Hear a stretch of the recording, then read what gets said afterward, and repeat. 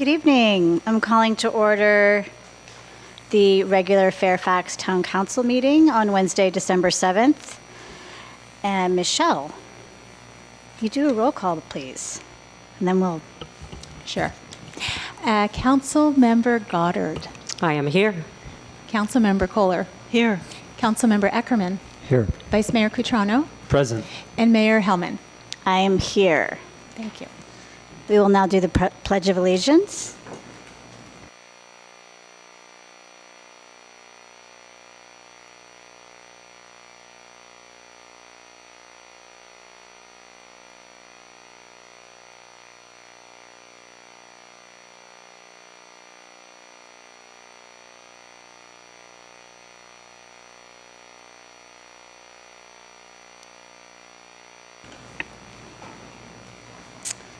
And can I get a motion to approve the agenda, please?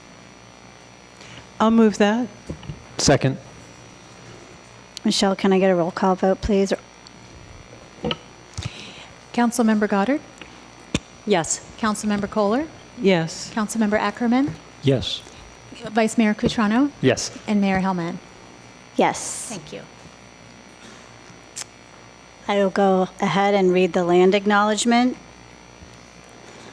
The Fairfax Town Council acknowledges that we are located on the unceded ancestral lands of the Coast Miwok people of present-day Marin County.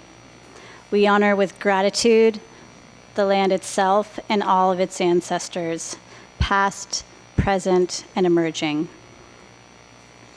Meeting protocol: the mayor shall maintain order at the meeting. The council and the audience are expected to refrain from using profane language and/or ridiculing the character or motives of the council members, staff, or members of the public, and to maintain the standards of tolerance and civility. Kindly turn off your cell phones or place them in silent mode now. The council will review the agenda at 10 p.m. to ascertain which items, if any, will be continued to another meeting. Any matter not started by 11:30 p.m. will be continued to an adjourned or regular council meeting unless the council votes to suspend this rule. I have a few announcements. I don't know if any of my colleagues do. We have vacancies on our several of our commissions, including the Climate Action Committee, Parks and Recreation Committee, the Volunteer Board, and Open Space Committee. There's more details on the town website. And as far as events coming up in our community, we have the Holiday Crafts Fair taking place this Saturday in the Pavilion. I believe the hours are 11 to 4. Is that right, Renee? 11 to 5. And I believe the wreath making starts at 2 p.m., if I'm not mistaken. Anything else you want to add to that? No? Okay. We have an emergency preparedness, climate action, and age-friendly for Ross Valley event. That is on January 6th from 11 to noon at the Fairfax Library. Residents, please join us to learn about preparing for emergencies, climate resiliency, and Marin County's age-friendly initiatives, and all are welcome to that. The Fairfax San Anselmo Children's Center has a holiday benefit ride, and that's on December 15th. And this is a fundraiser. They are selling raffle tickets. I believe they are selling them at Creekside Pizza. But the ride starts at Creekside Pizza and it ends at Split Rock. And it's, when does it start, Renee? This flyer doesn't say. 5 p.m.? I'm actually not Okay. sure. Well, we'll provide more details in our town communication, but this is a very good cause for a very important institution in our community. Before we get started with the regular agenda, I wanted to highlight for the public that the sequence of the agenda is a little different this evening. For public comment for items not on the agenda, you'll notice that is happening after the regular agenda. So if you have public comments on anything that's not on items 1 through 5, that will be taking place after the break. And I have, before we get started with item number 1, I've prepared a statement for the community in light of some of the dynamics that we are experiencing, and I will read that now. In the past 3 weeks, we have seen, heard, and felt the strong discomfort from rental property owners concerning the recently passed just cause eviction and rent stabilization ordinances. Over time, we hope and expect communications from staff and community education offered by our partners will serve to eliminate confusion out there. In fact, some of these documents have just been finalized, and I expect they'll be published tomorrow. So these are new policies, and to ensure this is working, we want this to work for the whole community. So I will share some key facts and grounding principles. Number 1, these policies stem from a vision for community stability and how we protect displacement. The need for cost predictability and consistency for renters who comprise over a third of our residents. Our 8-month plus process included analyzing local housing and renter data, gaining an understanding from experts on what trends and dynamics are occurring here in our town and across the county, as well as listening to hours of testimonials from community members of current and former tenants sharing their stories of being priced out, illegally evicted, forcing them to leave the community they love. California laws AB 1482 and the Ellis Act have loopholes that are being exploited here and all over the county. Until now, there is little to no accountability for illegal evictions, such as a landlord telling a tenant they are exiting the market only to relist the unit months later at a much higher rent. Tenants have limited recourse in this scenario, and we know over 70% of renters in our community are low income who deserve protection. This is a population least able to absorb the financial impact of being displaced. Without strong just cause eviction protections, landlords can simply evict their long-term tenants and increase rents as much as they want, even with rent stabilization in place. The two policies work hand in hand. These words, consistency and security, are not solely economic terms. A lack thereof translates into living in consistent uncertainty and thus anxiety for tenants. Our new laws offer a framework for renter stability and thus community stability. Our recent policies also establish school year eviction protections for educators and students and protections for tenants who are elderly, disabled, or terminally ill. They also ensure tenants have the right to return to their unit if they were evicted due to no fault of their own. These do not exist in the state law protections. We formally began considering these policies at our March 2nd meeting this year. As a council, we discussed and agreed to pursue these at our strategic planning offsite in the spring. On November 2nd, the Fairfax Town Council passed 2 ordinances creating stronger just cause eviction protections and rent stabilization in Fairfax. These 2 policies were passed at the end of a long, open, and democratic process. They were researched and discussed at length in public as agenda items published in advance. The topic was the focus of multiple stories in the Marin IJ and the Pacific Sun. Advocates publicly campaigned for over a year, tabling and canvassing throughout Fairfax and collecting over 650 petition signatures from Fairfax residents.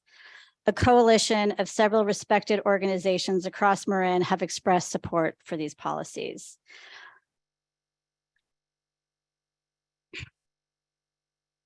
Our process included analyzing local housing and renter data, gaining an understanding from experts on what trends or dynamics are occurring here in our town, and listening to hours of testimonials from community members. We also heard several voices in opposition during this time. We received letters from the Marin Realtors and met with Marin Realtors. I responded to an email from the California Apartment Association offering to meet and received no response. Undeniably, there is much opportunity for understanding and clarity on what these laws do and how they will work. We will continue to listen and monitor with implementation. And downstream, If adjustments need to be made, I am hopeful this council will consider them. Thank you. Moving on to regular agenda item number 1, adopt ordinance amending the town's zoning code. Excuse me, Mayor, could you please cite the allowance that provides you to make that statement and not open it up to the general public, which excludes the public that is waiting here? If you could please.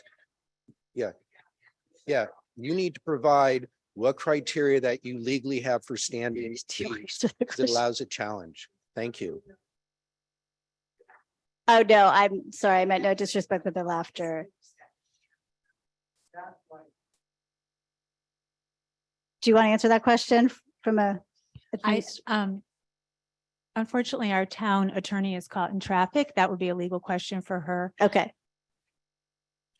I'm going to move on to the regular agenda, which is adopting an ordinance amending the town's zoning code to prohibit new gas filling service stations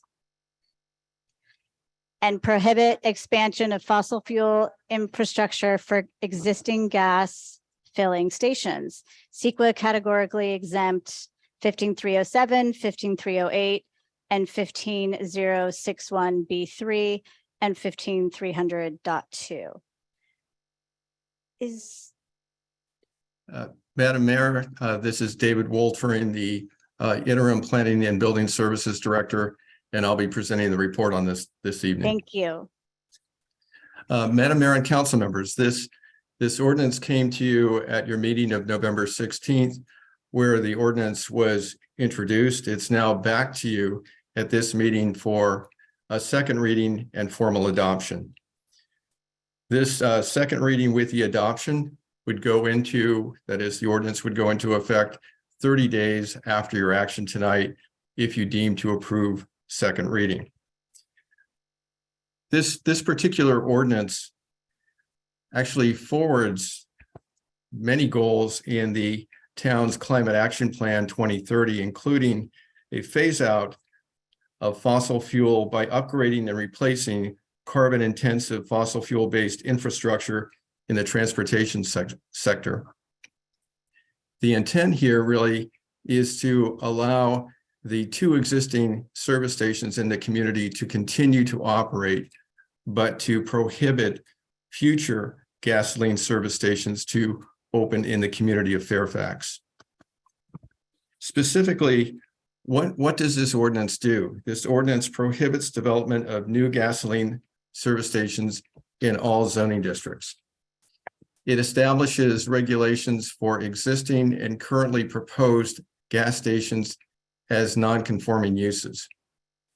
And it updates the zoning code definition for filling service station to clarify that such stations involve fossil fuels, and it adds a definition for zero emission vehicles.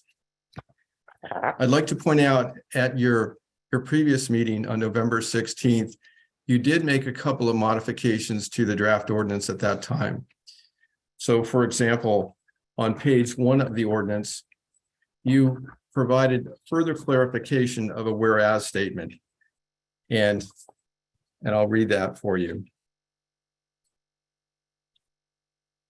So again, on page 1 of the draft ordinance, the modified language on page 1 now reads, whereas underground tanks at gas station sites used for the storage of petroleum products are potential sources of contamination of soil, surface water, and aquifers, and can pose other dangers to public health and the environment. And then another modification was on page 4 to the ordinance. And basically there, you wanted to clarify, and this came up from the Planning Commission, the circumstance or circumstances under which the non-conforming use could be extended during a period when the operation actually ceased. And so the modified language on page 4 under H reads, if the use has discontinued for reasons of construction under a valid building permit or to comply with state and federal requirements, or for tank replacement in the same or another location on the existing site, the Public Works Director may extend the 180-day timeframe when presented with documentation demonstrating construction has been pursued diligently and timely. And then I would like to also point out that in the ordinance, the draft ordinance attached to your staff report, on page 3, there is under B2 a G, an excessive G there that should be eliminated and will be eliminated in the final ordinance. So with that, I've given you some background on this ordinance. It does support the Climate Action Plan 2030. It did go before the town council for first reading. It's now back to you for second reading. Staff is recommending that you proceed with waiving second reading, read by title only, and adopt the ordinance amending section 17.008.020 definitions and 17.096.050 conditional uses and structures, and adding a new section 17.016.080 regulation of non-conforming filling service station uses and structures to Title 17 of the Fairfax Municipal Code, and finding the action exempt from CEQA. So with that, that ends my report. I'd be happy to respond to any of your questions. Thank you. Thank you so much, David. Does anyone have any questions? Go ahead, Councilmember Kohler. Just one comment that I brought up at the last meeting, and I don't want to hold this up or go back, but our attorney is not here, but I had asked that our attorney take a look at this after it's adopted to see if we can find a way to make the existing gas stations not legal, non-conforming. So if they need financing in the future, they won't be turned down. And I was hoping that that would have been in the staff report. So that would have been sort of memorialized to make sure that we don't forget that. And I know you won't be here at the time, probably, David, but I'll remind staff about that and our attorneys, so we can make sure that we're not impacting their ability should they have to do double containment and they can't get financing for it or something of that nature. Thank you. And thanks for your work on this, David. I think I see Janet coming through the door, so. You're very welcome. And through the mayor, if I could, the town attorney and I did discuss that, Councilmember Kohler, and actually we did a bit of brainstorming. And I think what the town attorney suggested to me was we had a couple of ideas that we would work on those to refine them, and then not to hold this up, to recommend that you move forward with adoption, with second reading and adoption, but that we would come back, staff would come back with a recommendation for amending the ordinance that could address the concern that you have, Councilmember Kohler. I think we have a couple of ideas. We even discussed those this afternoon. So if the town attorney is here, she could confirm that. But in any case, we did have that conversation. That's the intent, to come back with some ideas, some recommendations to the town council to address your concern, Councilmember Okay. Kohler. Well, that's perfect. And I'm sure we all have that concern. So I see that Janet is here, but I think you've covered it. So thank you very much, David. You're welcome. Any other comments or questions? Okay, we'll open public comment. Is it a public hearing?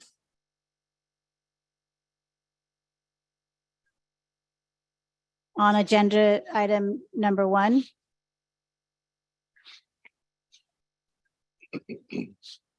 We're opening public comment on agenda item number 1. Go ahead. Thank you, Mayor and Council. Frank Ager, Meadow Way.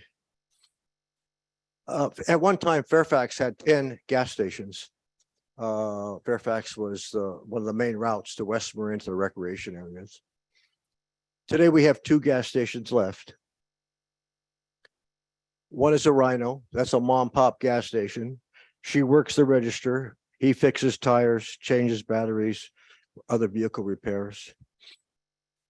This ordinance makes both stations illegal. The owners will lose their entire investment. No one would buy a gas station that's illegal. If in fact they have to change tanks and those tanks can run $100,000, no bank will give them a loan for an illegal business.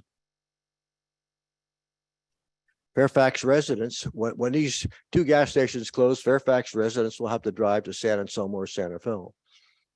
I don't see Fairfax vehicles, 7,500 people live here, and there's an awful lot of gas vehicles. I don't see them all being converted in the next 10 years or so. When 9 years ago, when Chevron tried to come to town, Fairfax rejected Chevron. You had all the codes you needed in the town code to reject a gas station. No one disagrees with preventing new gas stations. But to make these two illegal is really unfair to those people who have worked their whole lives.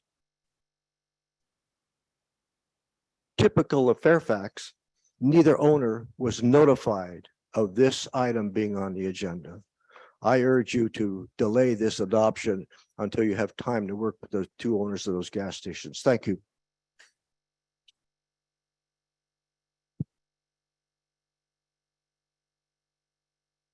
Council, I'd like to start with thanking Barbara Kohler for taking the time to explain the problems with legal nonconforming that will preclude opportunities of borrowing money, including to maintain and replace the tanks.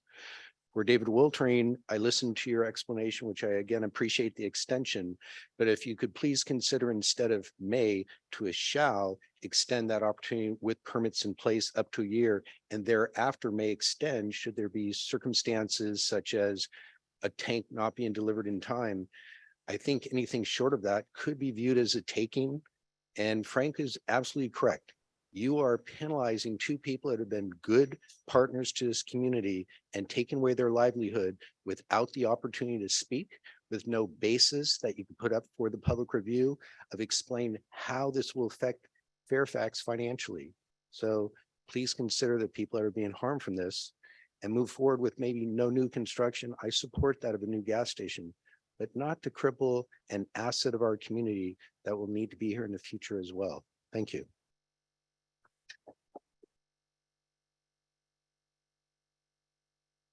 Hi, Todd Greenberg here.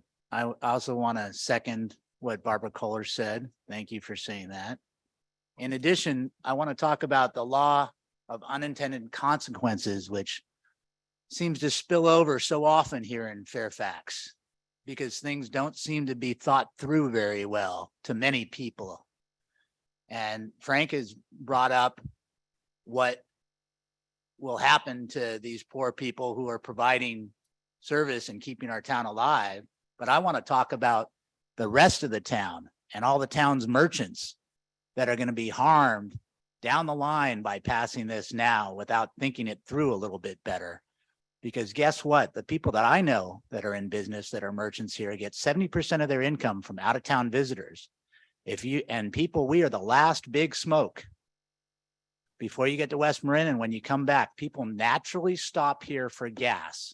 And whether it's gas or cleaner burning fuels such as CNG and propane, what we should be thinking about is how we build a good, healthy ecosystem here in Fairfax and how we clean the environment by progressive steps, not prohibition and imposing costs on people. I think you need to think a lot harder about the prohibition and penalty-minded actions that are being taken and think about all of Fairfax merchants and how much money out-of-town visitors come in with when they stop to get gas. Thank you.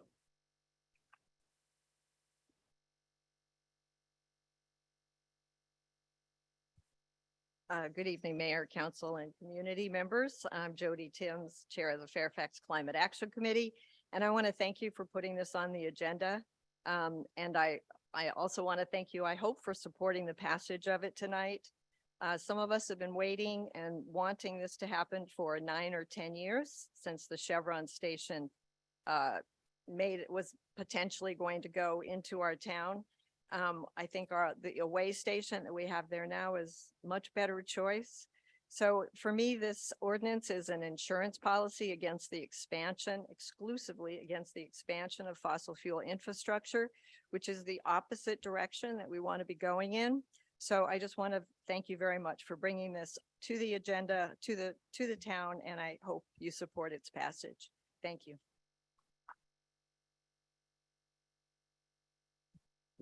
Mark Bell, Fairfax. Excuse me. I agree with what Frank had to say and what Todd had to say. I mean, what you're looking at is having a ban on 2 gas stations. When was the last time someone opened up a gas station in Fairfax? If we've gone from 10 to 2, I really doubt that a third one is going to come in here. Why are you passing an ordinance that needs to be amended before you even have it passed? Why don't you just wait? What's the big rush? Nobody's coming in. Nobody's chomping at the bit to put gas stations in Fairfax. And, you know, this actually ties in with our friend who got displaced because his rent went up. He works at one of the gas stations. What if these people go out of business? And what's he going to do for a living? How is he supposed to pay his rent?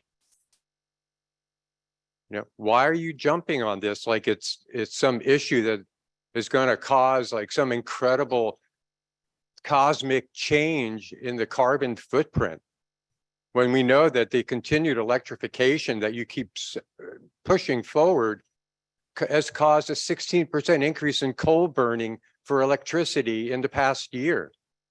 State of California is building new natural gas to generate electricity.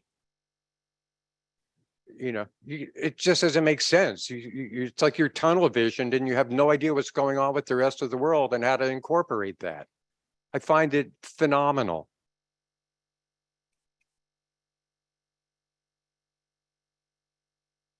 Are there any other members of the public in the room who would like to speak on item number 1?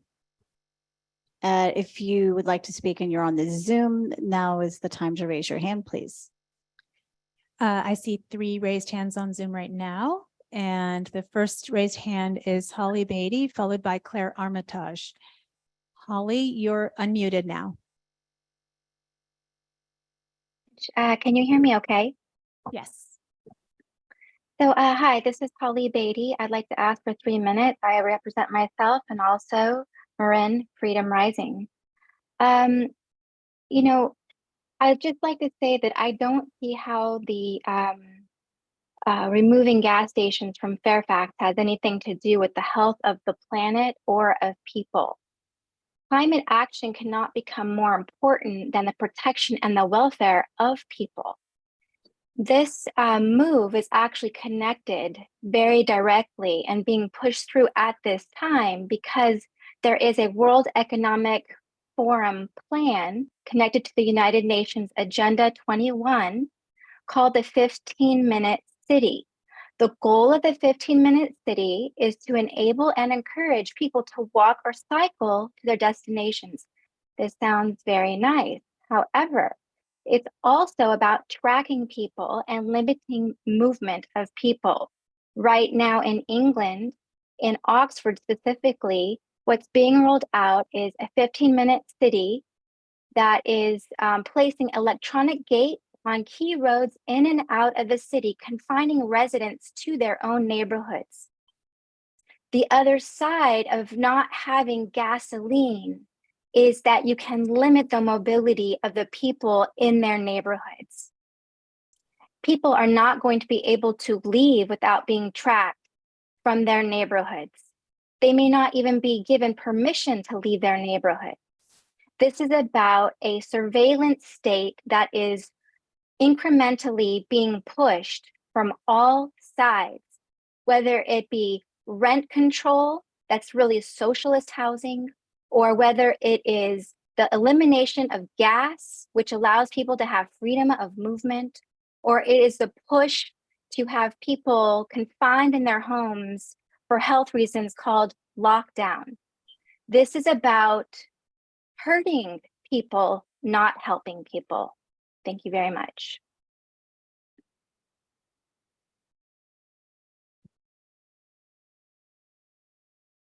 Thank you. The next speaker is Claire Armitage, followed by Tuna Fish Monkey Mind Salem.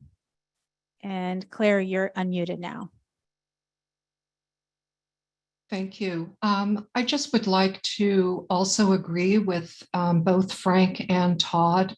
It seems incredibly punitive to make the two remaining gas stations essentially illegal. The gentleman who runs the Rhino, every time I go in there, it's like going back into a world where there was such a thing as a gas attendant. He's kind, he's considerate, he's helpful.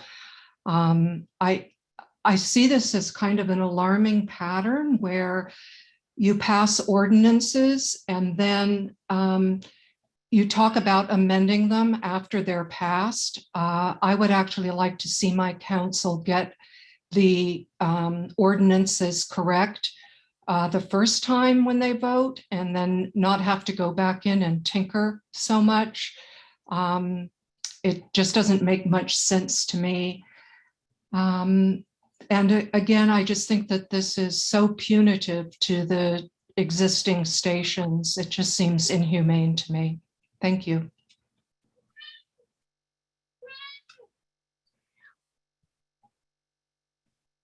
Thank you. The next speaker is Tuna Fish Monkey Mind Salem, followed by Mallory G. And Tuna Fish, you're unmuted now. Thank you, guys. You can hear me, I guess. So this is not the Fairfax that I basically grew up in and have lived in for, 50 years, whatever. This is just misguided. It's not, if we want to save the planet, one, good luck. As far as I can tell, wherever one human is gathered, you got problems. It just doesn't take two. We're all nuts. But as far as I'm concerned, the greenest things there are things that already exist. Make what we have last and work. Try and consume less and less. Don't use, don't throw things out. Use things until they're used up. Fix them.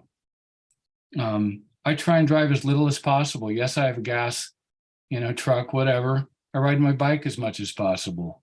But electricity isn't going to save us, nor is, for example, misguidedly extending Diablo Canyon for a few $1 billion rather than, why don't we invest more in solar tech that's actually putting panels on the ground? I basically agree with Frank and Michael and Mark Bell. This is punitive. You're basically taking a couple people's livelihoods that worked their buns off probably to save what they could. And with the stroke of a pen, you're taking away their equity, their livelihood, whatever. And these are people that are part of our community. Don't do it. And there's an alarming pattern of passing ordinances in this town and trying to fix them and get them right later because it's inconvenient to spend the time somehow because you're putting in the work. Yes, I appreciate you put in the work to do things, but you need to get things right before you pass them. That is Fairfax. That's the Fairfax I know and love, not passing things which need work and are misguided. It's like clean up the rent control thing too. This is, I'm sorry. Don't start by passing things and fix them later. Get them right to begin with. That's the Fairfax we know and love. Thank you. The next speaker is Mallory G. And you're unmuted now. Okay, hi.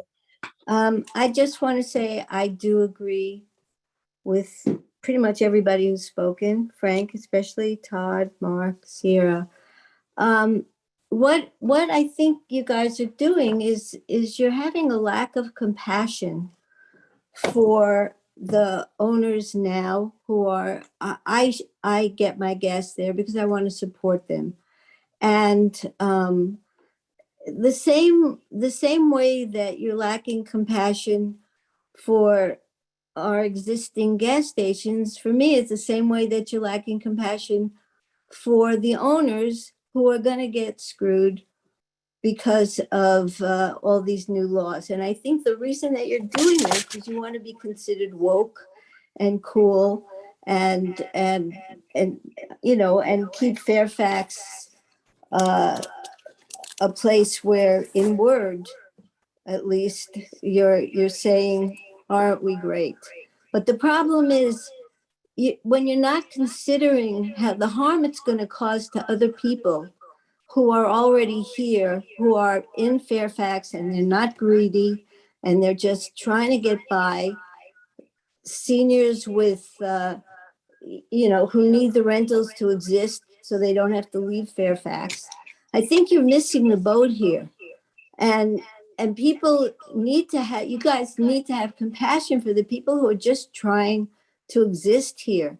Fairfax is not Mill Valley, although I know many of you are trying to turn it into it. I want to see, along with Sierra and everybody else who spoke, fairness for both sides. And what you're doing now is not that.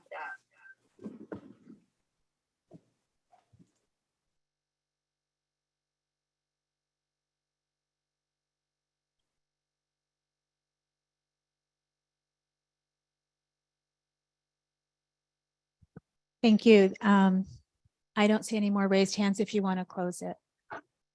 Close the public comment, bring it back to the council. Mayor, Sure. may I ask our attorney a question, just because she came in midway, and I think there may be something that she might help clarify here. So Janet, can you chime in on some of the things Well, that are being? The thing I was hearing was that it's making these gas stations illegal and putting them out of business, and that's not the case.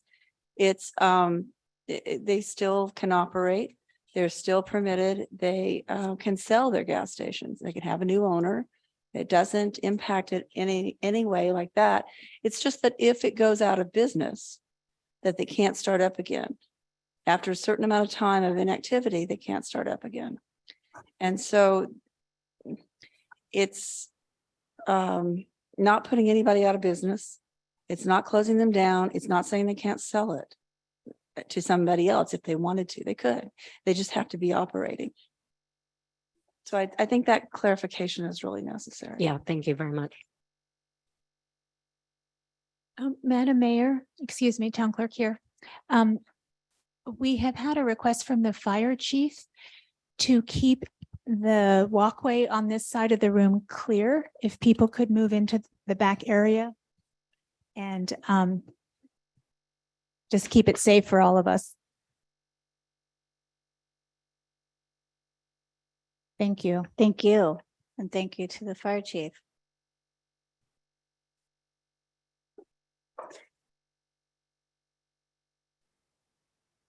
Are there any other comments before we entertain a motion? Go ahead, Bruce. So now that Janet is in the room, I just wanted to follow up on what Councilmember Kohler was asking about. And Janet, as you were coming in, we received an answer from David that the two of you had been brainstorming about some way to work around making the two existing gas stations conforming uses, or in some other way make it possible for them to not.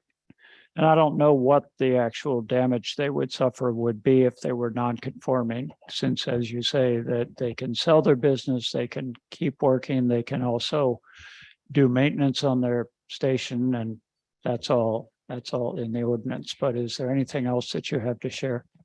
So did you want to speak, Barbara, or do you want me to? Well, I brought it up as you were, it's also, it's not perfect. If you're legal non-conforming, you won't get financing, period. And that was my real concern. I also think if you sell it, it's going to be more difficult to sell legal non-conforming, for the very reason that a person buying it probably might not be able to finance the purchase, as well as potentially any upgrades that needed to be done to keep things safe. So David mentioned, as you were coming in the door, that, I mean, this was something I brought up last time. I didn't want to hold this up because I know that folks on this council want to move it forward, but I would like it amended subsequently. You said you've been talking about ways to do that. And so I don't think you necessarily have to share that tonight, but that my hope is that you could bring it pretty soon with the Right. amendment. And so you guys have talked about ways to deal with it. Yes. Yes, we have, because the only issue with when something is called legal nonconforming, there's a potential that a bank or financing institution won't give them financing. I don't have any knowledge as to whether that's true or not, but I have certainly heard that banks are very reticent to finance or loan money to something that is designated legal nonconforming. But it doesn't in any way inhibit them selling it. It's if the potential purchaser needed financing, it might be difficult to obtain. But I can't say that for certain.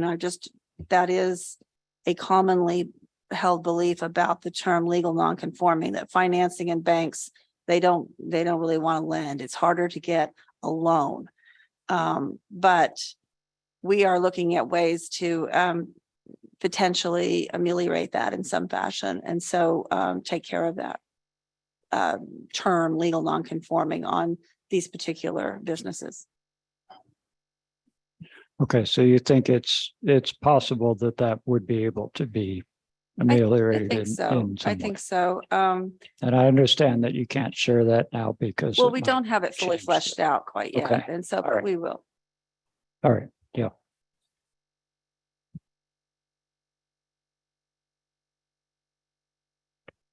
Okay, I'm actually ready to make a motion that's not going to be the motion that I came in here to make. Because we had thought this through.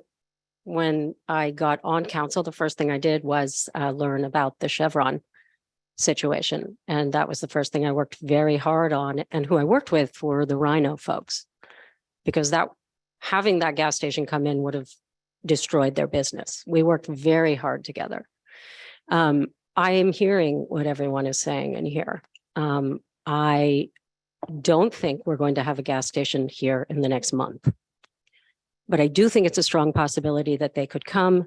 And I do think and feel very strongly that we need to pass this ordinance. But I do believe that if we went back and we were able to flesh out what it is that Janet is talking about, and a couple of the things that even we don't completely understand in terms of how to protect those existing businesses, which is first and foremost, in order to do the right thing, and achieve our goal, which is no more fossil fuel infrastructure in this town beyond what already exists, then we should bring that back. And if I were on council, I would be asking this to come back in January. I know that's pretty brutal with the holiday, but it has to be done, but it has to be done having it whole before we pass it. I think we've learned something, and that's very important, even though this is my top priority, is to make this kind of work real in the town of Fairfax. So my motion is that we continue this and bring this back in January, at the latest February, if the holiday is too much of an impediment, and pass a whole ordinance. I know it has to come back as a first reading. It does, yes. I understand that, but I think it's worth it to get it right and to make sure those gas stations know that this is happening, unless I'm mistaken and they already know. I would second that motion and thank you for being willing to take a little extra time and let's button it up the right way. Okay, I heard a motion from Goddard and a second from Kohler. Can we get a roll call vote, please, Michelle? Yes, Madam Mayor. Councilmember Ackerman, Yes. Councilmember Goddard, Yes. Councilmember Kohler, Yes. Vice Mayor Catrona, Yes. and Mayor Hellman. Yes. Motion passes unanimously. Okay, moving on to item number 2, present the proclamation in honor of Councilmember Renee Goddard. So I'll be reading the proclamation and then we will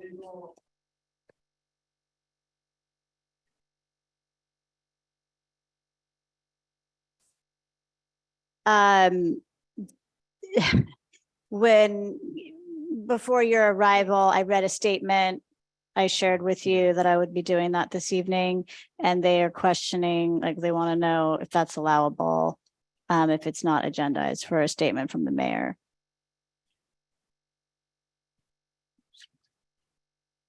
Is it allowable?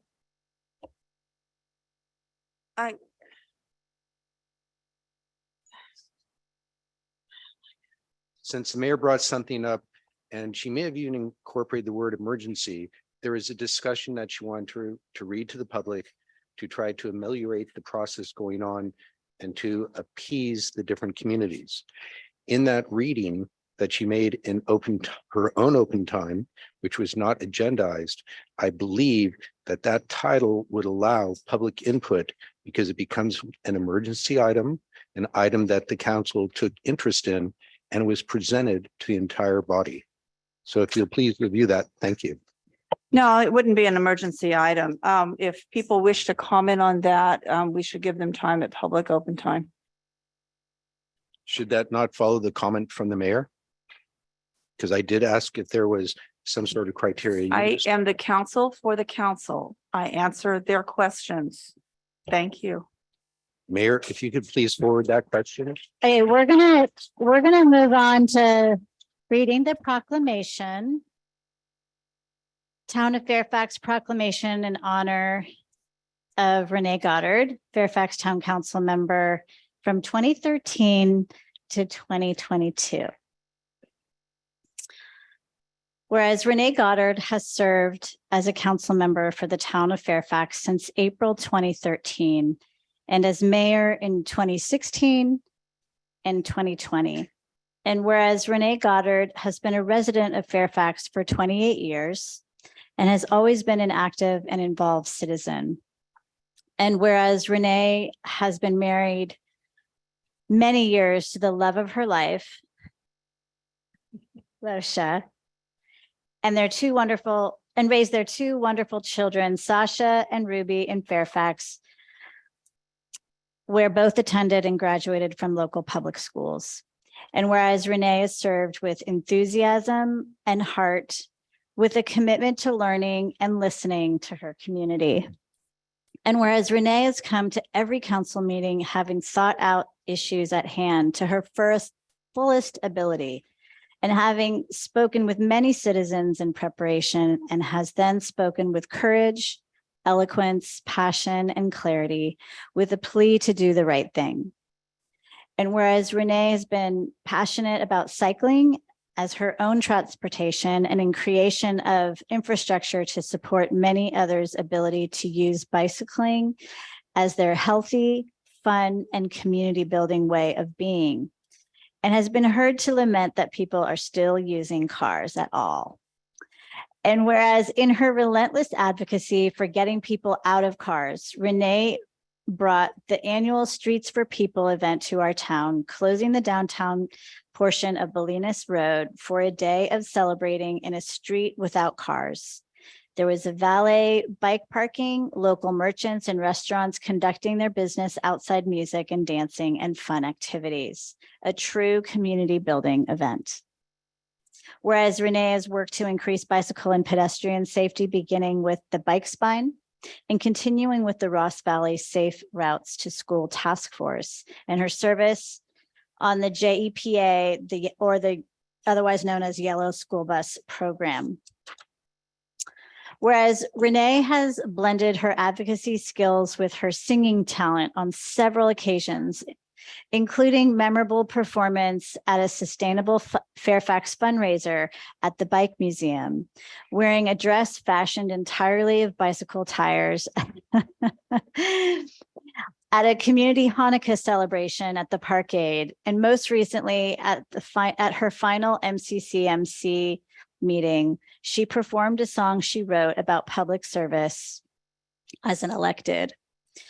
Whereas Renee was a leader in zero waste prior to her council work through Sustainable Fairfax, and as a council member, she has been a member of the town's Zero Waste Committee since 2014. And Renee's commitment to zero waste is truly unparalleled. She has maintained a steady focus on waste in all forms, working with Marin Sanitary, the town, and at every event to create policy around recycling, composting, and waste reduction, and is seen at every town event herself, keeping the bins organized and the material perfectly sorted with no fear of getting her hands dirty as she digs in the trash to pull out compost and recyclables to place in their proper containers. And whereas the council, Renee has led and participated in numerous zero waste matters with highlights including the 2014 reduction of paper bag waste ordinance, annual take back days to collect e-waste batteries, mattresses, and provide paper shredding, the 2016 resolution to support Marin County's ordinance on safe drug disposal, the 2019 single-use foodware regulations, the town's purchase of 26 recycling and trash cart stations, and the new 2022 pilot for composting, recycling, and trash containers. The 2017 ordinance requiring source separation of recyclable and compostable materials from landfill containers, the 2021 ordinance to comply with state composting requirements. And whereas Renee is a community organizer who brings people together, as she did after the horrific 2017 North Bay fires, when she got everyone involved in a townwide garage sale at Doc Egger Park, with all the proceeds given to the fire victims, uniting the town, the council, and the community in a positive experience which benefited the victims. And whereas during Renee's second tenure as mayor, when the COVID-19 global pandemic hit, she co-founded the Fairfax Coronavirus Task Force, working closely with several community leaders to develop solutions designed to serve our most vulnerable with the Fairfax Volunteer One-on-One Matching Program, which served as a model and was replicated throughout the county. The Small Business Recovery Fund, Fairfax Open for Business website, and email marketing campaigns, creative downtown signage about wearing masks, free mask distribution at town hall, as well as a temporary bathroom installation downtown. And whereas the pandemic threatened to upend nearly everything, Renee worked closely with Fairfax businesses and the town to quickly facilitate outdoor spaces for dining, business operations, and much needed outdoor socializing, and facilitated townwide education and discussion about the value, the design, and the long-term benefit of the parklets, particularly public parklets, and helped create the there's an error there.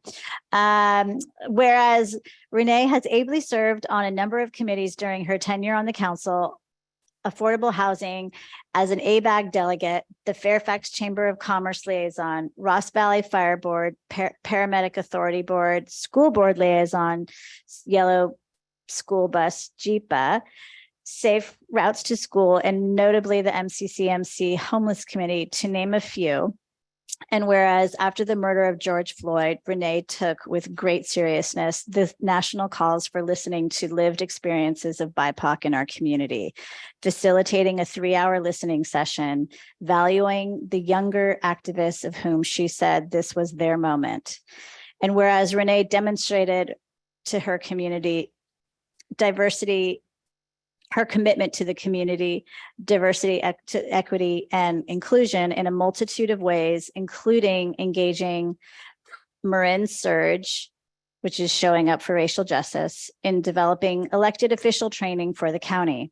And whereas in recognition of her leadership on many leading edge climate and social justice initiatives in the town, Renee was awarded the Sierra Club San Francisco Bay Chapter's 22 Phil Burton Badge of Courage Award. And whereas Renee has always led with a deep love for Fairfax and its people, including all communities within, from businesses to cyclists to artists and musicians, particularly our youth, and with a love for the physical beauty of Fairfax, both in its natural and built environments. And whereas Renee has devoted 10 years to Fairfax as a council member, working countless hours for our town and the community, demonstrating empathetic, careful leadership, and efforts to increase understanding in order to fully realize the potential of Fairfax. And whereas Renee is respected by her peers on the town council, past and present, and the residents of Fairfax, now therefore be it hereby proclaimed that in acknowledgement of her dedication, commitment, public service, and innumerable contributions to the town and to our community, the town council thanks Renee Goddard and wishes her success in her future endeavors. And be it further proclaimed that the town of Fairfax is in much better place because Renee has been a council member and mayor. And be it further proclaimed that the beautiful young dogwood peace tree nestled in the redwood grove of Bolinas Park, an idea that Renee brought to fruition in March 2022 at the Community Peace Vigil in response to the war in Ukraine, is hereby dedicated to Renee Goddard and formally named Renee's Peace Tree. Thank you, Renee.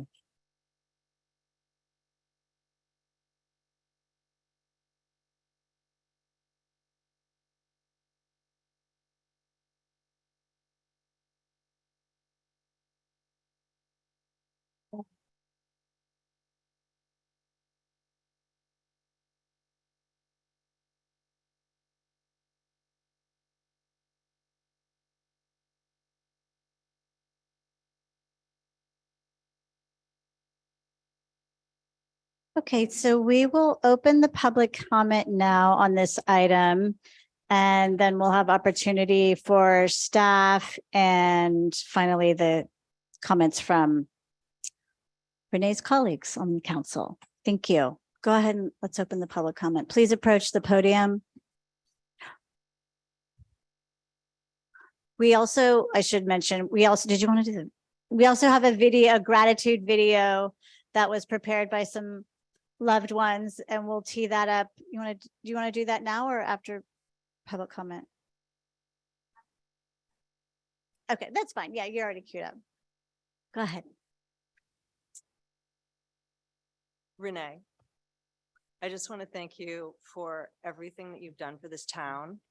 I've lived here 24 years and I've known you for 23 and a half of them. And I'm grateful for that and for you leading the charge on a personal level and on a global level and everywhere in between, on a multitude of scales of setting the right example for all of us, for our kids, for our town. Thank you. Thank you.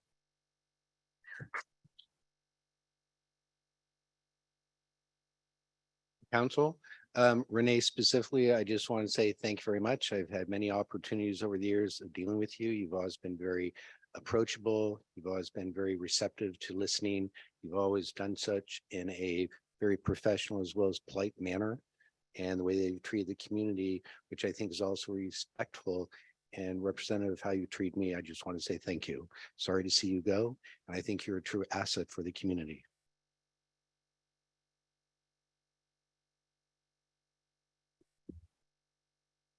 Hey, Councilmember Goddard, this is Kyle. You know me well now from Marin DSA and a volunteer on the rent control campaign. I just wanted to thank you for your thoughtfulness, kindness, and willingness to learn over the past year that we have been meeting with you about rent stabilization and just cause eviction protections. You listened to and believed in a group of young people trying to make our communities more just, inclusive, and compassionate for all. For most of us, including myself, this has been our first experience ever with local government, with local politics, and with meeting with our elected officials, inspired by Bernie Sanders and AOC's call to get involved in local politics in our communities.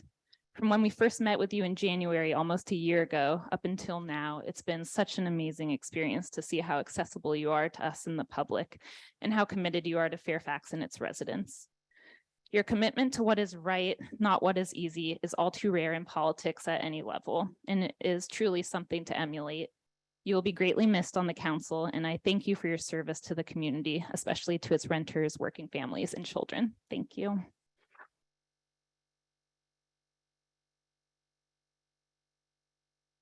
Hi, Renee. I am so inspired by you, and I know that many people are. you definitely have inspired me, and I know others in our community, to think about engaging in local politics. Courage, as Mayor Hellman identified in that proclamation, is absolutely one of the main things that I think of when I think of what you've already done for our community. To stand up, to step back and push up people who deserve to be pushed up, and to listen to them with a heart. I'm really gonna miss you up there, and excited to see how you can get even braver now. And I can't wait to see what you continue to do. So much more to say, and just mad respect. Thank you.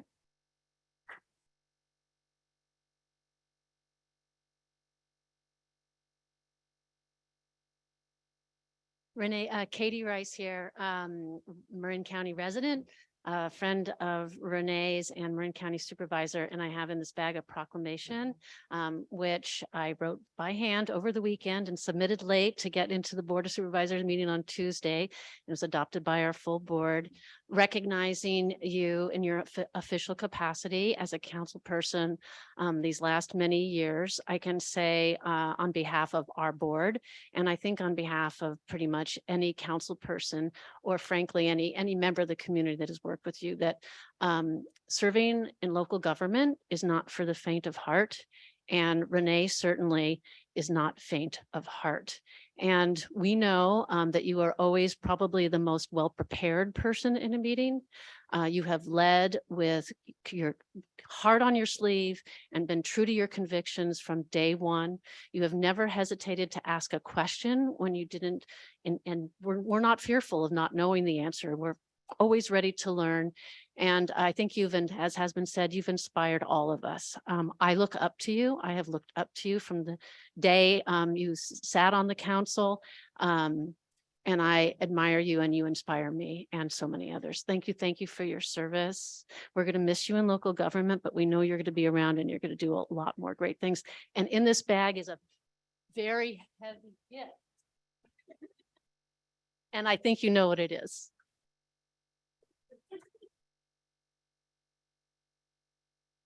It's my plates, just for the record.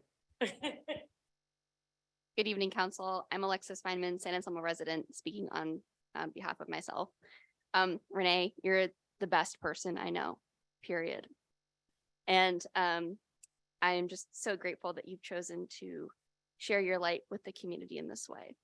I'm proud of you for your service, inspired by you, and just deeply honored to call you a friend. I wish you many happy adventures in your retirement, and thank you on behalf of so many.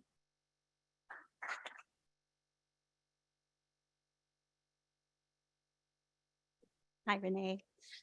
I just want to say thank you so much for your incredible dedicated service to Fairfax and your friendship to so many of us in the community. You've made me feel welcome from the minute that I stepped into this community. And I know that that's true of so many others as well. And I just really feel strongly about the way that you have practiced politics and the way that it has come out as a journey of personal growth and learning constantly. And that has enabled so many of the rest of us to learn and grow along the way too. And there are always mistakes that are made and challenges that face us that we don't know how to deal with in the moment, but we find our way by following our heart. And I feel like that's something that you've really brought to this town. So thank you so much for that. And we love you so much. Thank you.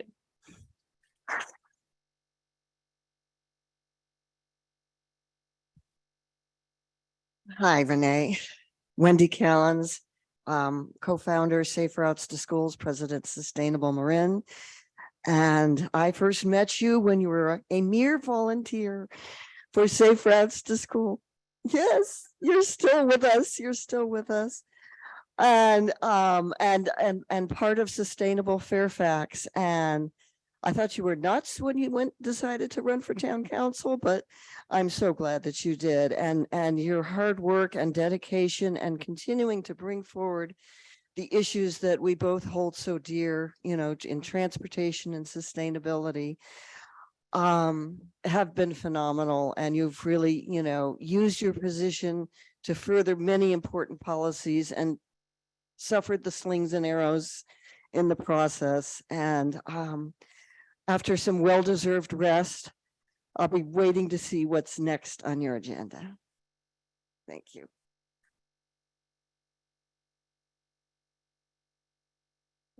Hi, Renee. I'm not saying you have big feet, but you're leaving some really big shoes to fill. I have so respected you and been so inspired by you, and that's why I'm here tonight. Anyway, I just want to say that I really hope that I can be as both practical and visionary as you have been, and to listen to all sides and to really love and serve Fairfax.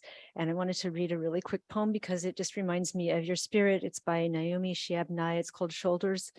A man crosses the street in rain, stepping gently, looking 2 times north and south because his son is asleep on his shoulder. No car must splash him, no car drive too near his shadow. This man carries the world's most sensitive cargo, but it's not marked. Nowhere does his jacket say fragile, handle with care. His ear fills up with breathing. He hears the hum of a boy's dream deep inside him. We're not going to be able to live in this world if we're not willing to do what he's doing with one another. The road will only be wide. The rain will never stop falling.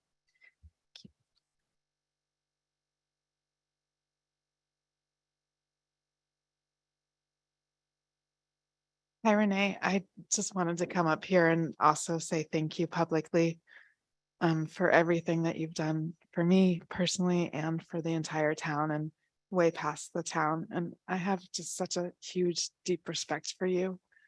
And hearing the list of all the things you've done just has me in tears in my heart in a good way. And I learned so much from you over these years, and I hope to continue to keep learning from you. And we still have a date at Mas Masa that we haven't done.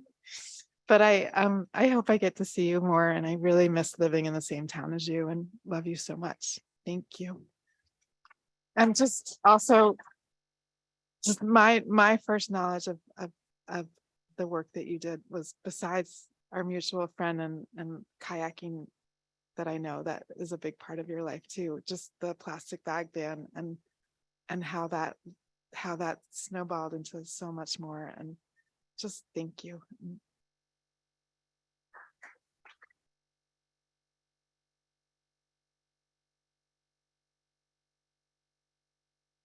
Mark Bell speaking on behalf of Save Dominga Avenue, so I'd like extra time. In rewatching a recent town council meeting, it's amazing what you can hear that you don't quite hear when you're in the audience. Like when you make a snarky reference that I'm the only person in Fairfax who objects to amplified music at 60 decibels at my house. Save Dominga Avenue is a group of members and supporters that number 12.5. And it's really quite telling of your entire time on the council that you never read the noise ordinance, which says that residential area is 50 decibels until it changes to 40, I believe, at 10 o'clock at night. And it overrides what happens in a commercial zone where the decibel reading top is 60. Wow, totally wrong. But hey, you're an environmentalist, so why does everything have to be amplified with electricity? What's wrong with acoustic music? It doesn't exist. You don't even have Energy Star appliances in your house. According to you, it took 25 gallons to do a load of clothes. That's like 1960s technology. But you're passing bills where people who were doing a remodel now had to get rid of all their appliances and upgrade at an additional $50,000 to $80,000. Or how about misusing your position to misuse town funds on the totally illegal striping, restriping, unstriping, restriping, unstriping of Cascade? For it to have been legal, you needed to do a full traffic study. That traffic study never happened. That cost $1,000. No, I have.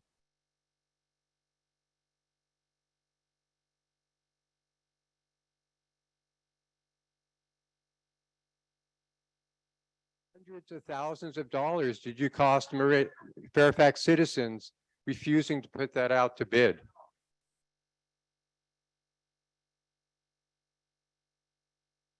So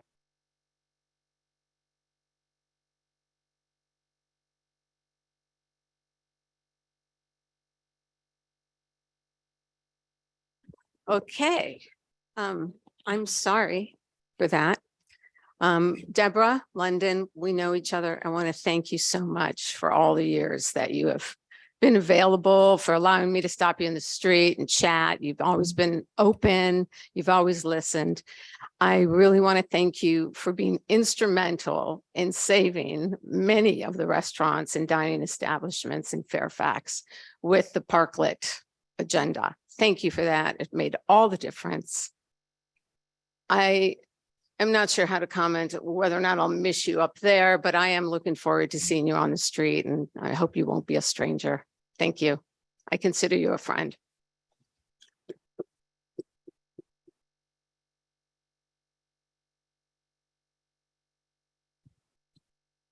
Hi, Renee. Yeah, I just want to thank you for all your service over the years. And I some thoughts that as when I try to think of words to single words to describe you and your service, one that comes to mind is connection. And for years and years now, I travel through town back and forth to work and home, 2 times a day. And I think I've gone like multiple weeks in a row where I see you, out connecting with people and holding meetings in public and really listening to what the people of this town have to say. It's a really a unique presence that you had downtown. And it was just always so reassuring to see you as, one of our elected officials, like right there in the thick of the town, listening to people and really having your fingers on the pulse of the town.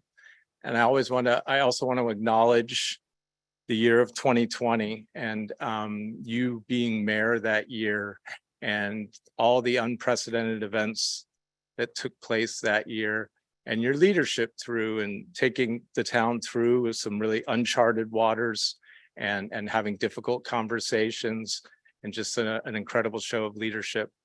And hearing, Mayor Hellman read off all of your accomplishments, I know that there's a lot of things that you feel were left undone. But I just want you to know, back in, I think it was like 2017 or 2018, you and I met about reusable cups and we had Janice there and we talked about it and possibilities, and it all got left behind for a while, but it's going to happen now in a week. And I think that's emblematic. You left a lot of seeds that will be sprout and grow, after you're gone. So thank you for that.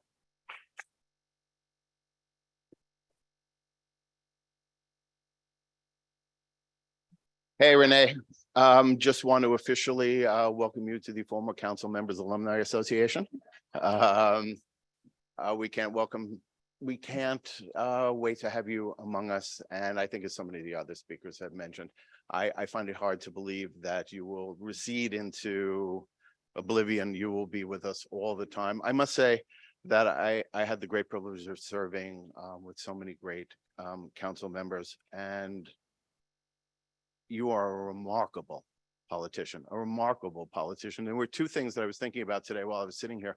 One was before you were a council member, you started suggesting to us that we get, non-bags at the supermarket, and that we could just take our old pillowcases. And I thought to myself, yeah, the chances of me showing up in Andronico's with an old pillowcase. And it wasn't long after that, in my electric car, that I drove there, realized I did not have my bags, and drove home because the mere fact of going into the store and being embarrassed not to have a reusable bag was impossible. And the other one was when we went to meet, I think it was the registrar of voters, whatever, to see about getting kids the opportunity to vote at 16, because if you, as you know, bring them in early, they'll become part of it being part of the rest of their lives. And while we were not successful on that, I have tracked it, and it is beginning to get more and more currency across other jurisdictions across the country. And what I most enjoyed about you is the fact that you just thought out of the box and you were ahead of the curve on so many issues. And for that, this town cannot thank you enough. But gotta go, Warriors are on. See ya.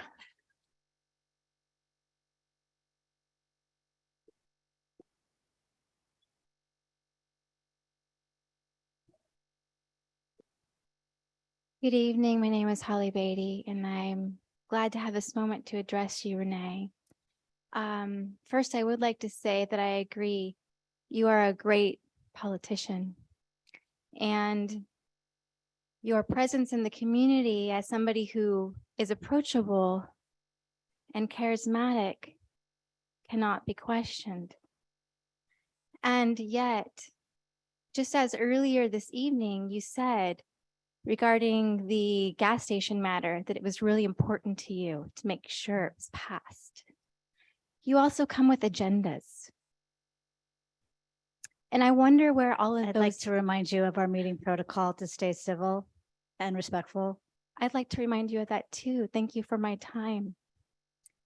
And I would like to remind you, Renee, that this process is one of listening to the public.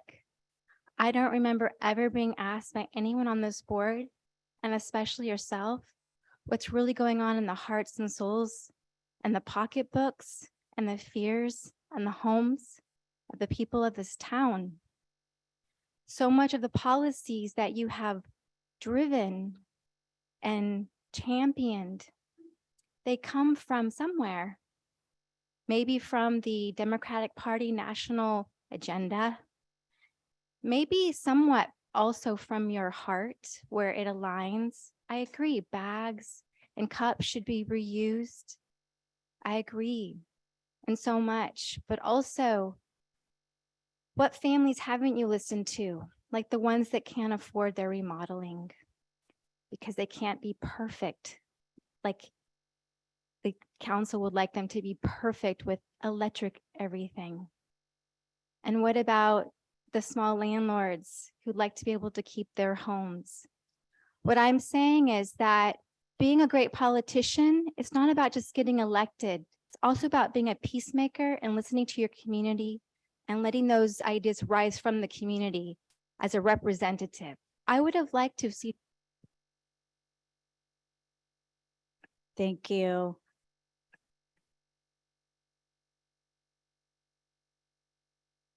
Are there any other members of the public who in the room who would like to speak? Hi there.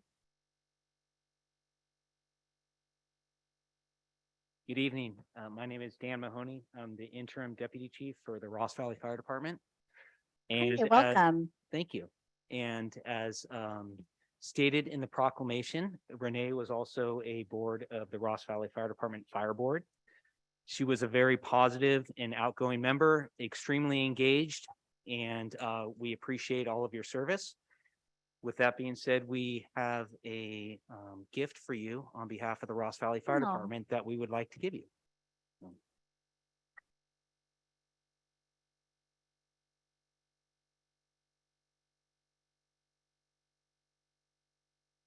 So.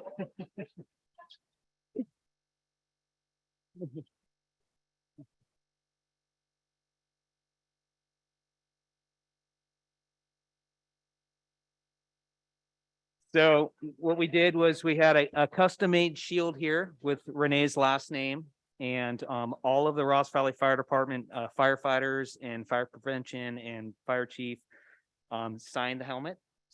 And this is just an appreciation from us to you, and we're gonna miss you. So thank you.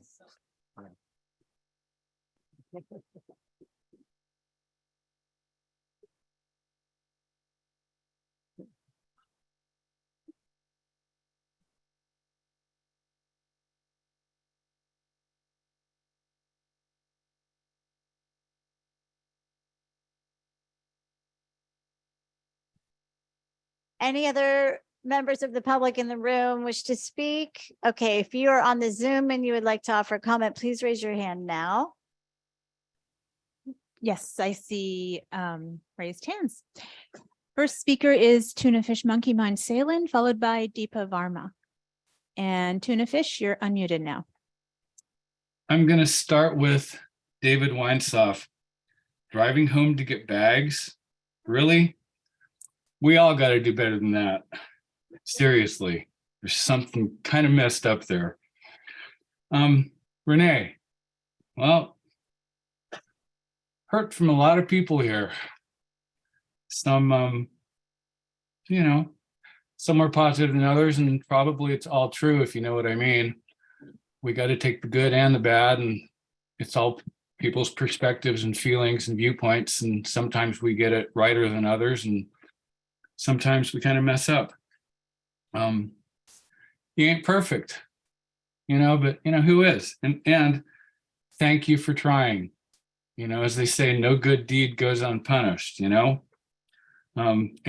thank you for retrying. You try more than most humans, and are one of the greenest, besides, of course, maybe the Jolly Green Giant. You're one of the greenest people that I know. And I'm glad to have, made you laugh now and then. I've probably made you cry. I know I've made you pissed off too. But, I don't know. I kind of like to say, is it better to be pissed off or pissed on? But that's another story. We all go through that. I've known you a long, long time and worked with you on this and that along the way. Thank you for being who you is. We love you, really.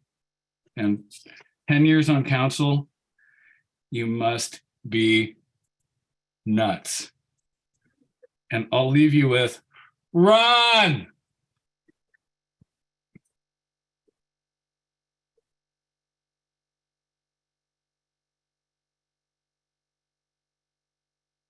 The next speaker is Deepa Varma, followed by Sleepy Hollow Presbyterian Church.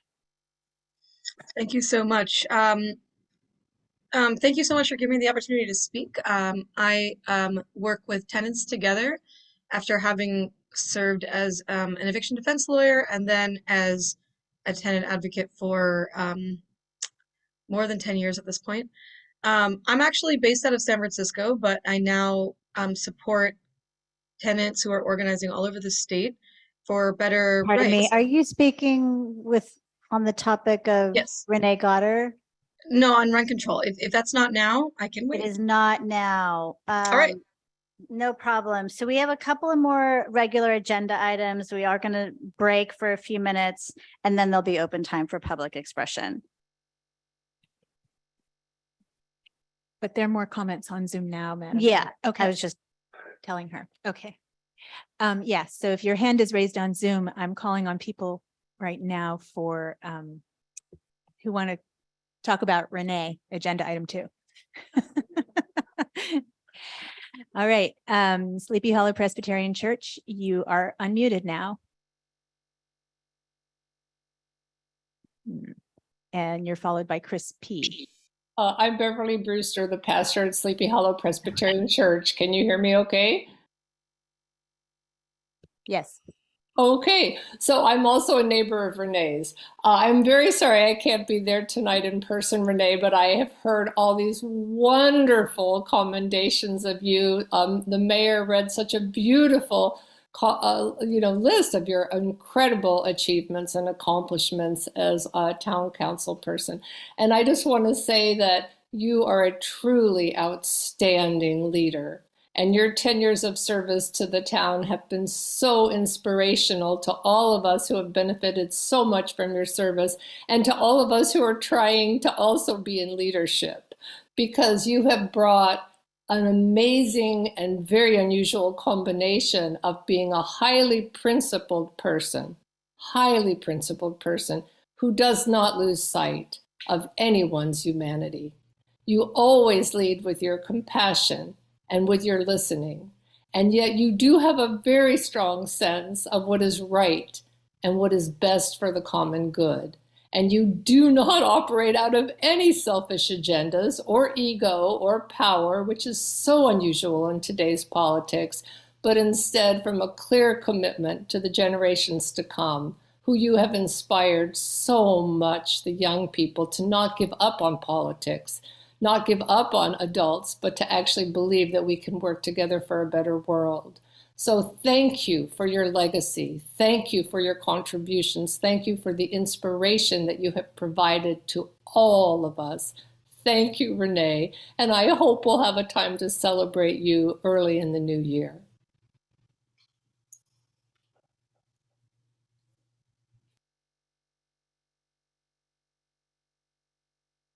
Thank you. The next speaker is Chris P., followed by Ruby.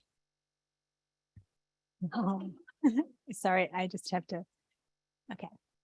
And Chris, you are unmuted now.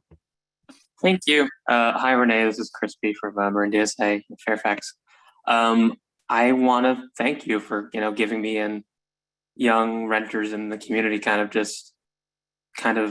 a feeling that our voice mattered for the first time and kind of ever. A memory I have that was kind of ridiculous to me is that we set up like an 8 p.m. meeting time at the top of a hill.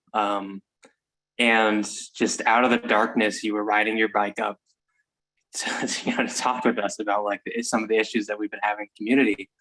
And like, that was ridiculous to me. I was winded walking up that hill earlier, and I'm younger than you by a considerable amount, I think. So thank you for your support, and you really made an impression on me.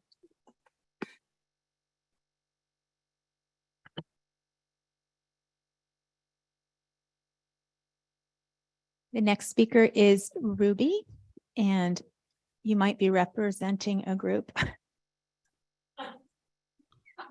Sorry. I'm just representing myself. Oh, okay, good. Or I can be representing a group, either way.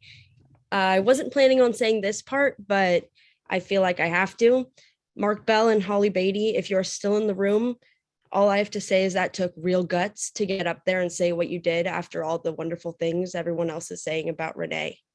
That was truly embarrassing. But good evening, Mayor and Town Council. I wanted to come on and send a huge thank you and congratulations to Renee for her 10-year commitment to the Town Council. My mom joined the Town Council when I was 10 or 11 years old, and it has been a wild ride watching and trying to understand and follow this crazy and unique town. I have learned so much about democracy, leadership, patience, and commitment. This might be one of the hardest towns to represent, and I'm so grateful that you decided to come on this journey. Fairfax has been extremely lucky to have someone on this town council who will always show up for them, listen with patience, kindness, and sympathy, and find creative solutions in tough times. Your positive energy and approach will be missed so much. One of my favorite things that you helped with was finding ways for people to connect with one another in the midst of the pandemic. Setting up the parklet in Mono Lane brought people out and gave an outdoor space for people to hang out and not feel so isolated. I will always remember you riding your bike downtown, rain or shine, and sometimes me coming with you to help break down the tables and lock up the chairs at the end of the night. This is such a great example that shows your devotion and pure passion of helping out and making Fairfax an amazing place for the community.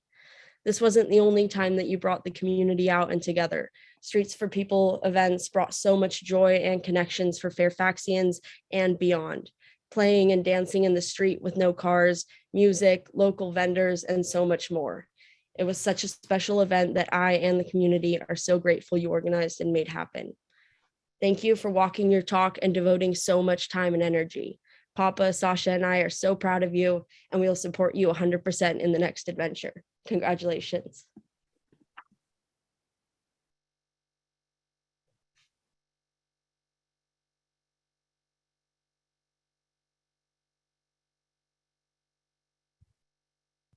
The next speaker is Mo McManus, followed by Mimi Newton. And Mo, you're unmuted now. Hi, I'm sorry, Renee, that I can't be there tonight. I actually have COVID. So I just want to say thank you so much for all of your hard work, endless hard work, and congratulations and good luck in your next journey. And I know I'll see you at the market and around town. Thank you for everything from the McManus family.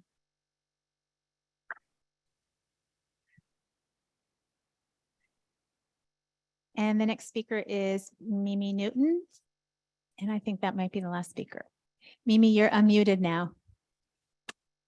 Hey, I too wish I could be there to say all these things in person, Renee. I think you know that even though we might not always agree on everything, I always respect you and your commitment to the town of Fairfax. And so I'm sending you good vibes for all the stuff, that you're going to do in the future. And, I just want to thank you for your love of our town and the people in Fairfax. And I, have an inkling about what kind of work is expected of a Fairfax council member and the time and effort and personal sacrifices that are involved. And so thank you for all the effort, all the time, all the sacrifices. And I'm just so grateful for people like you that we have in our town. Thanks. We miss you, Mimi.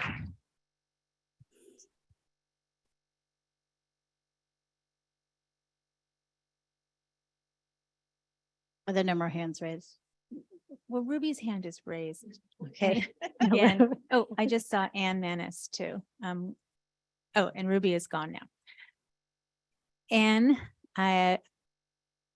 you're unmuted now.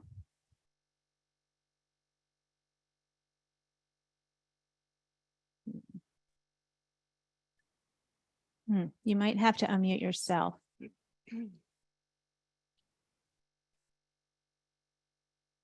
I think she's having technical difficulties. There's. Oh, hello. No, I'm here. Oh, good. Hi, Ann. Oh my goodness. I've been dying to get on to say something. Okay. What a love fest, Renee. This is so exciting. Everyone loves you. Oh my gosh. Okay. So, I have to put in a plug for the craft fair because it's happening this Saturday. So that was. We did that already. Okay, so real quickly, everyone come to the craft fair this Saturday at the pavilion. And Renee, I wrote something for you and it's just easier for me to read. So here I go, okay? Okay. A personal thank you to you, Renee, for being a steadfast supporter of our recreation department. Your warmth and heart leadership have been so inspiring to me. I remember the first time meeting you at toddler music class with my daughter many moons ago, and it was right around that time that I started working with Camille and Judy Anderson to kickstart more recreation programs for the town. Your energy and enthusiasm for community programs remains one of the greatest gifts you have given me and the town. There are many projects we have worked on together, but here are just a few that stand out. I loved working with you on figuring out the best way to collect money for the toddler music, back during the old days of punch cards. I loved working on purchasing cute little mats for the toddler class from IKEA and remembering the snail pads being a favorite. Our Perry Park cleanups, too many to name, brought us together under redwoods, often in sunshine, and always reminded me of what a cool and amazing town council member you are. We started middle school programming, offered a Halloween teen night, rock band in the park, and providing space for kids after school to hang out at the youth center. You helped us reimagine the Artists in Residence program, and now we have 3 artists instead of 1 working together to bring cultural programming to the community. During the pandemic, your heart-centered leadership made us all feel proud to work for the town.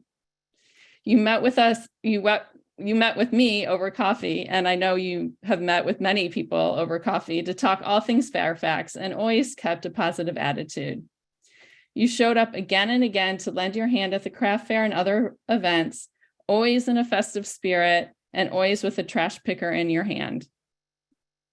But my favorite memories of you, Renee, have always been when we were laughing about something that didn't quite happen perfectly, or cleaning up some event together because no one else was around.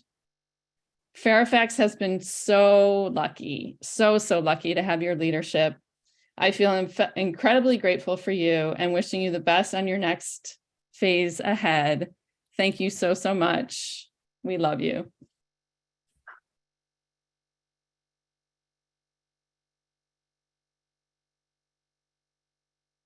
The next speaker is, Miranda Miller, and you're unmuted now. Hi, thank you, everyone. This is Miranda Miller, resident of San Anselmo. Renee, thank you so much for your service. It's been a pleasure working with you. And I just want to say thanks for your guidance, your light, and your commitment to humanity. May you shine on your next endeavor, and please keep in touch. Thank you for everything. Thank you. There are no more speakers on Zoom, Madam Mayor. Okay, we'll close it out. And then I think we have one last in-room public comment. Go ahead. Renee. I moved into the community in 2014. And this crazy person rode up on her bike outside of my home and asked to take a piece of my property. It was Renee. This is a funny story, I promise you, but I used to live on Cascade Drive. And she was riding her bike up and expressing to me the person who had owned the home before me was important to the community. And she asked if she could take something off of the property. That was the one thing that lured me to buy the property. And she wanted to take it for the town. And that really impressed me. You were one of the first people to come to me and to speak to me about Fairfax and how tight-knit this community was and how you like to preserve that. I think you've done an amazing job. I admire the hell out of you. I think you're an incredible individual, a person, not a politician. I think that you're able to bite your tongue like nobody I've ever met before in my entire life. If that makes you a politician, so be it. I love you. You have taught me so much. When you say community, you mean it. You mean it. Now, I run a community space here in Fairfax. We don't need to talk about that, but you showed up. You came at the beginning. You lifted me up in times where I was confused. I didn't know whether or not what I was doing was the right thing. But you instilled in me a passion to see it through. And I thank you for that.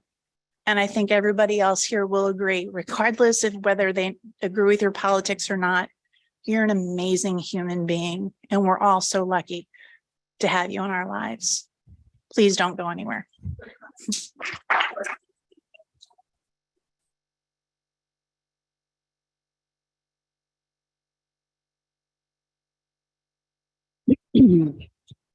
Thank you. Okay, we'll close the public comment. And I think in the interest of time, we'll play the video and have the break simultaneously. Does that work? Excuse me, Madam Mayor. Yeah. We do have one other staff item. Oh, that's right. We wanted to speak. We wanted to have comments from the staff and the council. Sorry, I don't want to forget about this video, which is not. You don't want me to play the video? You want the video during the reception? Well, Okay. yeah. Okay. So do we want to open up to staff? Yeah, council after staff. Don't take too much time. I'm feeling very worried about your meeting going on till 4 a.m. I will absolutely not take too much. Councilmember Goddard, we want to really thank you for 10 years of service. That's quite an accomplishment. And we all know the hundreds of pages of packets that you read every month and really appreciate that. All of the extracurricular activities that you do to make this work. And with that, I commissioned a small plate from a local artist, Shoshana Perry. She lives right here in town and does a lot of work, as you know. And so you'll see on the front of it, it has a rendition of the town seal, which is also behind you, and then your name and dates of service. So I'd like to give this to you now, if you don't mind.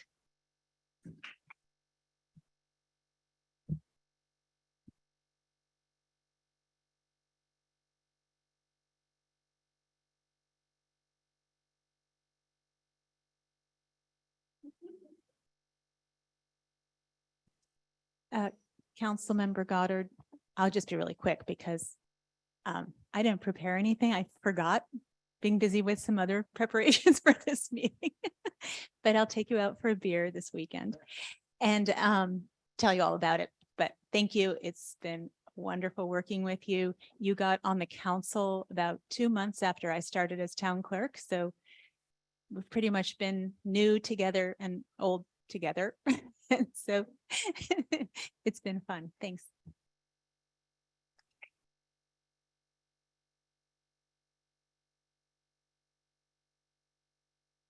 Anyone else? Okay, let's go to council. Who wants to go first? You don't? Does anyone else? You want to go, Bruce? Yeah, I will. I'll be very brief, but first of all, there's no way I can thank you for everything you've done because there's just too much. So thank you as much as I can for everything you've done. And I just, you have courage and heart and preparation and eloquence and just such a vision for an appreciation for the immediate and for the long term and for the local and the global. And it just is amazing. So thank you.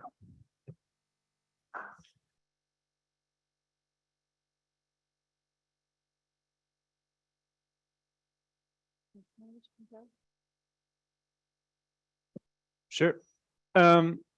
Dang, right? Dang. Oh my gosh.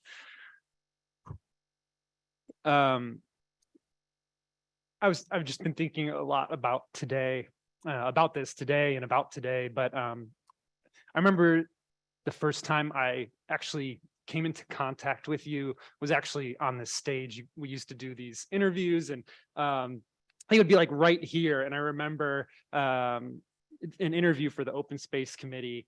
And I cannot believe like that moment. I can remember it so crystal clear the first time seeing you and just like how close I've got to become to know you and to be your friend, and how much you have like brought me into community in Fairfax. And the way you interviewed me even in that meeting, and it's the way you always ask this question, and you're always trying to pull that out of the box thinking. You're always trying to pull the creative, the exciting. You're totally trying to be expansive and make other people feel like they can be expansive too. And that showed up not only in the interviews that we do for people on committees, but it's showing up on the street when you're engaging with people all the time. And when I'm kind of like, in the background watching you, it's crazy. You're all over the place. I see you at the coffee roastery and you're having like an espresso and a LaCroix. And then I like walk down the street and you're already at town hall somehow. And then you're already riding your bike across, like you are so embedded in the community. And I think that was one of the reasons why I was so excited to kind of put down roots here in Fairfax, to know that kind of community engagement is possible, and to see community leaders that I respect and admire so much that can show the way. I have been really grateful for all of the activities that we've been able to accomplish together on council. I really like doing, even before that, the single-use plastic stuff that was mentioned, but also from the get-go, the discussion of getting a real like director of public works that you had been pushing for so long, as well as you know, really advocating for good bicycle facilities and infrastructure in town. And I promise you, we will get those sharrows on the streets, and we will get better bike infrastructure in our community. The parklet stuff as well. I mean, there's just been so much. It's hard to, you know, count all those things and rattle them off. But I remember, and I'm glad Alexis is here too, because when Alexis and I got elected in 2020, there was a Marin Magazine article about young people in Marin that were getting elected, and they ask you what your who inspires you, like why do you want to run for public office? Why would you want to do that? And multiple young people, not like I said this, but other people in Marin County said because of Renee Goddard. Not just in Fairfax, it was and it wasn't coordinated, it was organic. It's because people around the region look to you for hope and guidance and support and strength, and I will forever. You are like a hero to me. You are seriously a hero to me, Renee, and thank you so much for everything you've done in Fairfax, and I'm so excited to see you being the witch at Halloween at the crosswalk, and also, you know, battling new rivers and waters that come your way as you progress to the next stage here. So thank you so much.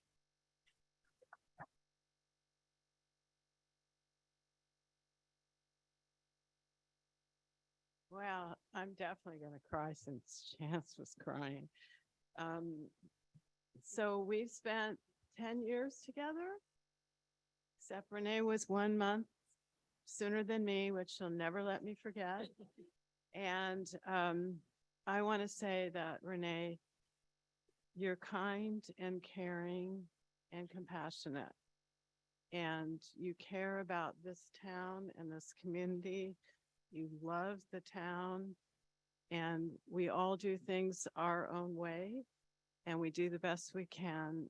And as Katie Rice said, this is not for the faint of heart, and this isn't a popularity contest, but you have made some deep friendships, including with me, and I will so miss you.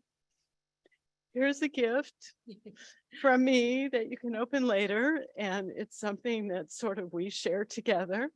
So, and I want to say I look forward to our next bike ride and our $40 lunch from Woodlands Market, where we just keep buying things and keep biking. But you're a dear friend. Thanks.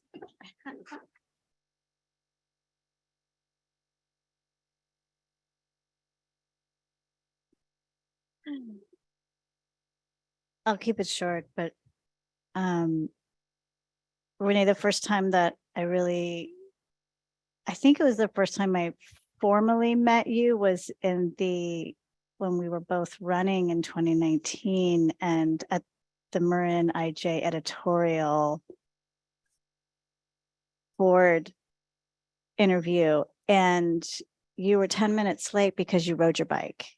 And I was so floored that this, if you don't know, the Marin IJ is located in Terra Linda. And I was so floored that you rode your bike. I didn't know you that well, obviously, at that point. And the way you walk the talk in that way and really inspire others, so many folks have said here today, that was the first of many, many times you inspired me.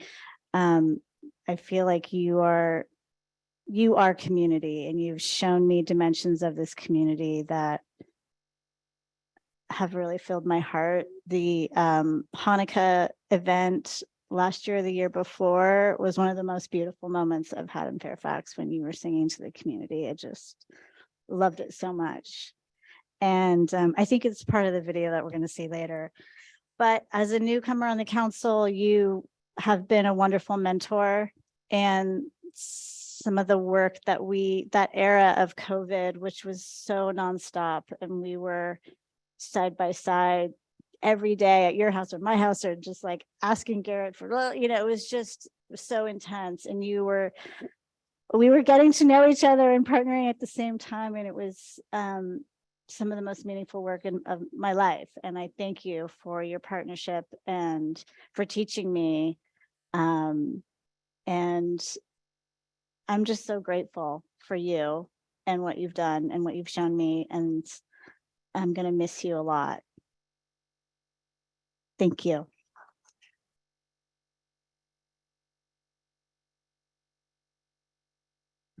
Are you ready for the video? And the break?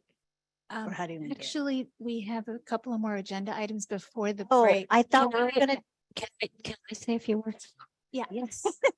Oh, who are you again? Yeah. Wow.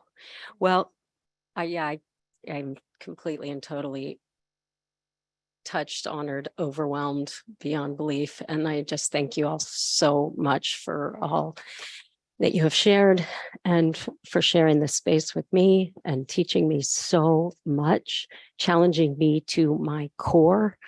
And that goes to the community.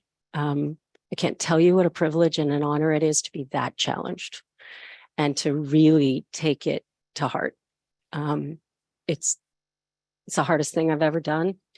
I remember when I walked from that seat out there up to here because I was appointed in my first term.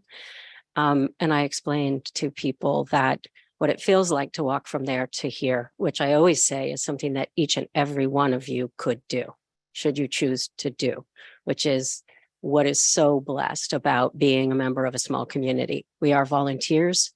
I have no legal background, never worked for a bureaucracy of any kind. I am a nonprofit activist, drama therapist, Whitewater River guide. But when I sat up here that first time, I tried to explain what it felt like because people would say, "Hey, are you enjoying it?" And I'd say, "You know what it's like? It's like being on stage opening night, and not only do you not know your lines, but you don't even know what role you're supposed to be playing." And if any of you have been in the theater, that is a very terrifying kind of thing to experience. And I feel as though that happens to me almost every single time I come up here. I never know my lines. There was something I've thought so hard and long about what to share here. This last couple of weeks has just been so sad for me to see two sides of a community that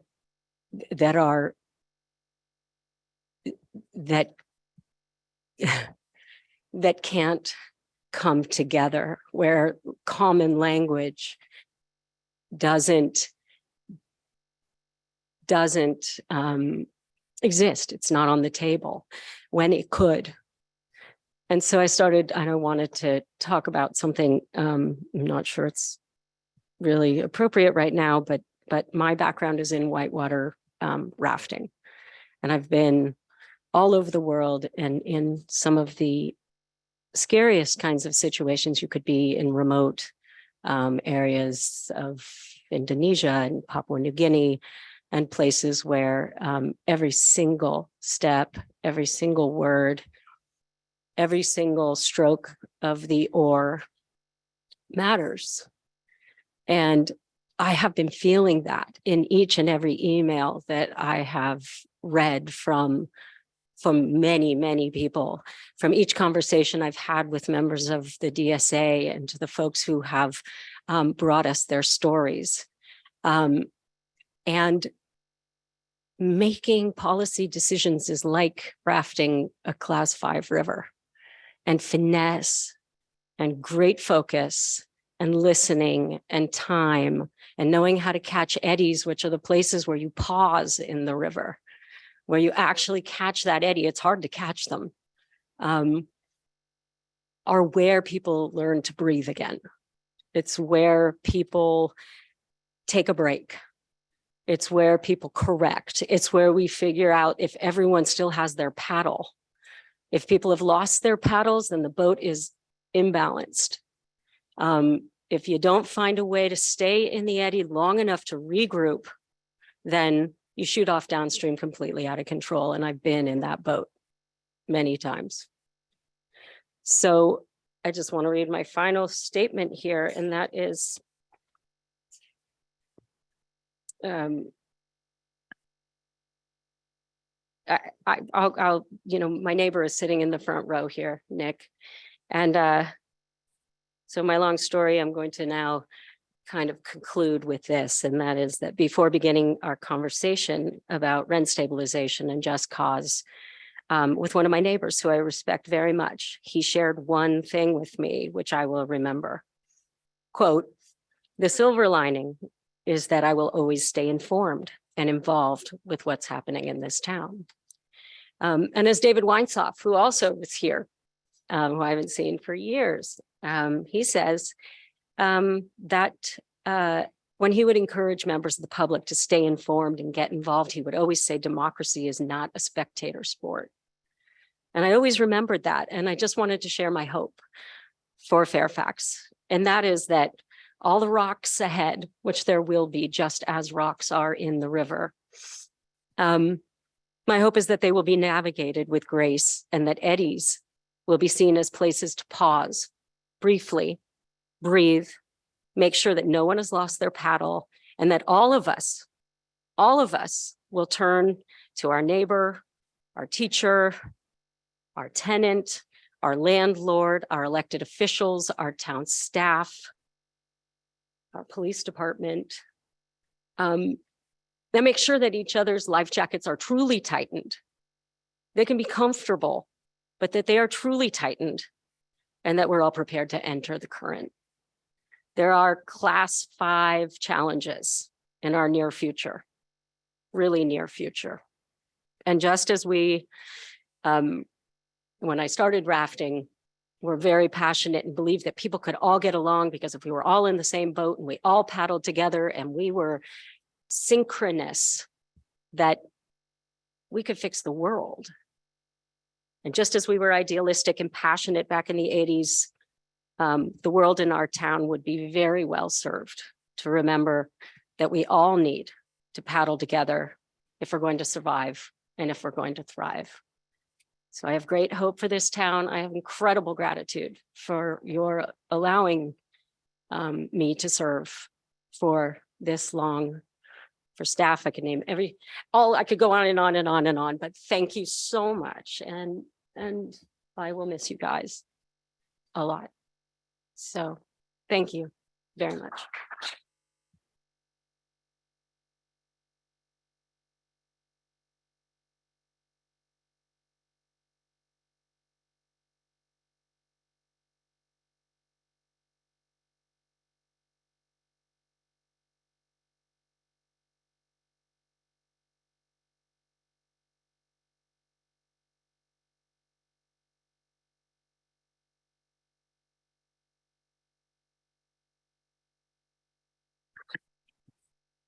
Okay, we're going to move on to number 3, adopt a resolution reciting the fact of the general election held on November 8th.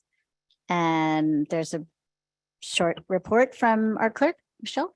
Yes, a very short report. We had our general election this past November, on November 8th, and state law requires that the council adopt this resolution declaring the results of the election. It was an election for 4 officers of the town, 2 town council members, a town clerk, and a town treasurer. And we also had a measure on the ballot for the renewal and continuance of the paramedic tax. Do you have any questions about it? Any questions before we open public comment? I guess I want to note that I was not able to attach the resolution when the packet was published, so it's in a supplement online and in the public packet out there, and I sent it to all of you because the results have to be certified by the County Registrar of Voters, which was done early this week. Thank you. Let's open the public comment, please.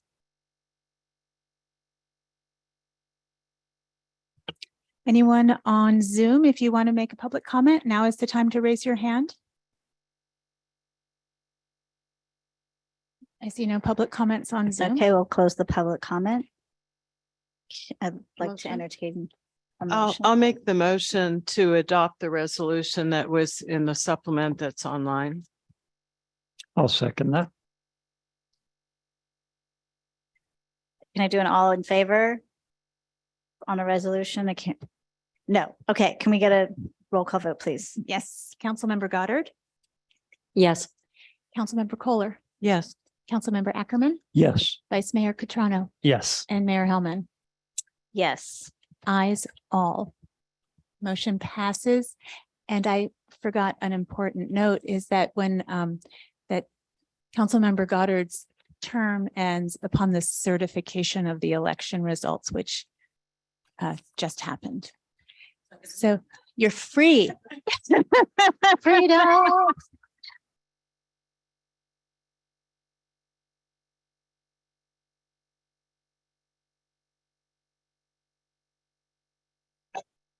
And we'll transition to item number 4.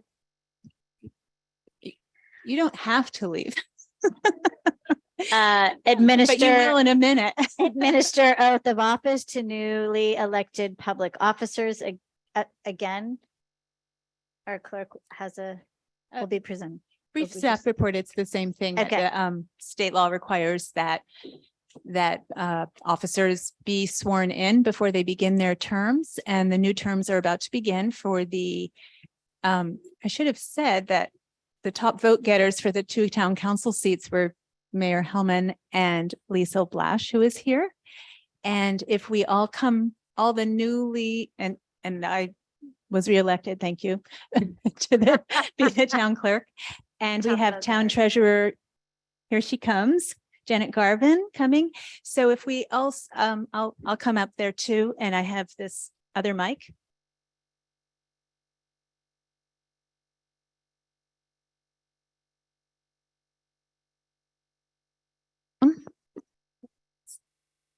Is that this? Yeah. Hi. Where, oh. So you. Okay. Where would you like to be? Yeah, you should be seen. I don't need to be seen. Okay. So I've been deputized as the deputy clerk, so I'll be administering the oath. And I'm going to read this, and the first part is I, and insert your name. So I. Deputy. Oh, sorry, I have the wrong. I, Michelle Gardner. Stephanie Hellman. Janet Garvin. Isla Blash. do solemnly swear. Okay, that I will support and defend the Constitution of the United States and the Constitution of the State of California. Do solemnly swear that I will support the Constitution Defend.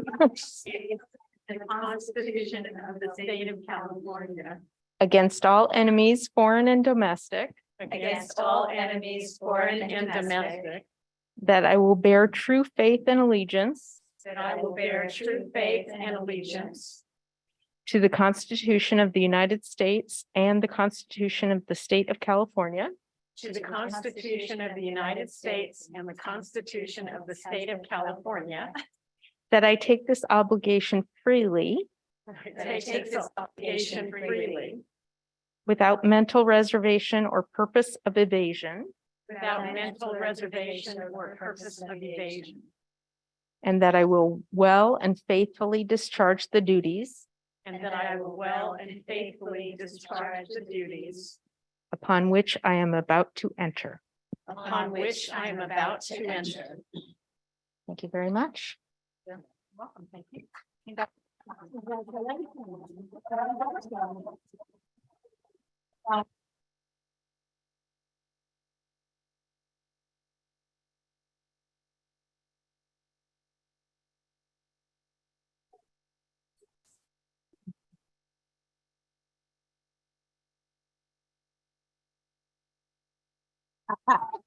And with that, our newest elected council member, Blash, is beginning her term and is seated on the dais. Welcome, Ms. Blash. Moving on to item number 5, reorganization of the town council, selection of mayor and vice mayor. again, clerk, will you please? This happens every year in December upon the, the new term year. The council gets to choose its own mayor and vice mayor each year, and each of those offices is for 12 months. They're rotated through the council, and you have a sort of a tradition of the vice mayor usually moving to the mayor position and selecting a vice mayor from one of the council members who is either has never been vice mayor but has served at least 1 year, or for whom the most time has passed since they were last vice mayor. But you have complete discretion. There is no rule.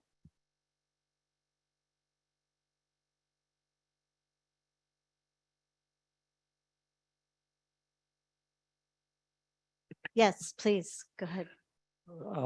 I would like to nominate for mayor, Vice Mayor Chance Catrano, and for vice mayor, I'd like to nominate Councilmember Barbara Kohler. I would love to second that. Michelle, can we take a roll call vote, please? Yes. Councilmember Flash. Aye. Councilmember Kohler. Yes. Mayor Hellman. Yes. Vice Mayor Catrano. Yes. And Councilmember Ackerman. Yes. Motion passes. Hey, You may, wonderful.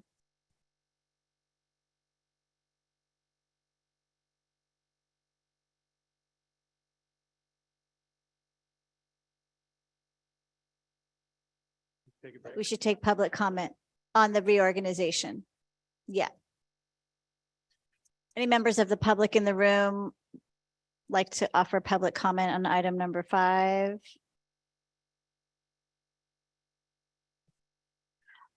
Looks like someone might be.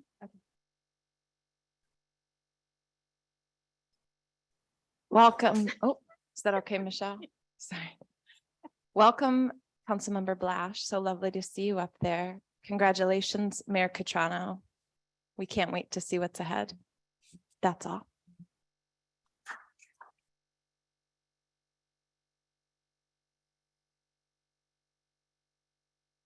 Are there any members of the public on the Zoom like to speak? Raise your hand, please. There is one. Okay. That is Tuna Fish Monkey Mind, and you are unmuted now. Just keep me in mind. I'm willing to sit in for anybody that can't make a meeting sometime. Thank you. I see no further speakers, Madam Mayor. Oh, Mr. Mayor. Wait, who's mayor? No, it's still Madam Mayor. Okay, as a formality, I don't know that we took public comment on the oath. So does anyone want to speak on item number 4? I just want to make sure. Okay, opening public comment, closing public comment on item number 4. Thank you. And close public comment on number 5. So we are ready for our break. Congratulations, Mayor. We shall, and Vice Mayor. Thank you, Madam Mayor. And actually, we have a plaque for you. So I'll just add that it is no small feat to be the mayor of any community, especially in such trying times as we have here in Fairfax. I think you have been absolutely incredible in terms of your leadership and your ability to roll up your sleeves on so many issues here in this community, Stephanie, and your desire to really keep the community abreast of all the things that are coming our way and make sure that we really shape up as a town in terms of our responsiveness and in terms of developing like really good work products and really good ways to hold ourselves accountable. It's been an incredible experience being your vice mayor and being able to play off of your energy and learn from you how we move through these difficult times coming out of a pandemic and trying to figure our way through a housing crisis and trying to figure our way through a climate crisis. And We've all been better as a council for your leadership, especially as we've been inviting on some remarkable new staff members under your leadership. So the work that you've done this year as mayor is going to set us up for success and set me up for success as I step into that role. So I can't thank you enough. And on behalf of the town of Fairfax, I just want to present you with a plaque in appreciation of your leadership to the town of Fairfax. Thank you so much.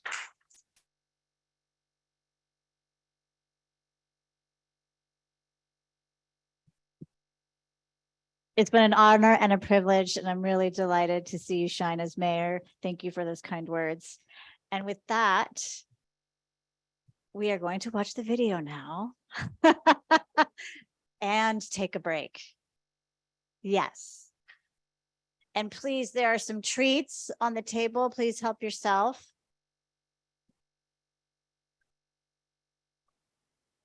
Okay. We are settling in here and we are about to begin the next portion of the meeting and conclude the break. If everyone can quiet down as we begin. Okay, awesome. Thank you so much.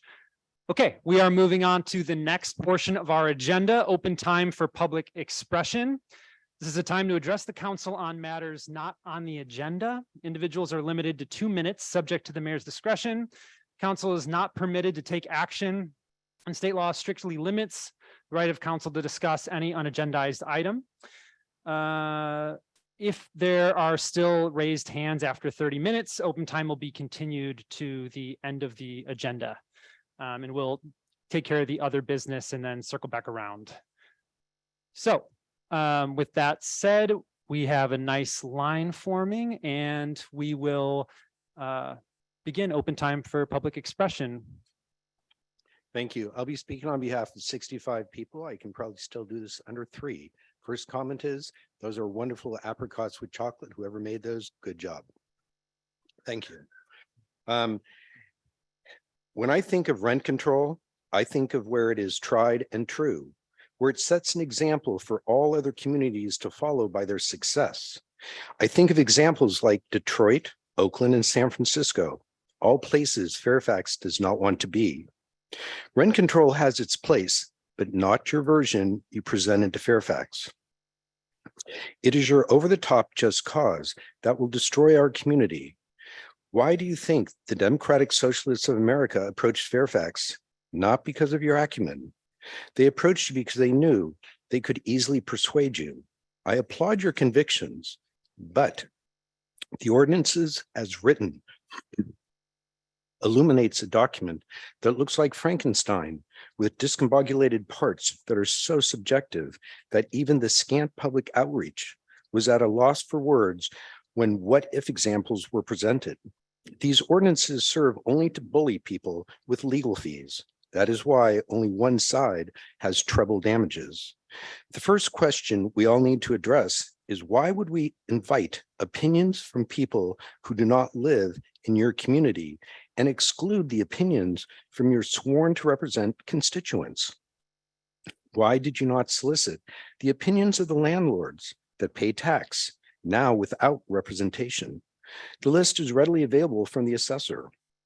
Also ask yourself, how do these ordinances help the tenant next door?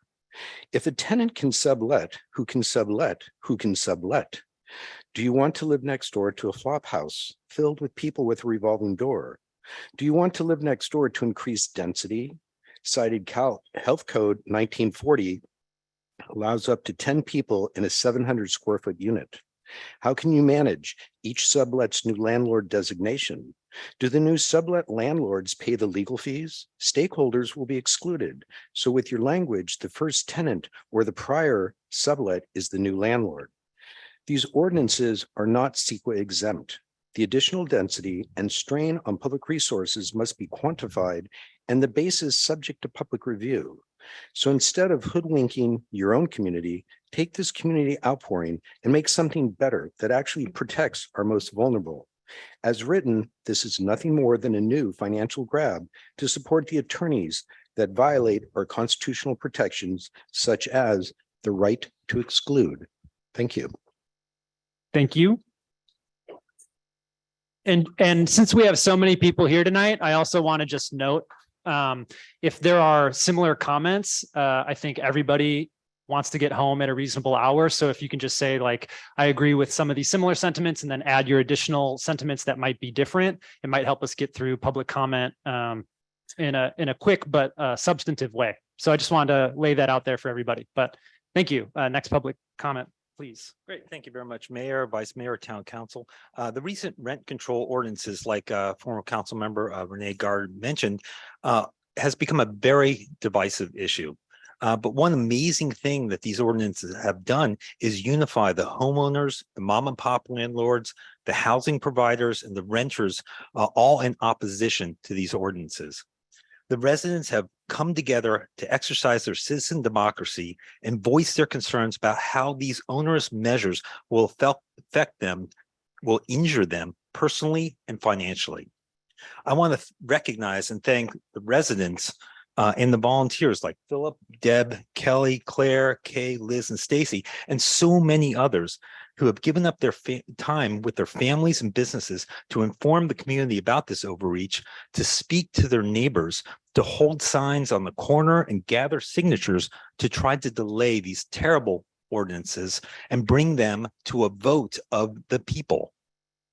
I'm encouraged. I really am. I'm encouraged about how angry and active homeowners in this town have become since the town council passed the measures that will mess with their property values, that will mess with their livelihood, and will interfere with the control of their own property.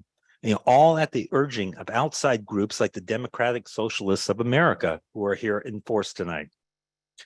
But I'm heartened when I speak to renters, to young family renters, to elderly renters, who understand that these ordinances will create a more expensive rentals in the future for them and for anyone trying to move here. And I don't doubt your sincerity and your intent with this, but these ordinances will do real harm to people. With the recent successful petition that were signed by 10% of the voters and that we delivered on Monday, and the hundreds, I'm sure hundreds of emails that you just received, the town residents of this town have spoken. We are all now watching to see if you, the town council, will listen. Thank you. Thank you.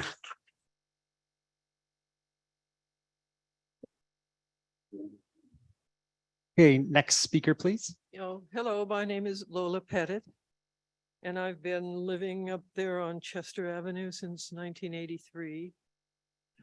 I have 3 units according to the county, and I've been renting out space for people to live in all the time I've been there.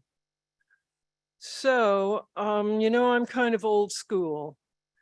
In my rental life, I always paid low rent because I always rented from older people who weren't looking to get rich. Well, that's me. I'm retired. I get my retirement. I don't have to charge high rent. But if these rules are put into effect, I think I'm going to just basically have 2 choices. Either I somehow manage to charge the maximum rent I can get, or number 2, I change the property to a single family dwelling, because I just don't think I can live in there with people who sounds like they have more rights over my property than I do myself. And, I don't think I can tolerate that. None of this was presented to me. I have a tenant who's been with me for 23 years. When his partner died, he moved into the smaller unit, so he's now paying less rent than he was when she was living. I don't know how many people do that for their tenants. Well, that's all I have to say. I mean, I don't know why anybody'd want to force some kind of rent control onto me. It's not going to do any good.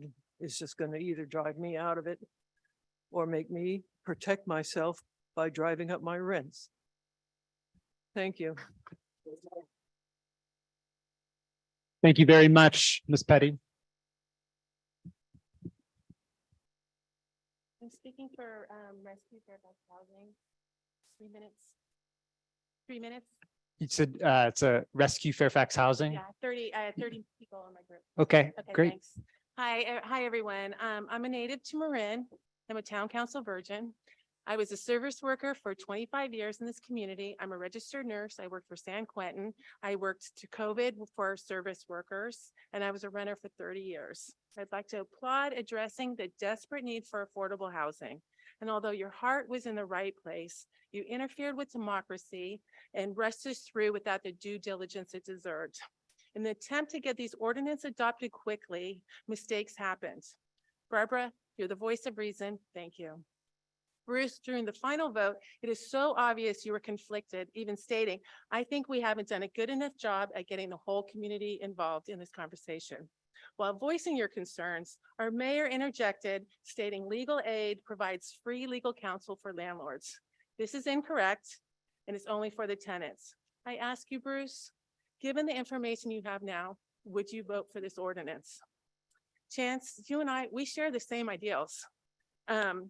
When we had a conversation and I watched the September vote or the September conversation, you and Janet both said single family rooms are exempt from just cause. Yet 4 of you voted for just cause that does not exempt single rooms in a house. Sorry. Stephanie, you believe landlords had free counsel. And did you incorrectly tell a petitioner a referendum was useless because 30 days had passed at the final vote? If that is true, you deterred the community from their legal right to protest. I bring these examples not to point the finger but to illustrate how we failed democracy. A small grassroots movement collected 629 signatures in 8 or 9 days in the holidays in the rain.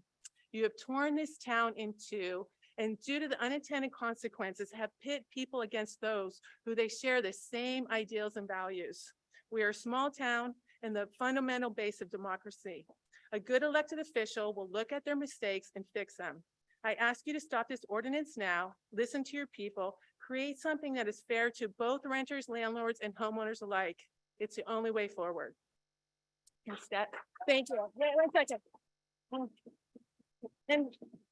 And Stephanie, I don't know if it was your attempt when you started, but your gaslighting, it worked. It really made me feel like I didn't have a choice or my voice wouldn't matter, and I wanted to leave. Thank you. Happy holidays.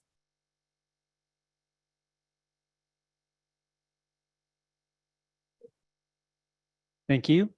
Next speaker, please. In 8 short days, concerned citizens gathered 621 signatures to stop the town from implementing rent control in Fairfax. Rent control removes rental stock from the market. Simple supply-demand economics tell us this drives up the price. Housing providers are today removing long-term units from the market and converting them into short-term units, which will reduce supply, so rents will go up.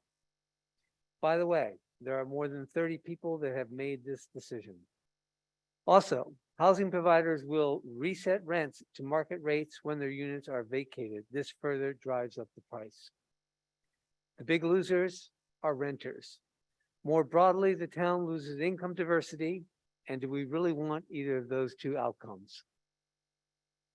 I've met face-to-face with 4 of you on the stage tonight, including outgoing Councilmember Goddard, concerning these ordinances.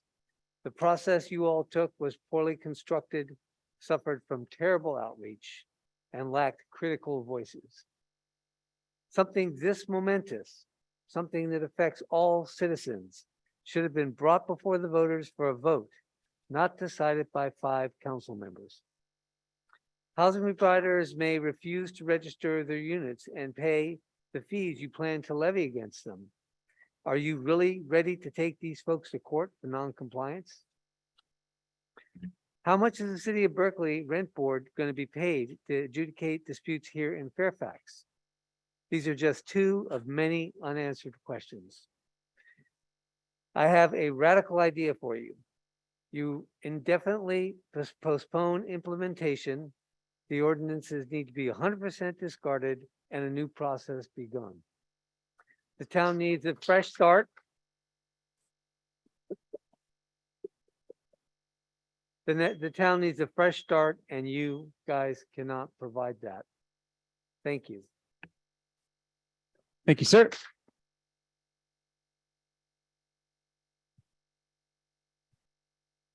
Mayor, council members, Frank Yeager again, Meadoway. The two recently adopted housing laws will have unintended consequences. Mom and pop landladies and landlords will be forced to stop offering their second and third units for rent. These little units that are tucked away all over town, many of them are undocumented. You don't even know about them. But the owners are going to be in trouble.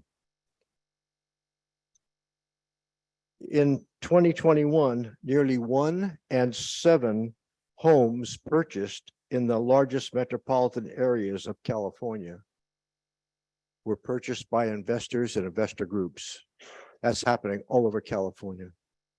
It's going to happen right here in Fairfax. Speculators will have a field day here when the mom and pop landlords start unloading their units because they can't afford to stay here. When they go on the market for sale, the speculators are coming in. In the 1980s, we put rent control on the ballot here in Fairfax. It was voted on by the people. I urge you to place the two ordinances on the next ballot for the coming Fairfax Town Council election, whenever that is. Thank you very much. Thank you. Hi, I'm Deborah London, longtime resident, Fairfax, business owner, tenant, housing provider, wear a lot of hats. You guys should know that 2 or 3 days ago, someone put out false information that this meeting was canceled. Kind of like, just, you should know that. And of course, I'm standing here regarding the paralyzing rent ordinances that you guys adopted on the 2nd. You failed again and again. We keep saying you failed to notify the residents of California, of Fairfax. And the residents are incensed. I'm skipping over some stuff. Regardless of the outcome of the recent petition that was handed in on Monday, we only had 7 days, 8 days. And Chance, you pointed out that that the political party handed in a similar sized petition. I'll bet they had a lot longer than 7 or 8 days. So we will accept nothing but a fresh start with all the Fairfax residents being represented with a seat at the table.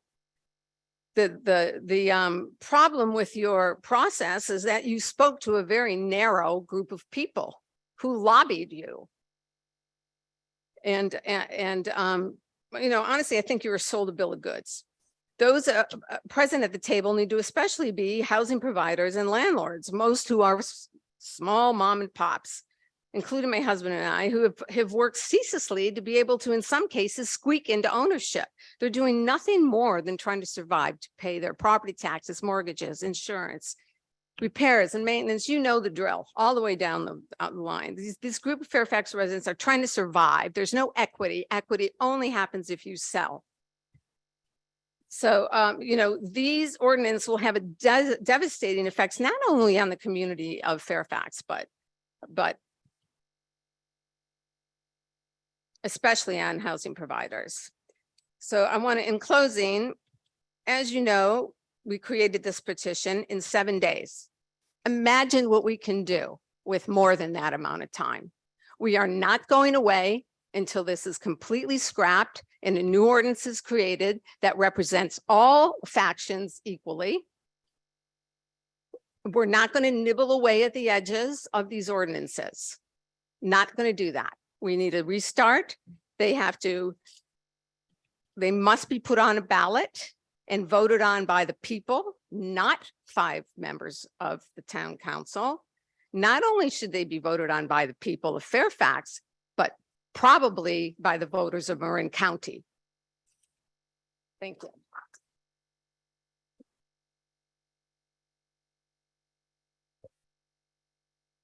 My name is Sarah Godwin.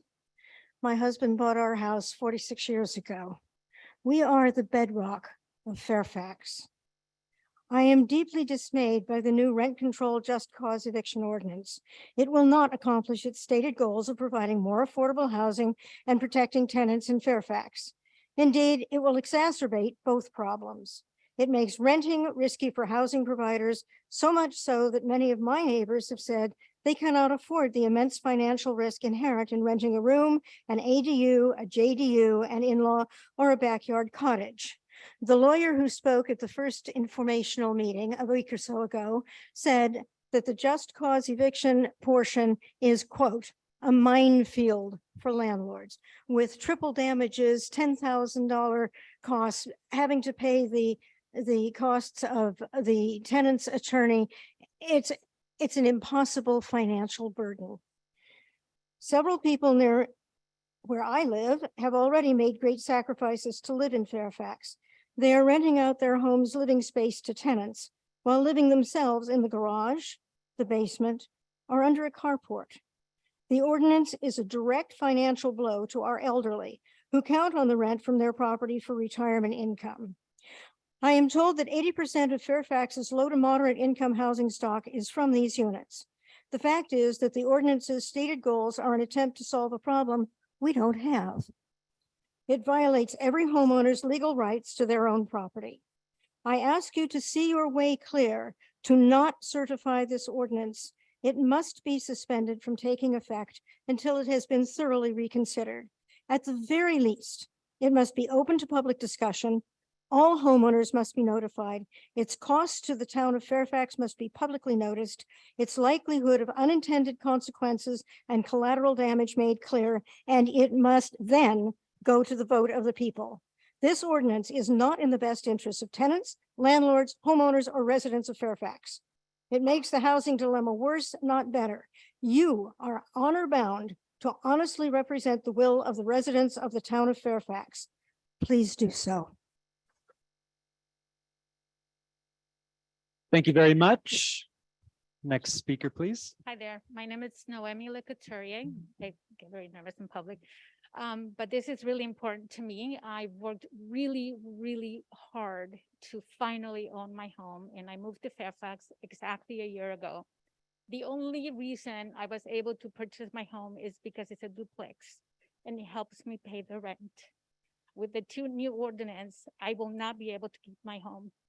And I'm asking you to bring this to the Fairfax voters because it's outrageous. I will not be able to allow, I'm not allowed to keep my home with these two new ordinances. I'm not making money.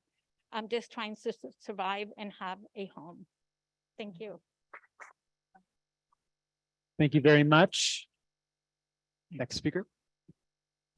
Nick Calder, longtime Fairfax resident and general contractor. I've owned my home for 32 years. When I bought it, I put an apartment in below it to be able to afford to live here. I've rented it to very happy tenants ever since, some for as long as 14 years, all of them left of their own accord. I couldn't agree more with all the people that have said this is going to have the opposite effect that what you're trying to do. Stephanie, when you talked about the work that you did to put this thing together, you mentioned lots of different groups, but I wasn't represented in any of those groups. And I was pretty horrified to find that this was done without me knowing anything about it till it was already passed. I'm not hiding. My rental units are legal. You know I'm there. As Renee has said, you know, she's a council member, lives directly opposite from me. I'm not a hard person to find. I was even more horrified when I came here tonight to find that you're doing the same thing to the gas station guy. You know, he doesn't even know that you're doing this behind his back. You know, I have a very good sense of fair play. I don't gouge people. I very, very rarely raise rents on people, only when they've been there a super long time. I think I've done a lot of good for the community, and I just feel like this is not a sense of fair play. And whatever you guys have to do to reverse this needs to be done. I cannot see why it couldn't have been put to a vote. I read the ballots every time they come up. I see what makes sense, what doesn't make sense. This thing was rammed down our throats without any consultation for us. And you know, I'm a building contractor. I put a lot of ADUs in, a lot of JADUs. That's not going to be happening. People, you have not made this thing attractive for people to do that, and that is just so short-sighted. So reach out to me. Renee knows where I am. I live directly across from her. It just doesn't make any sense. Thank you very much. Next speaker. Kelly London, Fairfax resident. These ordinances are half-baked. You guys rushed through them.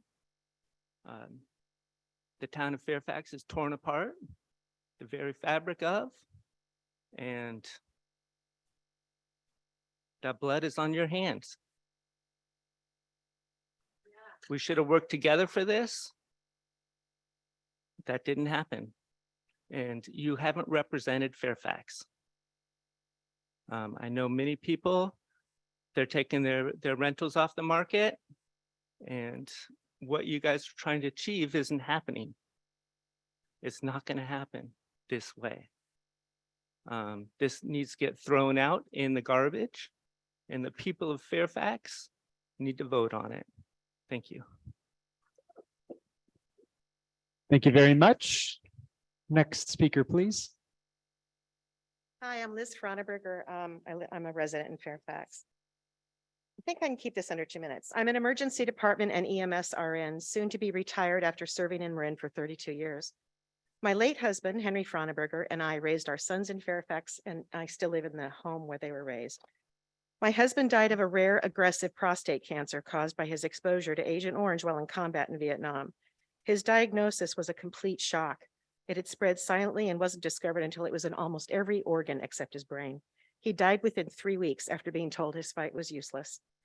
He was 10 years older than I. He was much more distraught about what this meant to me financially than he was about his own impending death. I didn't want to talk about it with him for obvious reasons, but he needed to know that I would have a way to stay in our home after he was gone, because we had and still have a mortgage.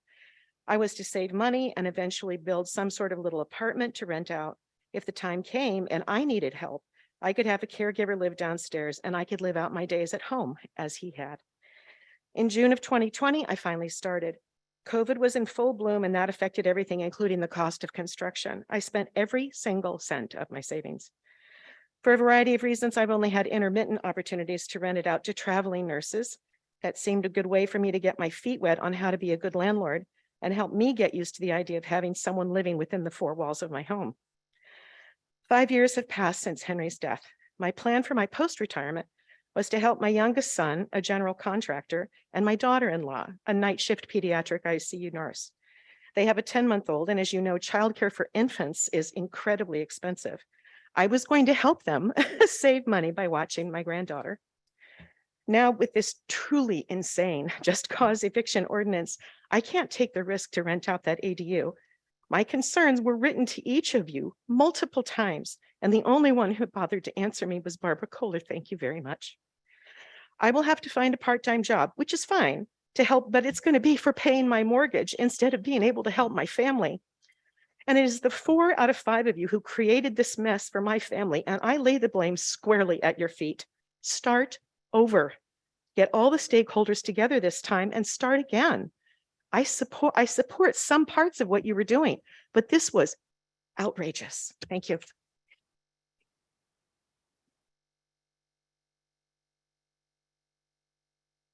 Thank you, Liz. Next speaker, please. I just want to say that my heart goes out to the last speaker. Thank you so much for sharing your story.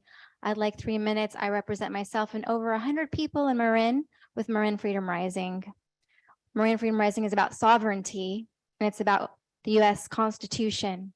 We just had a swearing in of officers, and all of you have had to take that oath in order to be before us.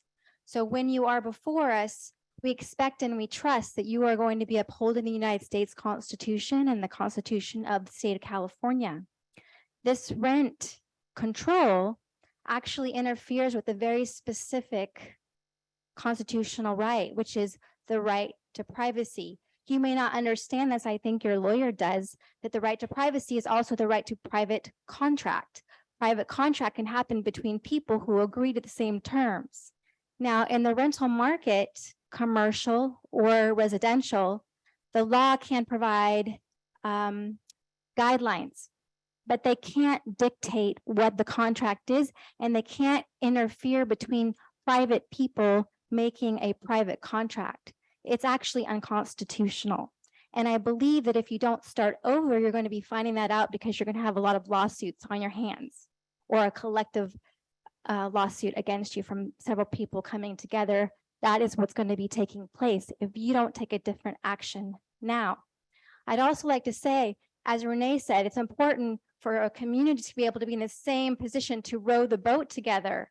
But that only works if everybody has a paddle. Because what you've done is you've given some people a paddle, and then you've taken everybody else's paddle away. And the steering of the boat is happening not even from you, not even from the people on this committee, on this council, but rather from very outside organizations that are very organized, and they don't have a paddle, they have a motorboat. The National Democratic Socialist Committee is connected to the funding that actually also owns Vanguard Properties and other large corporate organizations. Yes, it is true. And so is the National Democratic Party. They look like they are grassroots, but it is large money being funneled. I currently am a renter. I've been a renter from one of the town's most notorious slumlords, Fred Azazi of School Street. And I can tell you, I still am a renter that's paying way too much. I have to leave my house part-time and find other ways to make it work and work outside of the area to make my rent work. And I am completely against this policy because what it's putting forward is something that is so unconstitutional, so against a free market. It is socialist control. And it is also putting people's names in registers that are keeping track of their income, of where they live. It's all about creating a surveillance society one more way in. And behind it is a lot of organized money that is appearing grassroots. And that's why they lobbied you. And that's why your constituents are so angry, and rightfully so. Thank you. Thank you. Mayor, can I just remind people that we should not disparage people in the audience who have spoken before us, or people who are landlords in this town, such as Fred Zazi. We have a rule about civility here, and I realize there's a lot of passion, but the last speaker really disparaged folks who mean well. Thank you. Yeah, that goes 360. Absolutely. So thank you.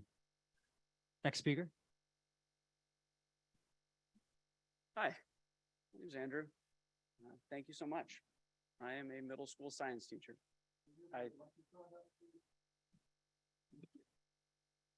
I'm a middle school science teacher. I don't have the option to buy a home in Marin. I've been teaching for well over a decade. I have a graduate degree, and I'm not going to be able to buy a home. I'm low income. Renting is what I do. That's what other teachers do as well. At our school, we have trouble finding teachers who can actually live in this area and afford to live in this area. The only teachers who own homes are the ones who are married to people who have lots of money. That's the reality. Do you guys want people to teach your kids? I don't know. Thank you so much. Thank you.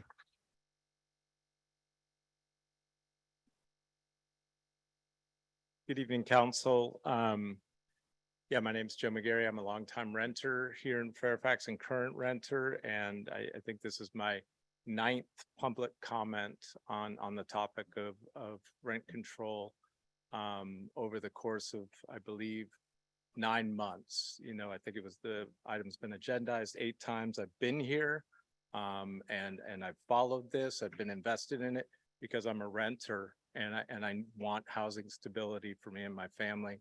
And I also work at a place with about 200 other renters. And they all want housing stability and they can't come here. They can't, they're working second jobs, taking care of children at home, doing homework, cooking meals, and they can't be here. But I've showed up and I've been engaged. And I want to thank you for standing with the low-income renters of Fairfax and providing them with housing stability by adopting the renters protection ordinances. I ask that you stay the course and embark on the process of implementation. Rent stabilization does not work without just cause eviction protections. Historically, landlords have circumvented rent control by evicting tenants, saying they would be removing the units from the rental market only to raise the rent and return them to the market shortly after the eviction. The just cause ordinance is not an indictment of any landlord here in Fairfax, but rather simply a learned protection to close a loophole in rent control.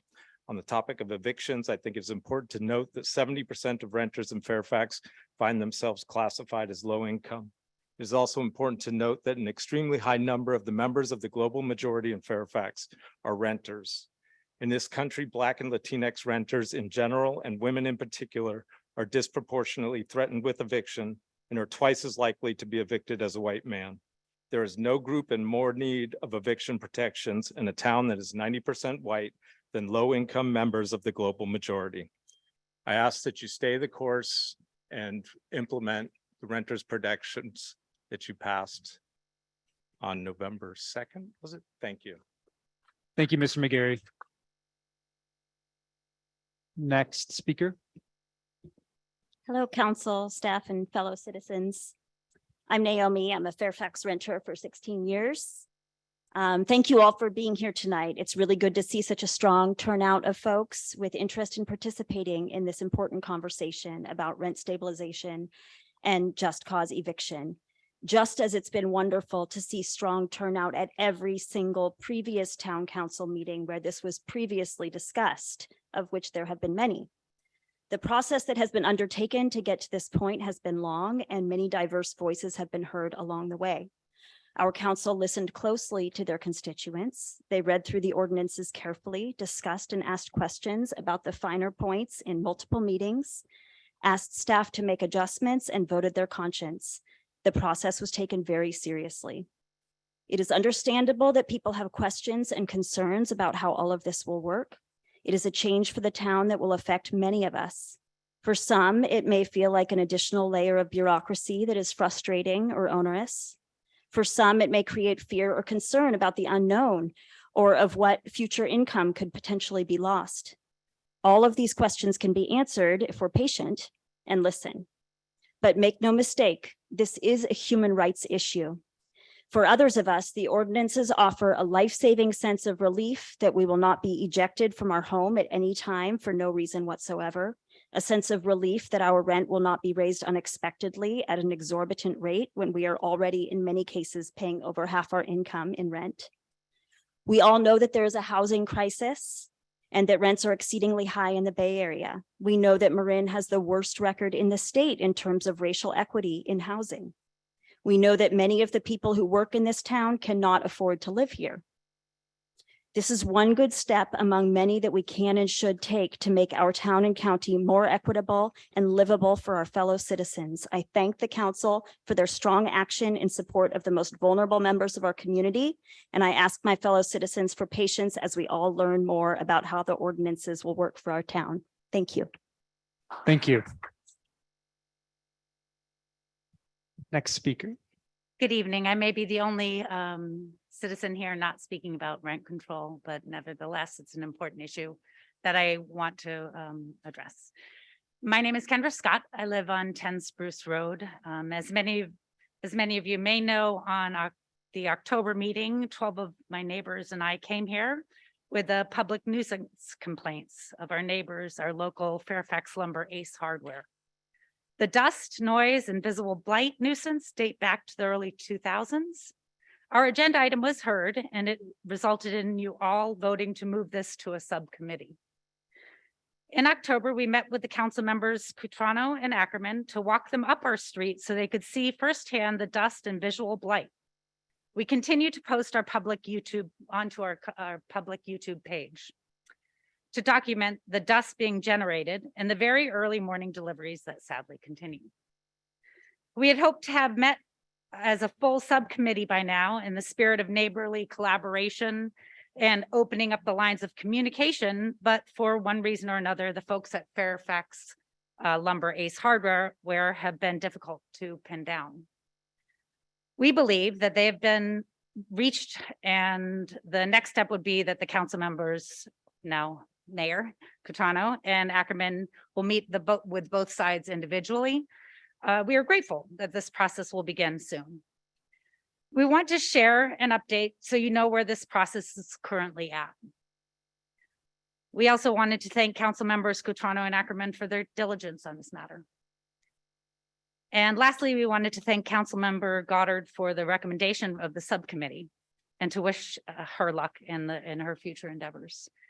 We look forward to continuing to collaborate with the new town council on fixing the issues that me and my neighbors on Spruce Road have had with Fairfax Ace Hardware. Good evening. Thank you, Kendra. Next speaker. Hello, I'm writing this down. I'm Ashley Robinson. I'm a Fairfax resident, and we're going to go back to the rental ordinances. So I guess I'm one of the newcomers to town. I moved here in 2020 in the midst of the pandemic, and I was fortunate enough to be able to buy a home with an attached ADU. I don't come from money, didn't have any inheritance. There's no pot of gold, didn't win the lottery. There's a lot of hard work, frugality, and quite a bit of luck to make this work. Once I got the home, I then had to turn around and take out substantial loans to do needed repairs in order, to make it livable for me and any future renters. And what made any of this feasible was the eventual income coming in from the ADU. So currently I just, have two tenants in, so far so good. They're two local young men. They work in the food service industry. And I think we all appreciate that this is a very unique living situation, right? To have someone living within the four walls of your home. I think it takes trust on all sides and definitely goodwill. I've been a long-term renter and have benefited from good landlords, and my intention is to also be a good landlord to my current tenants and any future ones. I think obviously ordinances themselves aren't intended to address sort of the best case scenarios, which I hope to continue to be in, but to protect against the worst case. A good ordinance would protect tenants from bad landlords and also landlords from bad tenants, especially those of us who are opening up our own homes. The new ability for tenants to replace or add additional tenants with essentially no ability for me as a homeowner to vet who I'm living with is completely shocking and just untenable. I've lost control of the home that I've worked very, very hard to obtain. I think everything else has been said by everyone else, but I really implore this town council to hold implementing these ordinances, go back to the drawing board, and to make sure that all Fairfax residents are taken into account, tenants, landlords, and our neighbors. And like others, I also thank Councilwoman Kohler for being the only council person who responded to my numerous emails on this issue. Thank you. Thank you very much.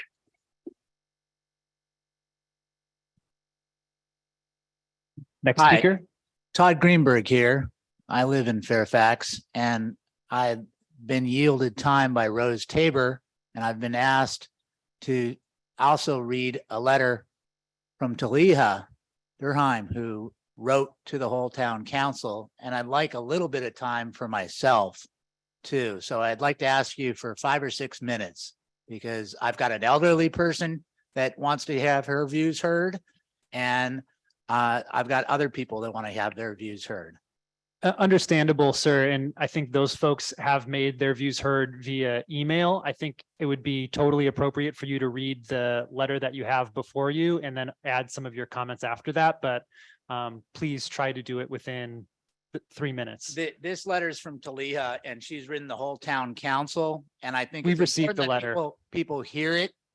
We've received the letter. It is a long letter, so I'd recommend that you not read that and just do the other comments that you had. Okay. That'd be So- appreciated. Thank you. So I'd like to suggest that you think about declaring a town emergency because you have created such a divisive atmosphere and not, as others have said, will cost people money. You are costing people money and you are causing people to move away. And you have invited and met with people who are not from this town, who have their own outside agendas. You have done this in a very, very poorly considered manner. And that's for renters and from owners that I've spoken with. They're all upset. They all want to be informed and to be part of the process.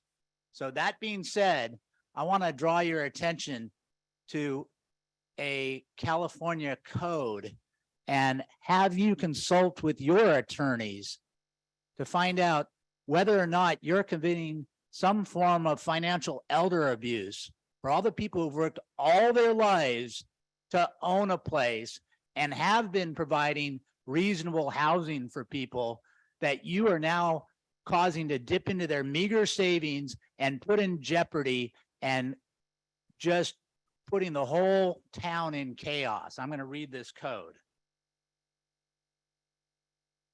This is the California Civil Financial Exploitation California Wellness and Institution Code, Section 15610.30 and Section 15610.23, 2022, Welfare and Institutions Code.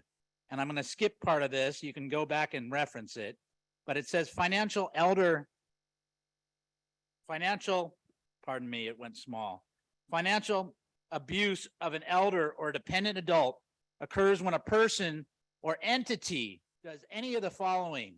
1, takes, secretes, appropriates, obtains, or retains real or personal property of an elder or dependent adult for a wrongful use or with intent to defraud or both. 2, assists in taking, secreting, appropriating, obtaining, or retaining real or personal property of an elder or dependent adult for a wrongful use or with intent to defraud or both. 3, and it goes on.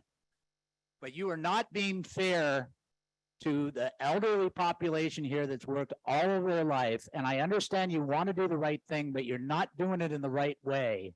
And I know you're dug in on your positions, but I think you need to think really hard about how much your positions are costing this town in so many different ways. And your positions are not about this town. You say it is, but it's outside influences. You need to think about the people that are speaking that live here and the cost that you're committing them and the town to. It's millions of dollars. Thank you. Thank you. Thank you very much, Mr. Greenberg. Next speaker. Hi, my name is Veronica Garretts, and I am a Fairfax resident who is incredibly relieved and grateful for rent stabilization.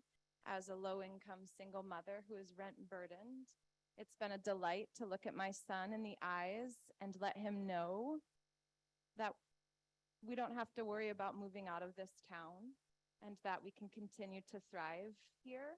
I'm also really grateful that March 3rd, I believe, was the first time that the presentation around rent stabilization was presented to our town, and we've been able to have a long, drawn-out process to consider what this ordinance would look like over the past 9 months, a very democratic process that many of us felt like was going a little longer than it ought to, actually. And so I feel like I want to remind everybody that there were lots of opportunities to be clued in and to have conversation. And I'm delighted to see a lot of new faces at the meeting tonight and want to remind you to continue to show up to meetings for all of the other things that council meetings have the opportunity for us to be informed about and for you to be able to share your opinion and comments at. I think we're all excited to have more engagement, period, in the town. And I also want to emphasize that the ordinances, you know, rather than directing our fury at each other, I think that to remember that the heart of these ordinances is to give a voice to those who have felt powerless as renters and not to criticize landlords who have a heart and who are making a living respectfully out of the process. Instead, the ordinances are meant to address folks who aren't holding the same heartfeltness about how they're engaging with their business and their rentals, and to direct our fury to engage with other landlords who are doing that rather than to divide us as a town at large. Thank you. Thank you very much, Ms. Garretts. Next speaker, please. Good evening, council members. As I believe you know, my name is Kurt Reese. I'm a San Anselmo renter, a co-chair of the Marin chapter of the Democratic Socialists of America, and a co-chair of our campaign to establish rent control in Marin, starting right here in Fairfax. If I could have the 3 minutes allotted to organizations, that would be appreciated. Over the last several weeks, a deluge of attacks on and misinformation about the recently passed rent stabilization and just cause eviction ordinances have been flooded into the community, spread primarily by landlords who oppose the new policies. It would take far too long to clear up many of the falsehoods and half-truths that have been bandied about. So I want to take time to focus on an underlying argument that I see being made or implied behind much of this opposition. Namely, that these ordinances will be somehow bad for tenants because landlords will choose to leave their rental units vacant rather than comply with the new laws. I think if you think about this a little bit, this argument is fundamentally backwards. Let's review what these ordinances actually do. Number one, they place a cap on annual rent increases. Number two, they prevent tenants from being arbitrarily displaced by defining a set of just causes for eviction. And number three, they provide support for renters who are evicted due to no fault of their own. The ordinance does not ban any type of tenancy currently permitted under state and federal law. In other words, if landlords choose to take their units off the market rather than comply with ordinances designed to protect renters and provide them with true housing stability, the ordinances are not responsible for that happening. The landlords are. Blaming renter protections for a landlord's decision to eliminate their rental is like blaming worker protections and minimum wage laws for a business owner's decision to close their business. Such policies are vital in order for workers and renters alike to have basic dignity and respect, and I would argue to have a humane society. Many criticisms have been levied against these ordinances, but frankly, and this has been really reinforced listening to the public comment tonight, almost none are grappling with the basic moral principle at the root of these ordinances, that housing is first and foremost not an investment vehicle, but a human right, a basic need that we all must have fulfilled to have anything like a decent life. With that principle in mind, the ordinances are designed to keep renters, more than a third of Fairfax population, in their homes. That is the priority. That is why ordinances place a cap on annual rent increases. That is why they prohibit evictions unless for a defined just cause. That is why they require support be provided to tenants who are evicted due to no fault of their own. That is why they make it particularly difficult to evict members of our community who are most vulnerable: seniors, children, people with disabilities, and the terminally ill. The council should be proud of these protections. You all are taking a bold and courageous step to keep working families and seniors in their homes and in the community. Please stay strong and uphold these ordinances as adopted and without amendments. Thank you. Thank you. Next speaker. And to be clear, I recognize that we're over the 30 minutes, but I also recognize that there's a lot of discussion happening in the community around this. And I think it's actually quite vital that we create this space to hear these discussions and not censor it or limit them. Thank you. Thank you very much, council members. I really want to thank you for passing this law. here in Fairfax. You know, I've been coming here a couple of times to speak about the necessity with the families that I work with to have that peace of mind. You know, that they will be able to stay where they live, that they can stay in the community, continue to give service and work here. This is very important. So I just want to think about what would happen if Fairfax is, you know, we discover a new material or something, or a new industry that happens that attracts a lot of people with a lot of money to come here and want to stay here and live here.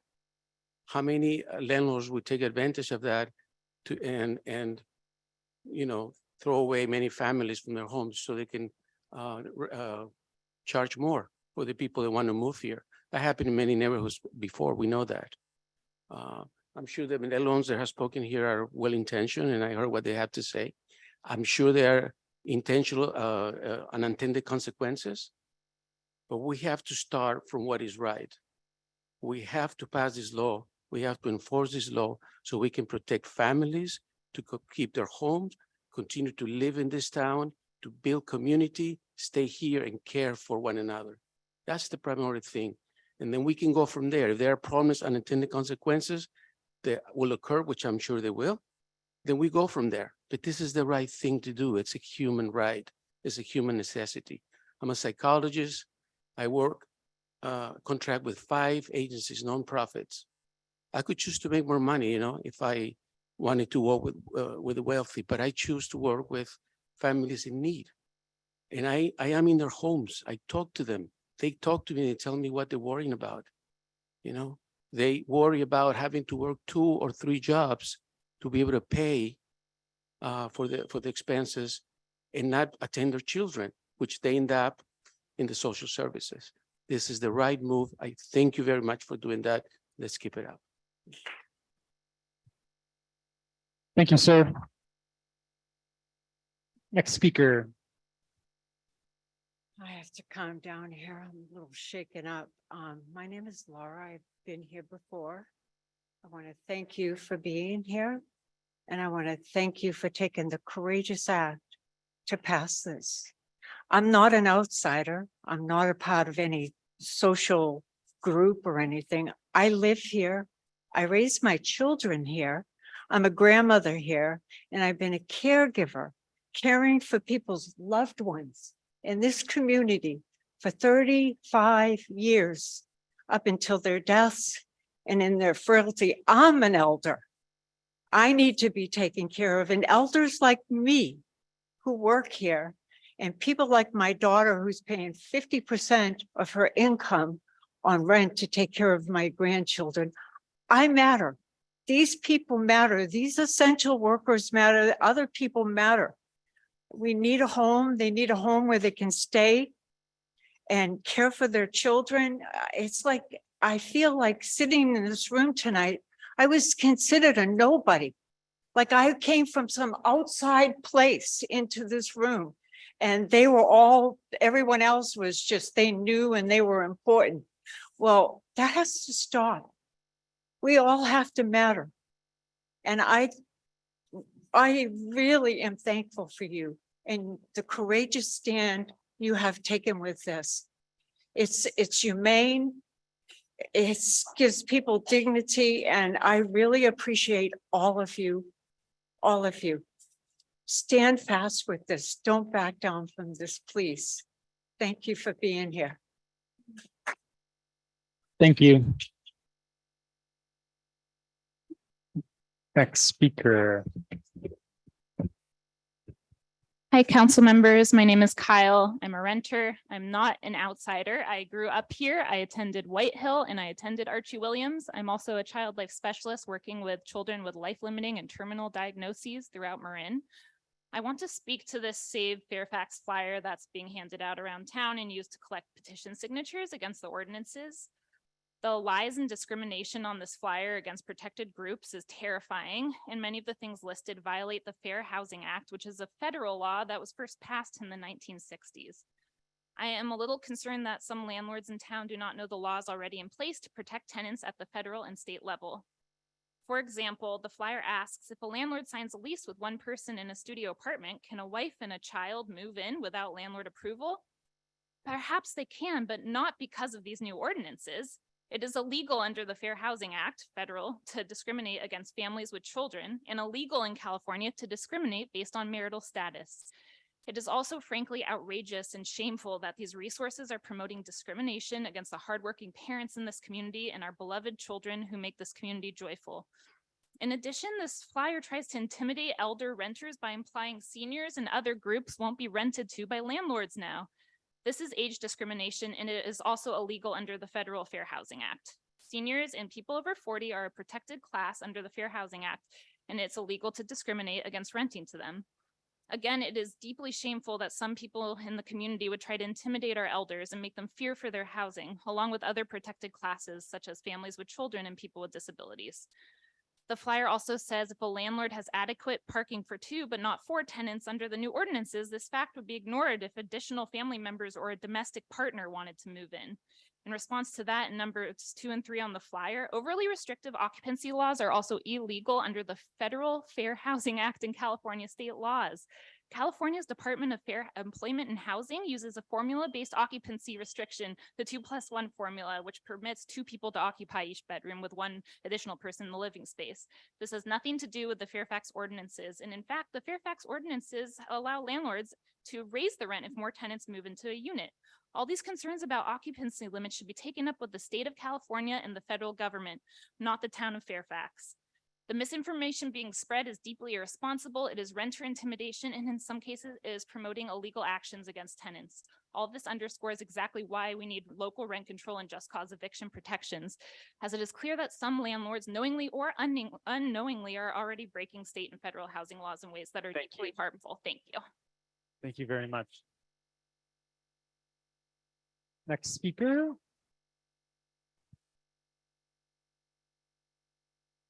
Hi, I was a resident here in Fairfax for 11 years, and I might still be if we had had laws in the first place that protected renters.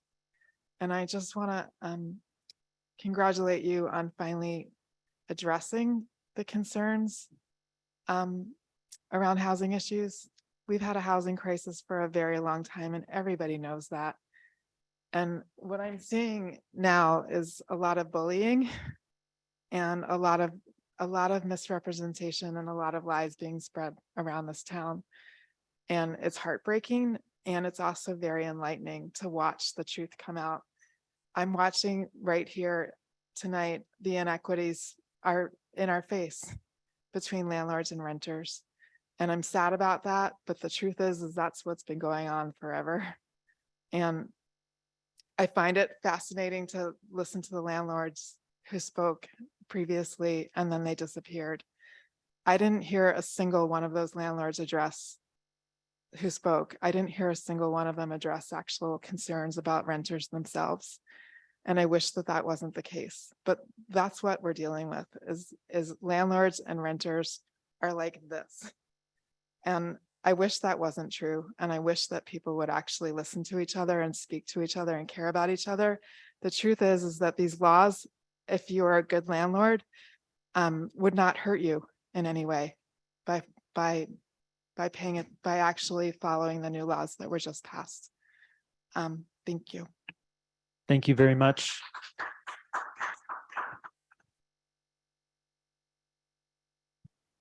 Mark Bell, Fairfax resident. As I stated at the last meeting, some of the protections that you've put in are great. Some of them are so-so. Some of them are horrendous. I think what you're going to see is that landlords, if you're looking at renting to a new tenant, they're going to be looking at people who are making well over 100,000 a year with an advanced degree in a marketable field. They have the right to choose who they rent to. I think you're also looking at people taking units off the market. If you take 30, 50, 60, 100 units off the market, where are the people going to go? Just as far as the amount of people that you're talking about. You know, a lot of the people don't pay attention to what goes on at town council meetings, don't get the newsletter, just kind of live up, wherever they are. And they expect that the town council is going to be a moderating factor to take everyone into account. But the landlords weren't contacted. You know who they are. There was no outreach to them. And while I think, as I said, some of this is good, a lot of it isn't. I mean, if you're a landlord, are you supposed to have an attorney and a private investigator in case someone moves out? Because or you have someone move out, you pay them $50,000 to move out so you can move in a sick in-law. And then that person either dies or it becomes too much for you to handle. You put your unit back on the market after 4 years. The person is moved, but you're supposed to contact them to give them first option on re-renting the space. How are you supposed to find them if they're not in town? Thank you. Totally going to the drawing board, starting anew? Probably not. But I think you really need to open up the dialogue and include. Appreciate your comments. Oh, thank you. Michelle, are there folks on Zoom? I think if there are, we have to really cut down. I'm sorry, folks on Zoom, to prioritize people who came in, but can we cut it down to a minute per comment or something for folks on Zoom? If that's your wish, we can do that. Yeah, I think just to expedite this process, because we do have an actual consent calendar and regular agenda items to get to related to the building code and whatnot. I also wonder if you wanted to review the 10 o'clock. You see that it's up there. Yeah, that was Renee's job. There's The switch.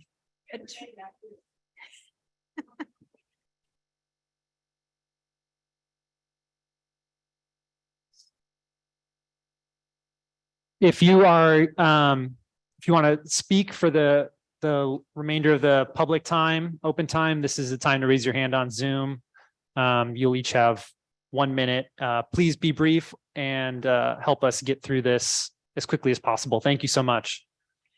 I wondered, Mayor, if you wanted to review the 10 o'clock rule and just quickly look at the agenda, and is there anything you want to continue? I think all of these items are important, second readings and the urgency ordinance. So I'd make a motion that we waive the 10 o'clock rule and we get through the rest of this. Perfect. Thank you. Bruce seconded. Okay. Do you need a roll call vote? Yes, please. Okay, thank you. Do you want to ask us?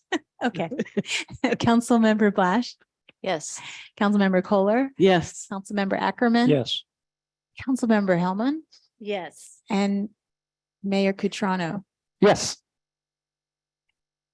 Motion passes. Thank you. So waive 10 o'clock rule and we'll go on to the Zoom public time. There is another option, just to say we could put the rest of the public comment at the end of the meeting so that we can get through these, but I hate to do that, and I'm willing to wait. Michelle, can you let us know how many, thank you, Yeah, Councilmember Ackerman, for that suggestion. Can you let me know how many people have their hands raised? 21. And, Okay, and we've heard 26. wow. So at 2 minutes apiece, that's about an hour. Well, we're cutting it down to I mean, 1 minute, that's right? why we've been going this long. So it would be Right. Okay, I think I'd recommend that we proceed with the next 20-something minutes Okay. of public comment. So. Okay. So the first speaker is Graham Irwin, followed by Mo McManus. And Graham, you're unmuted now. Thank you. And yeah, I've been waiting since 6:30 to talk, and I would be there in person, except I have COVID. So cutting my comment time in half actually, while it sort of echoes how I'm feeling about this whole process, it feels very unfair, but I'll cut to the chase. First of all, I want to thank the council for all the time and effort you put in to serving the community, and to dealing with this terrible housing affordability crisis. And I'm really concerned about it as well. I've spent a lot of time thinking about it, and I've spent a lot of time in my life dealing with it personally.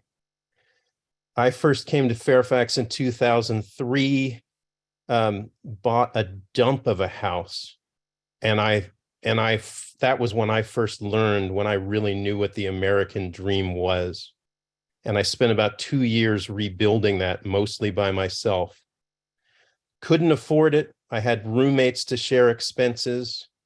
I met my future wife. She moved in. My roommates moved out. We started to build an ADU to help us afford it. Then the housing meltdown happened and our home equity line got yanked. Mr. Irwin, really quickly, I just want to let you know that that was actually a minute already. So if you just want to have a closing Let me comment. finish, please. Yes. Okay, so we lived for about a year in total housing insecurity there. Moved to a new house after we had 2 children, another total wreck.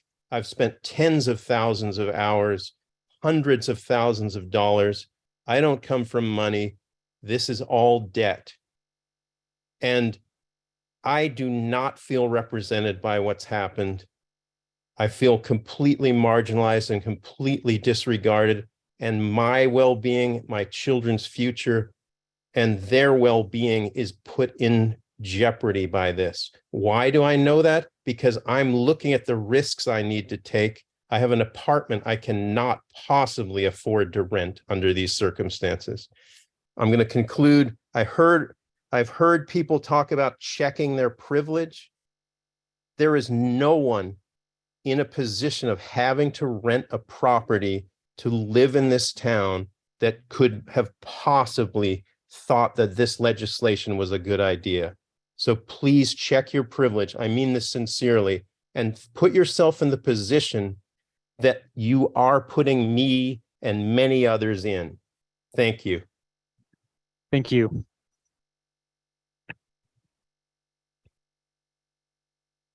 The next speaker is Mo McManus, followed by Susan Malloy. And Mo, you're unmuted now.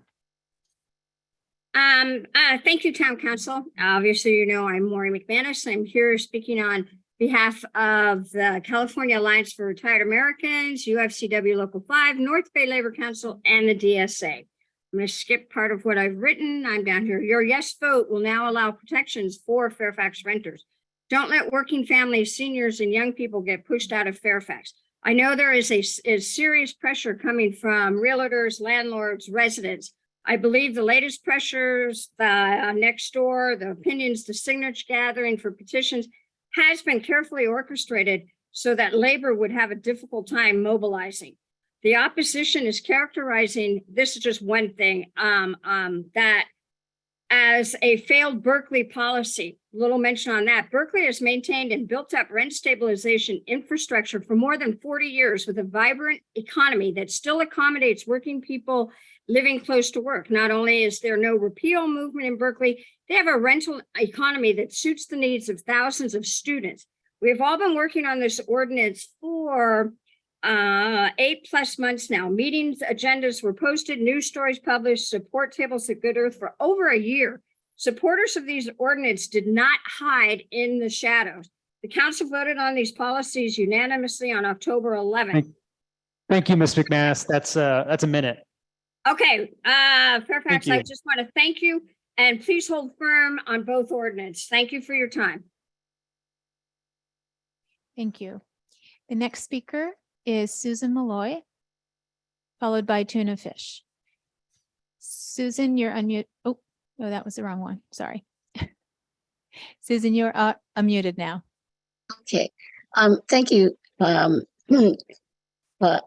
I just wanted to say that the property owners who are outraged about this forget perhaps that they benefit from a monopoly that they hold, and they can, so they have power, and this is about power, and of course it's very adversarial. Property owners are not taxed on the annual increase in the value of their land.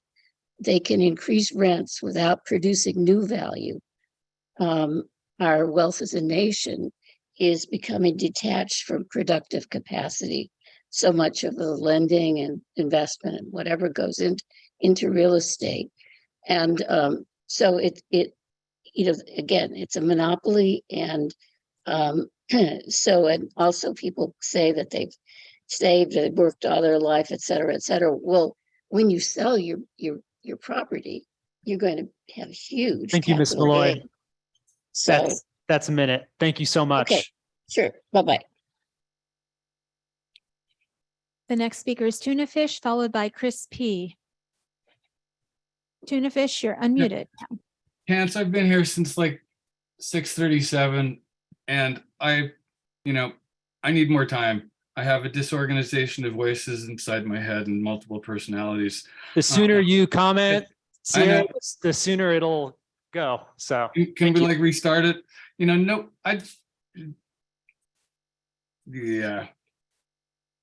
No worst case scenarios.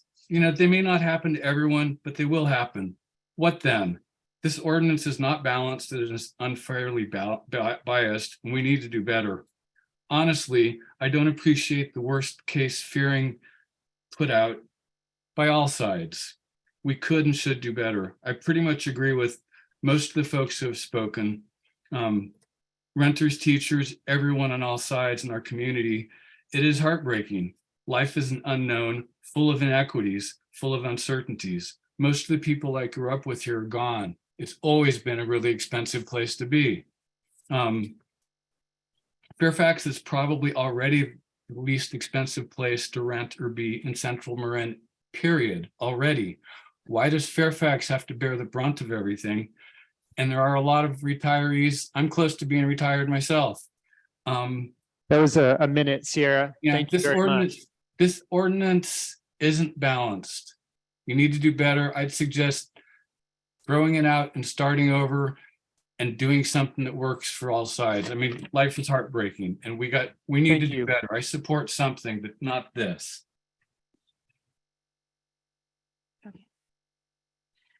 Thank you. The next speaker is Chris P, followed by Win. Chris, you're unmuted now. Thank you. Good evening. My name is Chris. I've lived in Fairfax all my life. I'm just going to talk to you about the process of these ordinances in this campaign. So members of the Marin chapter of the Democratic Socialists of America, many of us Fairfax residents came together to discuss the potential of running a campaign that would invigorate the working class of Marin in a way that allows it to start advocating for itself. We feel like we're successful there. We talked to each other and our neighbors to figure out an issue we could rally behind. The issue of rising rents kept on appearing no matter where we started our discussions.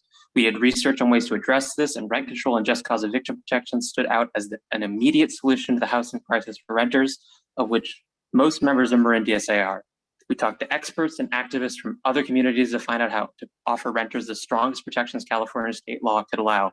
This gave us the model ordinances, which have been adapted to be suitable for Fairfax's unique situation. For months, Marin DSA members tabled outside of Good Earth, St. Rita's Church, and a few farmer markets. We marched through Fairfax in the Fairfax Festival, canvassed outside of apartment complexes and single-family rentals to gather testimonies and signatures from the renters of Fairfax. Our petition has gathered more than 600 signatures in Fairfax alone, many coming from homeowners, and yes, some landlords as well. We were always honest about our intent to bring this to the town council for a vote and avoid the process of a ballot measure, not because we were afraid of what the vote would look like. We have faith in the people, but because our resources are extremely limited as a small organization composed of Marin workers, because we wanted to avoid hundreds of thousands of dollars being poured into Fairfax by realtors and apartments associations to defeat it, like we have seen in other municipalities, and because the renters of Fairfax are barely clinging to their homes as is. Thank you for your time. Thank you. And thank you for clocking in at under a minute. Appreciate it. Thank you. The next speaker is Win, followed by Adam Neville. And Win, you're unmuted now. Thank you. I take issue with the speaker who said that renters were united with landlords and homeowners against the ordinances, because every renter I know, young and old, supports these ordinances. And many, many of us thank you for the hard work you've put into these ordinances. We just aren't quite as vocal as the opposing voices who are lobbying very hard against them right now.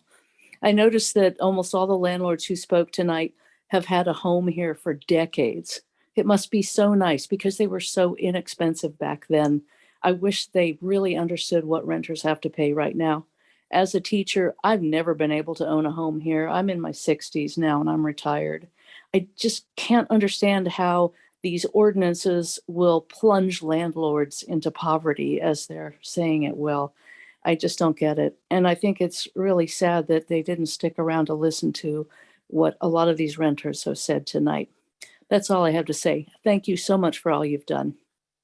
Thank you very much. The next speaker is Adam Neville, followed by PJ Pfeffer. Adam, you're unmuted now. Hi, can you hear me? Yes. Great. I am a 57-year-old resident. I was on the Fairfax volunteer board for 3 years, head of the PTA, been here for 29 years. I'm a homeowner. I didn't hear about this ordinance until recently. Probably my bad, but the one thing that scares me the most is a renter or somebody I rented a room to would be able to sublet. I'm getting close to retirement. Work has slowed down for me during COVID, but the idea of renting out my house or a room and then thinking that they could bring in whoever they want if they moved out really scares me to no end. I have no problem with rent control. I think it's a great idea. I would consider myself a socialist Democrat myself. I was a renter most of my life, grew up in poverty as a child. So what this is going to do for me is I would probably just go to short-term rental and put it on Airbnb where I can make a lot more money. So I don't think this is really a solution for Fairfax, and I hope that you can reconsider parts of the amendment as it's been signed into law so far. Thanks very much for your time. Bye. Thank you. Thank you. The next speaker is PJ Pfeffer, followed by Mallory G. PJ, you're unmuted now. Thank you. No one is presenting the amount, no one's presenting an explanation of the amount of the increase in cost for landlords. How much more does someone in the business of renting out a home to someone have to incur? The cost that has come up again and again is the cost of no longer renting one's unit because such person does not want to rent if subject to these ordinances. As mentioned earlier, that's a self-imposed cost. It does not indicate an onerous increase in the cost of being a landlord, and it's the distraction to suggest this is imposing a financial burden. The only economic argument I heard appealed to simple supply and demand. It is well understood that such dynamics are completely distorted in a supply inelastic market like Marin housing. As was mentioned earlier, landlords charge a monopoly price. I only heard consistently that landlords want to preserve the right to exclude. That's the heart of this issue. The right to exclude. And I, similarly to an earlier speaker, was very disheartened to hear that support of the right to exclude keeps appealing to casting proponents as outsiders, as sinister agents trying to invade the town. Mr. Pfeffer, that's a minute. Thank you very much. Thank you. The next speaker is Mallory G, followed by Deepa Varma. Mallory, you're unmuted. Okay, hi. I'm going to speak. I've been on the Affordable Housing Committee for, I don't know, 3 terms. I'm not really sure. But I also want people to understand that this is an issue for both. Somebody said this is a human rights issue. Yes, it is for both sides. And people who are renters, who are not gouging, our owners who are not gouging their renters, should be honored as much as the renters who can't say they can't afford to pay more. And I understand that. But we need empathy on both sides of this and not make this enemy. How can we make this work?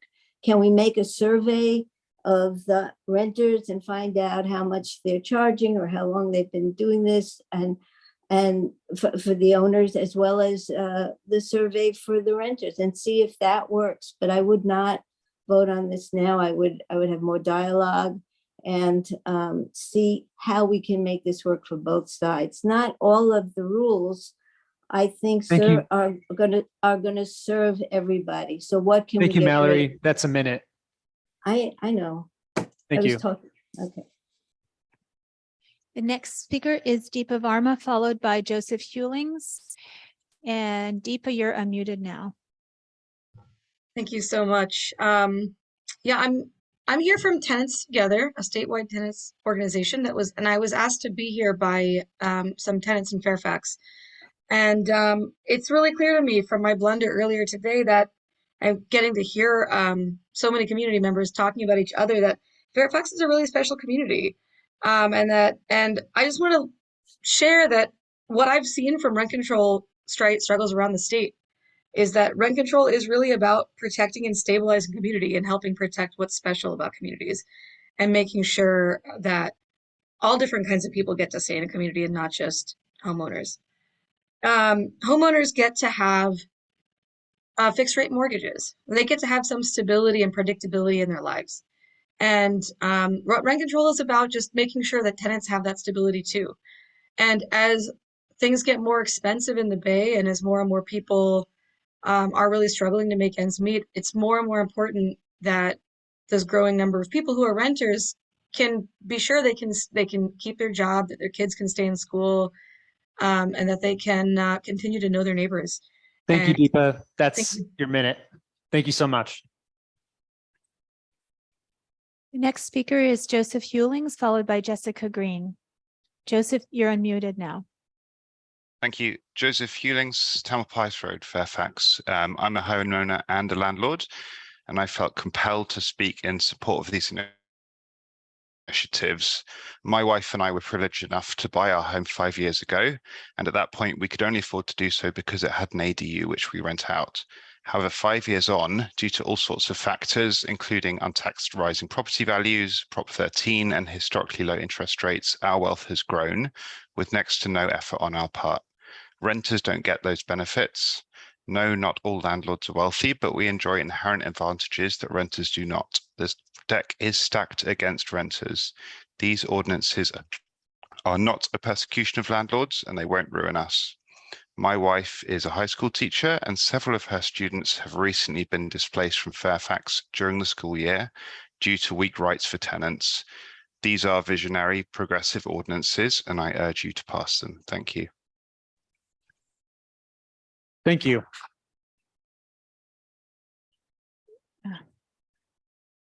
The next speaker is Jessica Green, followed by Sandy Hancher. Jessica, you're unmuted now. Yes, here's my concern. I think a lot of landlords wouldn't mind having a cap on rent raises. That seems to be a big issue, where some people get huge rent raises and have to leave. I think something like that would be fine. It's just taking away your privilege of, if you have a roommate that doesn't work with you, it doesn't work in your life, to not be able to change. I had somebody that was burning candles with terrible scents, and I'd be stuck with that forever with these ordinances the way they are. So it'll eliminate my really being able to rent something out, because I don't want to be stuck with something like that. But I think making a new ordinance where there's a cap on rent raises, that would make a lot of sense. But as far as people being able to bring in other people, sublet to them in your own house, and choosing who you're going to live with in your house, there's something wrong with that ordinance. Thank you, Jessica. That's your minute. Thank you. Next is Sandy Hancher, followed by Jody Timms. Sandy, you're unmuted now. Hi, can you hear me? Yes. Okay. I've lived in Fairfax for 35 years. I am in support of the two ordinances passed and put into effect December 2nd. As a homeowner with the possibility of renting my home, building an ADU, I approve of laws which protect 1/3 of Fairfax population who are renters. As a homeowner, my home value has gone down since the rise in mortgage interest, but as a Marin County resident, I'm confident that my home's value will continue to rise. I expect it. I have a mortgage that gives me stability. I know how much of my income will go into housing. When I was a renter for many decades, I did not have that. Although most landlords in Fairfax are fair and concerned about their tenants, there are some exceptions. I have seen friends charged exorbitant rents for one-bedroom place that was literally falling down the hill. I have known people who've lived in their rentals for years who for no valid reason were evicted. Thank you, Sandy. That is a minute. All right. Next speaker is Jody Timms, followed by Pamela. Jody, you're unmuted now. Good evening again, Mayor and Council and community. I wanted to talk about climate change. I'll just very quickly say that things are dire on the international front, but locally, I want to be sure folks are aware of the joint Fairfax San Anselmo program where you can get a free assessment of your water heater, so, your gas water heater, so you can look at replacement. There are 14 families in Fairfax who've signed up for it, but 21 in San Anselmo.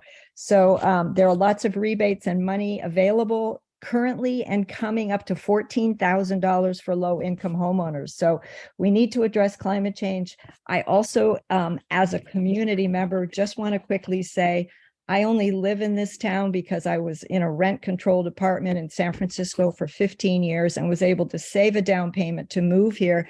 And I really want to thank you for your support of renters. I am a homeowner and a renter. I mean, I have a renter, and thank you very much for the work you're doing. Thank you, Jody. Next speaker is Pamela, followed by a Zoom one share 8958. I don't know what that is. Pamela, you're unmuted now. Hi, good evening all. This is Pamela Meggs. I'm a retired RN. I have a master's in community health. I'm going to talk about the rent control stabilization. I've been on both sides of the fence. I was a renter. I mean, I rented out 2 rooms here. It was a nightmare. I had to pay someone to get out, and I'm not going to go into the stories. My own 2 children can't live here.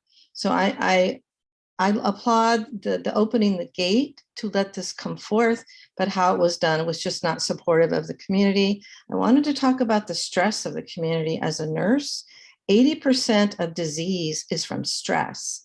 80% of disease is caused by stress.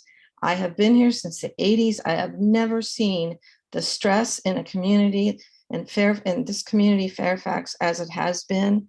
It makes my stomach hurt just to talk about it. And I'm asking you and imploring you to please start over, get an advisory committee, or have some neighborhoods come together on this. But I would ask you to start over. Thank you. Thank you. Thank you. The next speaker, I'm muting you. If you can tell, you're unmuted.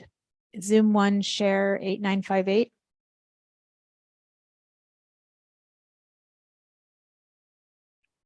We could probably go on to the next. Okay. The next speaker is MM and followed by Erica Milligan. MM, you're unmuted now. Great, thank you. Our community includes low-income families, people with disabilities, and people of all ages who are both renters and housing providers. The housing situation affects all of us and is deeply personal to many. This issue warrants collaboration and coming together to listen to all community members to create an equitable and sustainable solution. On the Fairfax Town Council website, a government website responsible for transparency with its community, there is no mention of these ordinances. They are not listed in the annual goals, nor on the page reporting renter protections. As you can hear today, many people, including myself, never received any notice before these ordinances were passed. In meetings with council members, they have admitted that appropriate outreach was not performed, especially to housing providers. Unfortunately, this process has not been created using a community-based process where all stakeholders are included. The division you see is a direct result of this lack of inclusion in the process. It's especially distressing given that many of us actually do support diversity, equity, and inclusion and affordable housing and equity for all members of this community. You have denied us that inclusive process. Thank you, Kristen. That's You some. address this. The next speaker is Erica Milligan, followed by Jack Buckhorn. Erica, you're unmuted now.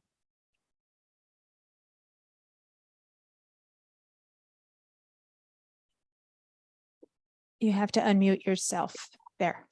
Hi, thank you. This is Erica Milligan. I just wanted to say thank you very much to the council for continuing to hear comment and for your continued support of these measures. We've spent 8 months working on this. I am a homeowner here in Fairfax. I am not currently a member of the DSA, but I've been involved in this from the beginning. I'm a local person. I care about this, and I think you're making the right choices. I think it's really important to hear all the voices and address the concerns of homeowners, but it is really important to make sure that our community is safe and able to live in Fairfax. So I thank you for your work, and I urge you to continue these ordinances as. All right, thank you. Next speaker is Jack Buckhorn, followed by Julian Pirondo. And Jack, you're unmuted now.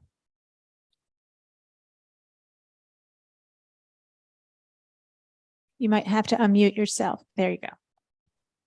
Great. Yeah, good evening. I'll keep it short. I agree with Jack Buckhorn, Executive Director, North Bay Labor Council. I've commented many times, you know my position. I support the DSA comments that were made this evening.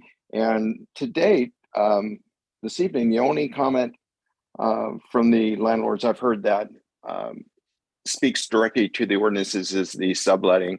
The ordinance allows landlords to refuse that request. So there's just misinformation out there, and we need to do a good job of trying to educate. So thank you for your time. Stay the course. This is very good for your community. Thank you, sir. Thank you. The next speaker is Julian Pirondo, followed by Megan. And Julian, you're unmuted now. Hi, my name is Julian. I'm a Fairfax resident. I just wanted to speak quickly about the some of the language used by landlords tonight, especially prevalent during the early stages of this meeting during public comment. The term resident was being used when talking about landlords, when landlords were speaking about themselves. But when referring to the people that are proponents of these ordinances, they were talking about using the term outside agitators, which was incredibly disingenuous because we're people that live in the community that have been supporting this from the beginning for the past 9 months. And we're people in the community. That's all that needs to be said. We're not outside agitators. This is stuff that's happening to us, to the people of this town. And it's just disingenuous to suggest otherwise. Thank you.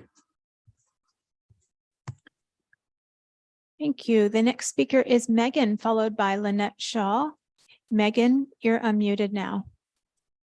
Hi, I want to offer my enthusiastic support for both renter protection ordinances, which will have tangible substantive benefits for a huge portion of our community.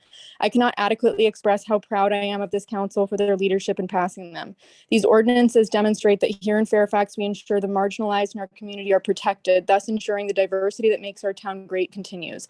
It's clear that many landlords and wannabe landlords in town were previously under the impression that they could just casually be a mom and pop landlord. But being a landlord is a business. It has investment risks and a duty of care. Checking out so thoroughly from town happenings that they miss half a dozen articles in 2 local papers, several town meetings, a mailer from the largest pro-landlord lobbying group in the state sent to all Fairfax residents, and more really does not instill faith that these landlords are staying up to date on the legal requirements of their business and duty of care to their tenants. I hope this is an opportunity for increased engagement in town politics. A functional democracy relies on an alert electorate, but any vote a vote this council has already taken by an overwhelming Fairfaxians. Thank you, Megan. That's your minute. Sorry. I fumbled it. The next speaker is Lynette Shaw, and followed by Claire Armitage. Lynette, you're unmuted now. Okay, thank you, town council, and thank you, town.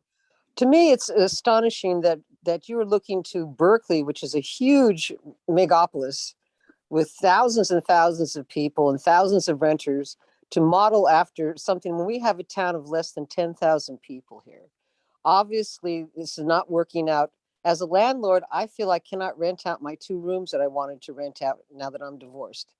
I am very unhappy with the way this has happened.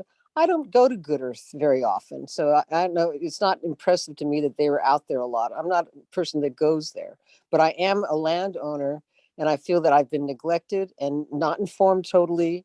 And now I'm afraid there's two rooms are going to be removed from the rental market because of the confusion and the possibility that I might have again a tenant that was incompatible and I can't get rid of them and I might have to pay for them to move. That's not fair to me. I'm barely making it. And also to take advice from Berkeley and to pay them money when they have no idea of how we are in Fairfax and how a small town that's been so close knit for so long should be taking advice from a huge city like Berkeley with a university. Thank you, Lynette. That's your time. Hey, thank you. I forgot to start the clock. Okay. Next speaker is Claire Armitage, followed by Richard. Claire, you're unmuted now. Thank you. Many of us who own property in the town of Fairfax feel that our concerns were not taken into consideration and that we did not have a place at the table. And there's a kind of fury that is raging in the community right now. And it has as much to do with being left out of the democratic process as it is about the draconian ordinances you passed. And despite your unconvincing words to the contrary, without even a passing consideration for the long-term effects on our lives, futures, and the town itself. Democracy is messy. It requires skill to bring together sides with opposing interests, but consensus can be reached with leaders who are up to the task. I hope and trust that you, our town council, have these requisite skills going forward. Compromise is a hallmark of a functioning democracy and something to be sought, not overlooked because of the complexity. In support of democratic principles, I ask you to repeal these ordinances and begin again, this time including all affected parties. Thank you. Thank you. By the way, Michelle, are we making like a significant dent in these? Are we like nearing the end? Just wanted to check.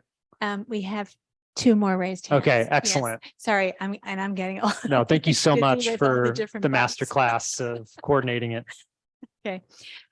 So thank you. The next speaker is Richard, followed by SR. Richard, you're unmuted now. Hi, thank you, Council. I just wanted to say to you all that, the angry mob and the, onslaught of Nextdoor and emails and whatever can create a certain perception. And I think it's important that, as a person who's attended a majority of council meetings in the last number of years, everyone has that opportunity, and the agendas are posted. And if you can't come to a meeting, you can't show up on the Zoom, you can see what's happening. You can check in on the agenda. And so what I've noticed in this town is whenever something affects somebody, suddenly they show up and they become indignant that they weren't informed and how come they didn't get to chime in on things. And as has been clearly articulated, there was months of stuff, nothing nefarious going on here. And please don't back down on that and cave under on those accusations. You've all done your jobs professionally and correctly. And so that's one thing. The other thing is this, well, I only have a minute, so I'm going to stop here. I have more to say, but thank you for your work. Thank you for acknowledging the time constraints. The next speaker is SR, followed by nobody. And you're unmuted now. Hi, thank you so much for taking the time. I just wanted to say that I agree with a lot of the people who have spoken about not being informed. And I also just want to point out that this doesn't have to be one side wins enormously and the other side loses so enormously that they take their rentals out of the game. I think there's a lot of people on the margins that actually do own property. I know that doesn't fit neatly into a narrative, but there are people who are struggling who do own property, who that is their only form of savings, if any. And I think those people are being completely ignored.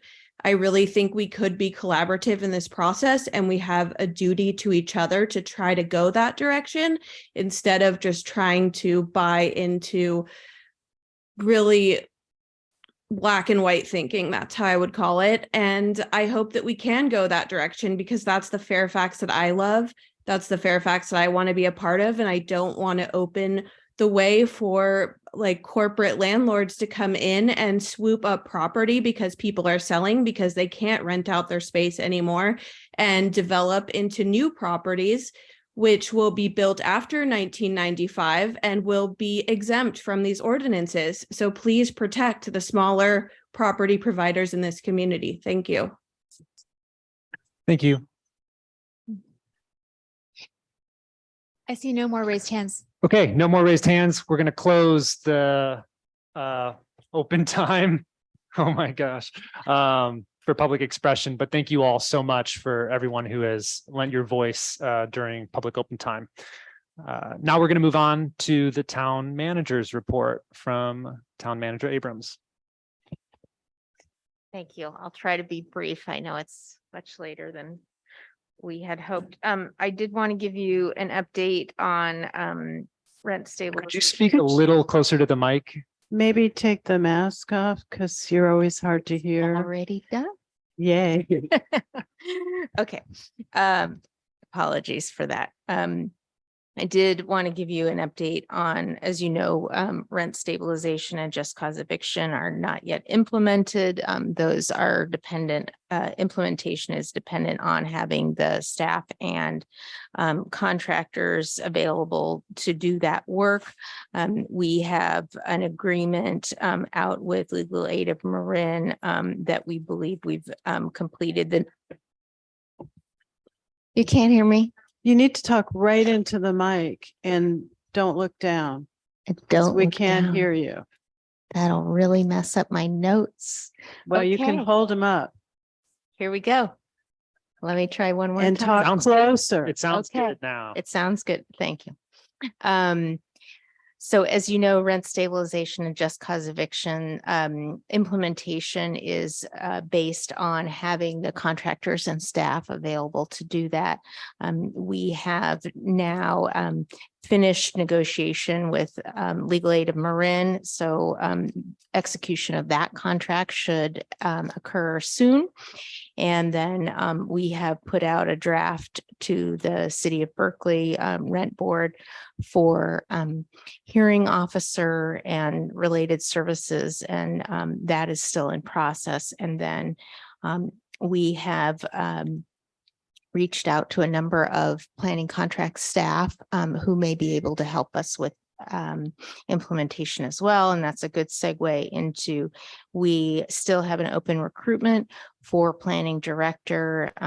And we need to pursue a strategy of working with a planning contract planner in order to do that. And we've had at least one meeting on that. So I'm hoping that by our January meeting, I'd be able to bring a contract to you for that.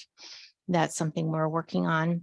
Is that just real quickly, is that the new contract for a contract planner or? For contract planner, yes. Okay. Yes. And we will certainly need that, as we know that our interim planning director is a retiree, and so has a limited number of hours. And then so I'm confused at what you just said. So you said the contract planner that would work on this rent stabilization, you hope to have that contract to us in January. No, okay. no. And then you started talking about the planning director. Who is it that you're bringing? Sorry. What contract? So contract planner would help with all of those things. And we also, of course, we have the housing element. We have the short-term rentals, parklets, all of those projects need. So the contract planner would be the planning director. Is that what you're talking about? Well, we haven't quite gotten there yet. But the idea is that we desperately need staff Yeah. to be able and to you're talking do all about of that, these that programs. same role. I Mhm. think it was just, we couldn't hear. Oh, very I'm so well. sorry. So you moved from talking about talking with Berkeley and LAM to then the planning. And I moved to another Separate- bullet point, separate if you topic, will, yeah. which is a contract planner. Yes. Because we're going to be losing the interim planning director, and we have an opening for a planning director, but that is yet to be filled. That's correct. And we're still concurrently moving along in that process simultaneously as this contract you're mentioning about a contract planner in the interim. Yes, that's correct. And so that position is very hard to fill. Actually, many positions within the public sector are now very, very hard to fill. So we, are trying to prepare for that. And then I wanted to let you know the Public Works Director, Lauren Umbertus, and I took a tour of the flood detention basin recently, and that is in county area, but it is something that the county is nearly finished with all of the construction and is planning to do a ribbon cutting public tour, which I think would be, really of interest to Fairfax residents as well as the council itself. And then I wanted to give you a reminder that Town Hall is closed for furloughs between December 23rd and reopening January 3rd. And that concludes my report. Thank you. Any other questions? Yes. Vice Just Mayor a Cole? question. So this is on the detention basin. One of the things when this came to us from the county, I brought up the issue of repairing the roads. And as soon as we do that ribbon cutting, we need to talk to them about the road repairs from their heavy equipment out on Sir Francis Drake, starting before Canyon Village, which is where I live. There's been tremendous damage to the roads, and it's because of their heavy equipment. So at the time I brought it up a couple of years ago, they sort of waved it aside. So I've been talking to Lauren about it and you about it, but I think the time is come to talk to them about paying us money so we can repair those roads. Great idea. Thank you. Thank you for that, Vice Mayor Kohler. If that concludes the town manager's report. Yep. Sure. Thank you. Actually, the flood district, recently I was provided with a report that off the top of my head, because I wasn't prepared, has collected approximately 39 and speak a little closer to the microphone. Okay, the flood district 9 since 2006 has collected $39 million. They have spent $35 million. They still have $4 million, and they should certainly be responsible for the way they have, excuse the expression, squandered this money on consultants and reviewing old studies going back to, I think, 55 or 57 that you could ask Frank. So I support Barbara in having those funds allocated to our roads that they damaged. Thank you. Thank you. Hi, Todd Greenberg here. As all of you know, I'm long been questioning why this town council's been practicing aspirational politics and not taking care of fundamentals like the roads and the sidewalks. And again, I know some elderly residents and others that are very concerned about the condition of downtown. I'm asking a question that I'd like be answered publicly on the website, or maybe you, or maybe at your direction, the town attorney could inform us tonight. Has the town municipal code been strengthened so that utilities have to repair out to the middle of the roadway, such as Saratoga and Rohnert Park have. You can look to their muni codes. They're very strict muni codes. I've been informed by a paving contractor here that in the past, our muni code, he considered weak. Thank you for that comment. Thank you. Appreciate it. Frank Anger here. It's getting late, isn't it? Just a quick comment on the detention basin.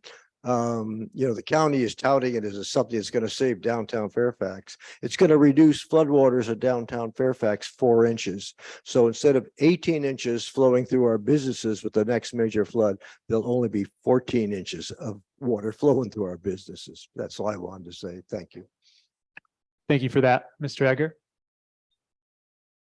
And are there any comments on Zoom, Michelle? No, there are not, Mr. Okay, Mayor. we will move on to the consent calendar. The council may approve the entire consent calendar with one action or vote. And the alternative items may be removed by any town council or staff member for separate discussion and vote. Opportunity for public comment on consent items will occur prior to council's vote on the consent calendar. And are there any? Yep, Councilmember Kohler or Vice Mayor Kohler? You can call me Barbara. Thank you. Just a couple of comments. One is I want to thank you, Mayor, for putting together the information for the item on the net energy metering 3.0. Thank you for working on that. And then I also want to mention something I've talked to or shared with our planning director, Umbertus, regarding the electric mower. First of all, to thank him for all his work and also bringing our DPW staff to try it, which is great because they're the ones going to have to use it. But I also shared with him, and since, oh, there he is. Hello, Lauren. He mentioned the idea of sharing with a adjacent jurisdiction like San Anselmo. And I have concerns on wear and tear on that piece of equipment, as well as potentially somebody rolling over on it. This is a great piece of equipment for us, and he might want to just share his response to that. And the other thing he talked about was not getting a backup battery at this time, but he did mention, even though he thinks our work could be done on one charge, I think it would be a good idea to have a spare battery in case we need to do the change out, and also in case we run into supply chain issues. So Lauren, maybe you could just briefly touch on your responses to those questions. Thanks for being here. Sure, of course. My name is Lauren Umbertus. I'm your Public Works Director.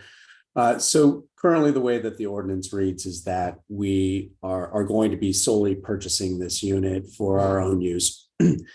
We can certainly have discussions about how we want to utilize that equipment and decide whether we want to share costs. But at least in this particular case, we are purchasing it for ourselves.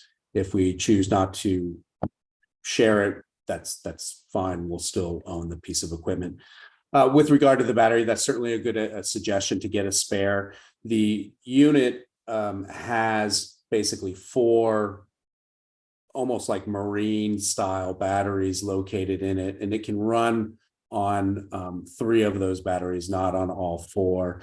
The idea behind purchasing those batteries in Sausalito when they got them was that they could hot swap as they were doing the work. We didn't anticipate that would be necessary for the amount of work that we have here, but it's certainly a good idea. It's actually a really good idea to have an extra just in case we need it. It wouldn't be something that we would probably actively use when we're working on it, but the idea of having an extra battery in case one of them fails is a good idea. We'll research that cost. That can be done as a separate purchase beyond this one. And then we can have further discussions about the use of that equipment by neighboring agencies. Okay. Thank you very much, Lauren. Of course. Thank you. Any other questions? I'm going to, just save yours. Okay. I'm going to open up the public comment on the consent calendar. Thank you, Mayor. Frank Ager again, 13 Middle Way. I'm speaking to item number 11. 195 Pine Drive is at the unstable end of Pine. Previous geotechnical reports have identified the landslide issues up there. In addition, the State Division of Mines and Geology sent state geologist Ted Smith to live in Fairfax for over 1 year for the purpose of mapping potential landslides on every street in town. And all that data is available to us. The house remodel at 195 Pine Drive, raising the structure, excavating between the structure and Pine Drive, and cutting a new road down to the house caused the road to collapse. That project did not have proper building and excavation permits from the town. Fairfax has paid $500,000 to fix that portion of Pine Drive. I urge the council to file a claim to have the owner and a contractor of 195 Pine Drive repay Fairfax and the Fairfax taxpayers. Thank you. Thank you, Mr. Egger. Next speaker. Hi, Todd Greenberg, downtown Fairfax. I'd like to ask you a question, hoping that Lauren and perhaps whoever's the designated person to apply for grants might help save the town some money. I've read on item number 12, the staff report about this new electric mower that was just discussed. Apparently that mower replaces 2 gas mowers. So I want to know what the previous work schedule was, or it would be helpful to know if one is going to be sufficient to replace 2, just out of curiosity. And then my second question is, is it possible on all purchases that do qualify for rebates, particularly given the town has this stated objective and has told residents and professional landscape contractors that there are rebates available? Can we ensure that the town applies for all the rebates that were just in the town newsletter for purchases such as this? Thank you. Thank you, sir. Michelle, is there anyone on Zoom? Yes, Mayor. There's one raised hand on Zoom. It is Igor Tregub, and you are unmuted now, Igor. Great. Thank you so much, Mayor and Council. I'm Igor Tregub, Senior Policy Advisor for the California Solar and Storage Association. I would like to speak in support of item 10. Thank you very much to the Mayor and Council for considering a letter to the California Public Utilities Commission and the Governor to reverse a proposed decision that will effectively double the cost of rooftop solar and battery storage for residential projects, and also have an adverse impact on anyone trying to get commercial solar projects installed on the rooftops of nonprofits, small businesses, schools, and critical care facilities. And I think, well, I would like to thank you for your continued leadership. There are a number of local jurisdictions that are united behind a call to the governor and to the CPUC to not send solar off a cliff. And so thank you so much for joining a number of cities throughout the state in sending these letters. This decision will be potentially made next Thursday. And so there is not a lot of time. And so your voice is critical. Thank you so much. Thank you, Mr. Tregub. Anyone else? Nobody else. Okay, we'll close the comment on consent. And any comments from my colleagues here? Do you have one, Councilmember Beckman? Yeah. I'll make a motion to approve the consent calendar. Okay, motion Ackerman, second. Okay, second Kohler. Can I have a roll call vote? Yes. Councilmember Blash? Yes. Vice Mayor Kohler? Yes. Councilmember Ackerman? Yes. Councilmember Hellman? Yes. And Mayor Catrano? Yes. All ayes. Thank you. Okay, motion passes. Thank you all. We'll move on to the regular agenda, item 14.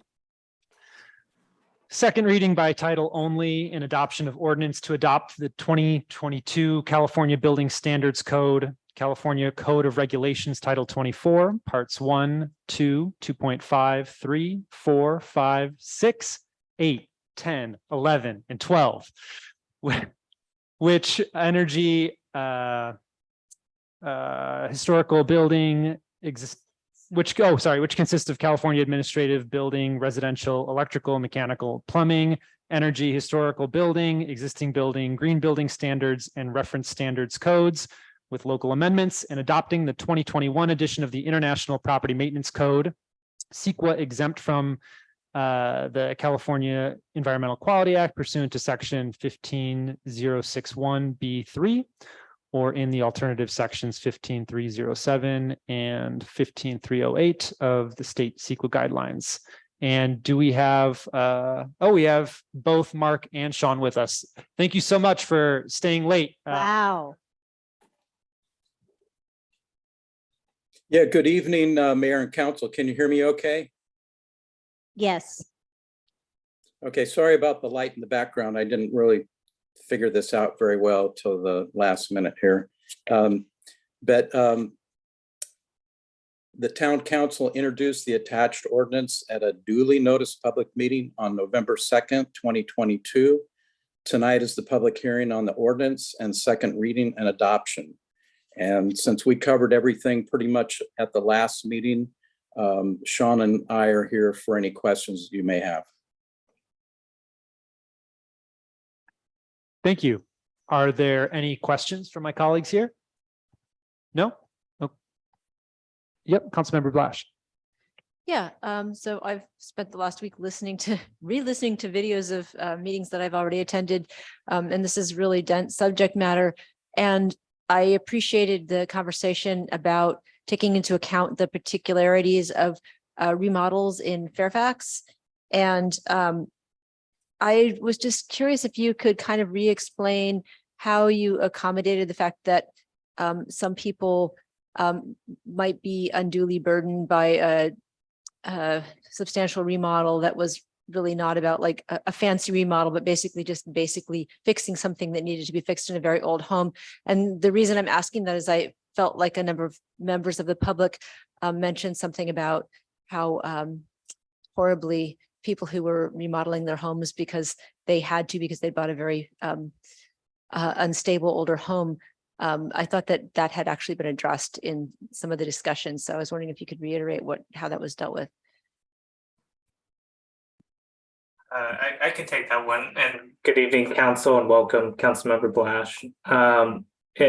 So just to reiterate what is actually in this ordinance, it does not require all electric appliances for substantial remodels. That was the big discussion we were having in some of those previous council meetings, and because there were concerns about the added costs of going all electric for those substantial remodels. But in general, what the ordinance does include for additions and alterations, which would also cover substantial remodels if it's more than 200 square feet, as far as the affected floor area of the project, you have to utilize this flexible compliance pathway, which includes different energy efficiency and electrification measures. It doesn't require specific electrification measures or efficiency measures, so applicants can choose among them. And these measures have already been proven to be cost effective by the state REACH codes team. So they've done multiple cost effectiveness studies on using this type of tool. And the county has recently adopted a very similar ordinance that includes these types of measures. So that's kind of the balance that we struck with the ordinance, is still trying to push forward electrification measures, to address the emissions obviously from buildings, and start reducing those emissions, but try to keep the cost of doing these types of projects to a manageable level. Hopefully that answers your question. Thank you. Okay, any other questions? We'll go to public comment. Oh, we'll open the public hearing on this item. So you're going to open the public hearing and then we'll close the public. Yep. hearing. May I? Yeah, please begin. Okay, thank you. I remember when this was first discussed, and Mark Lockmy's comments, I think should really be considered that at a 200 square foot remodel, and it's not really defined as what a remodel is outside of possibly getting a permit to fix a plug or something, that this is going to preclude most people from fixing their homes because they can't afford it.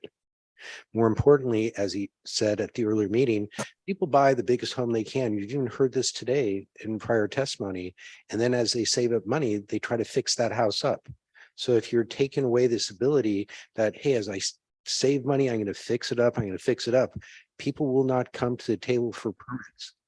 Well, excuse me? Okay, I don't know where that sound came from, but if I may, so I really think that the floor of 200 square feet is going to disproportionately hurt our community. We talk about equity, we talk about the ability to own a home or even to have a unit to live in. These are the type of things that preclude those opportunities to live there as well as own. So I encourage you to go back to the earlier definition of a substantial remodel at maybe 50% of the square footage of the house, because that way you're going to encourage people to stay under that and bring these things up to code and make the houses we want to see in Fairfax are safe.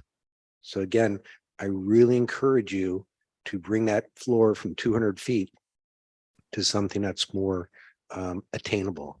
Thank you. Thank you. Next speaker. Hi, Todd Greenberg here, downtown Fairfax.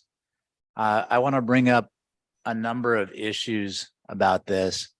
Fairfax is supposed to be family friendly, and there are, what is going on now is you're trying to find housing solutions for all kinds of people. Well, this is good intended too. I understand all this is meant to be good intended. But you need to, again, I think these things through very carefully. And I'm going to give you an example. At 200 square feet, if somebody becomes pregnant or a couple becomes pregnant and there's a new kid on the way and their place is small, or they need a room for the kid, or they have a second kid and they're bursting at the seams, they might need to do that, but they might not be able to afford converting to all electric. And also another thing, converting to all electric means that in a town that is plagued by power outages, we're not a resilient community. During the winter, if the power was out right now, you wouldn't have a warm home if you didn't have the ability to have some gas. So outlawing gas and making a mandatory conversion to electrical imposes huge costs and decreases resiliency. It also adds to danger when you don't have a ability to have a natural gas powered generator. All right, because that's the safest generator for those who can't afford batteries. Batteries are really expensive right now. Most people can't get solar, and the people who can get solar can't typically get batteries. So I'm concerned about a resilient community. I'm concerned about families being able to have kids, and then about costs. And to wrap it up really quickly, I had a conversation with Augie Venezia, who runs Fairfax Lumber, and he told me the cost to convert from gas is actually a lot larger than one might think if you're not familiar with construction, that you have to convert. It used to be to 200 amp panels. Now it's to 300 amp panels, and you have to rip open walls, and that it's huge, huge cost. So I'm in favor of making things more climate friendly. Thank you. Anyone on Zoom? Yes, we have 3 raised hands. The first speaker is Holly Beatty. And Holly, you're unmuted now.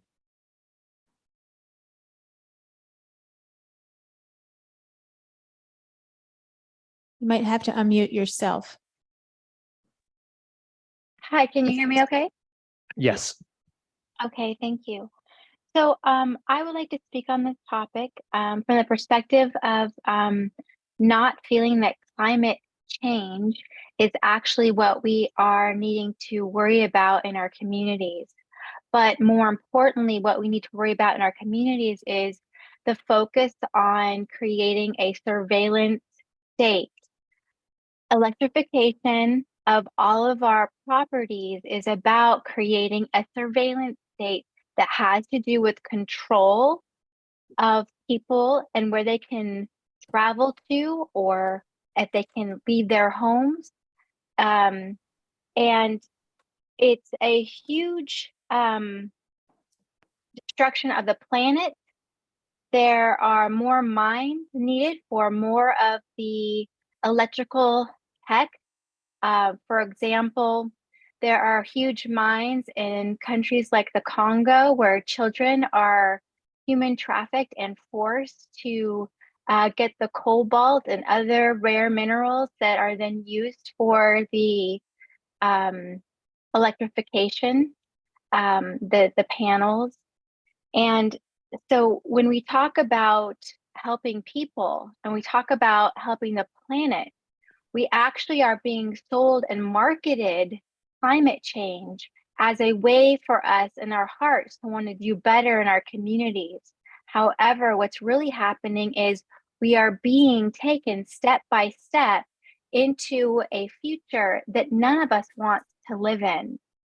We're not going to save ourselves by making everything electrified. We're going to create smart cities that have facial recognition and high controls over where we can move and where we can't. And so I think that's really what we need to be looking at now instead of this policy. Thank you very much.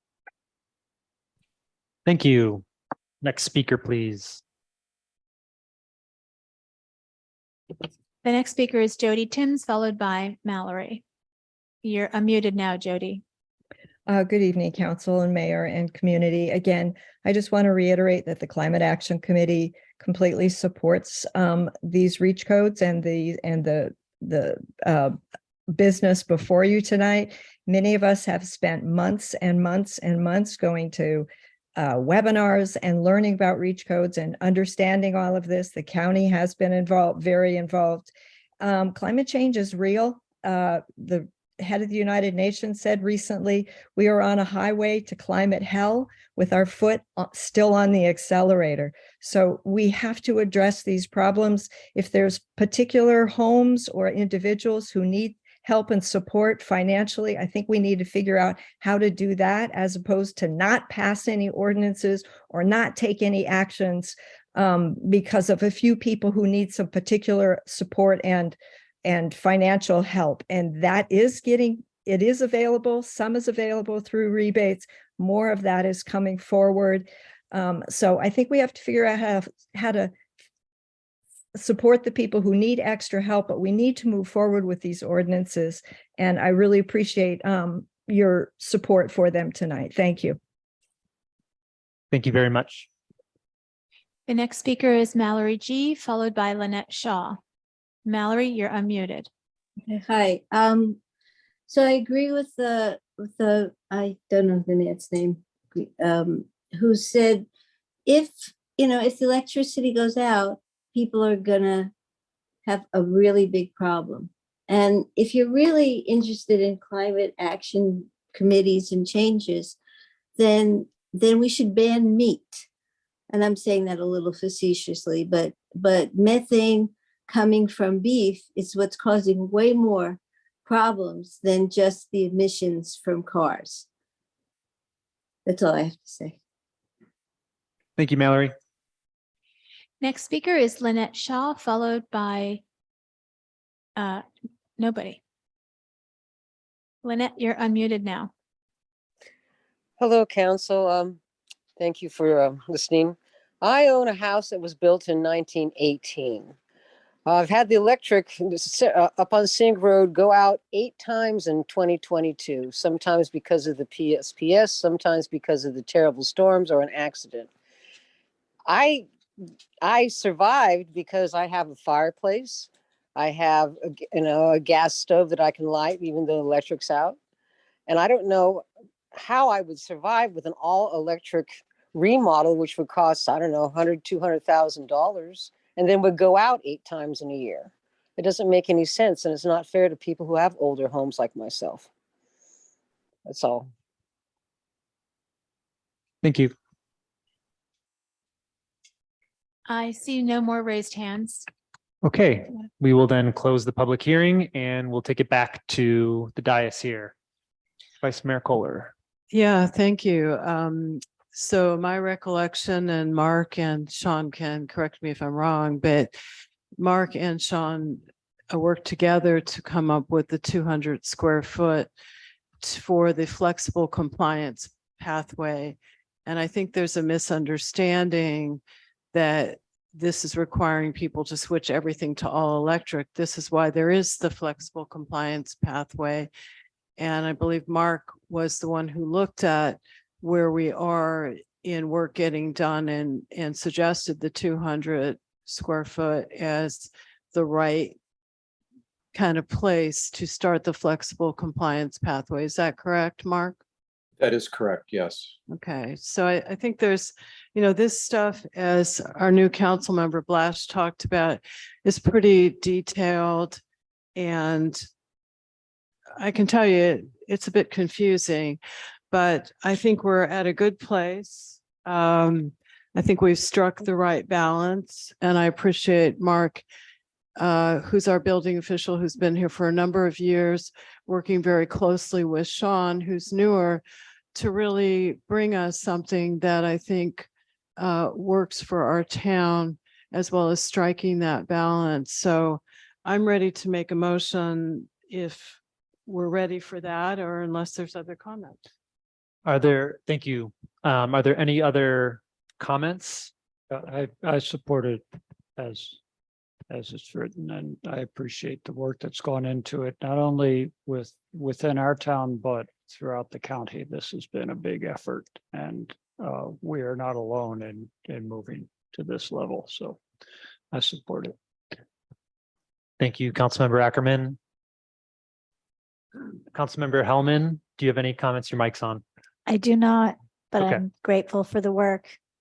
Okay, thank you. And I would just add one thing, which is in addition to the distinction that needs to be clear between going all electric and this flexible compliance pathway that we have been talking about. The other thing I just want to make clear for the public is the distinction between triggering the flex compliance pathway if you're doing a remodel and the actual substantial remodel, which is the 50% or more, which they're two distinct things. So I just wanted to acknowledge that those are clearly distinct things in this document as well. Thank you. And we have a motion. Is there? Well, I actually have to make the motion because I have to read it. Oh, excellent. Thank you. So thank you, Mayor, and thanks, everyone. I'd like to make a motion to waive the full reading, read by title only, and adopt ordinance to adopt the 2022 California Building Standards Code, California Code of Regulations, Title 24, Parts 1, 2, 2.5, 3, 4, 5, 6, 8, 10, 11, and 12, which consists of the California Administrative, Building, Residential, Electrical, Mechanical, Plumbing, Energy, Historical Building, Existing Building, Green Building Standards, and reference standards codes with amendments, with local amendments, and adopting the 2021 edition of the International Property Maintenance Code. We have a second? I would second. Great. A motion Kohler, second Ackerman. Can I get a roll call vote, please? Yes, Mayor. Councilmember Blash. Yes. Vice Mayor Kohler. Yes. Councilmember Hellman. Yes. Yes. Oh, sorry. It's late. It's okay. I skipped, I went straight across. Anyway, Councilmember Ackerman. It's my turn now. Yes. And Mayor Cutrano, Yes. eyes all. Okay, motion passes. Thank you. Then we'll move on to the next item. Thank and- you, Mark. Thank you, Sean. Yeah, thank you both for Thank being you. here so late. And speaking of folks to thank for being here so late, we're going to move on to the next item in the public hearing, which is item 15. Just second reading by title only and adopt. Mayor, just before you do that, because we're really close to 11:30, maybe we can do the if you Waive don't the mind. 11:30 rule. Yeah, waive the 11:30 rule, I think. Okay. So I would make a motion to do that. I hope you don't mind me interrupting. We're just Second. so close.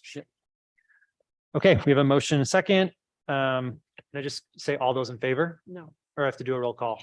It's the hybrid meeting roll call requirement. Got it. Just wasn't sure if that was if all of the, if a council member was on Zoom or if it's just general like that, but okay. So I'll take a roll call vote. Yes. Councilmember Blash, Yes. Vice Mayor Kohler, Yes. Councilmember Hellman, Yes. and Councilmember Ackerman. Yes. And Mayor Cutrano, Yes. eyes Okay. all. Thanks. Motion passes. Okay, move on to item 15. Second reading by title only and adoption of ordinance to adopt the 2022 California Fire Code, portions of the 2021 International Fire Code with certain local amendments and additions, and Appendix A of the 2021 International Wildland Urban Interface Code, CEQA exempt from the California Environmental Quality Act pursuant to section 15361B3, or in the alternative sections 15307 and 15308 of the state CEQA guidelines. And I believe we have Rob and Derek with us. Yes, Thank you for being with us tonight. our pleasure. If you'd like me to move on, well, thank you, Mayor and council members for having us. At its meeting on November 2nd, 2022, the council introduced by title only and waived the further reading of the attached ordinance as amended prior to introduction.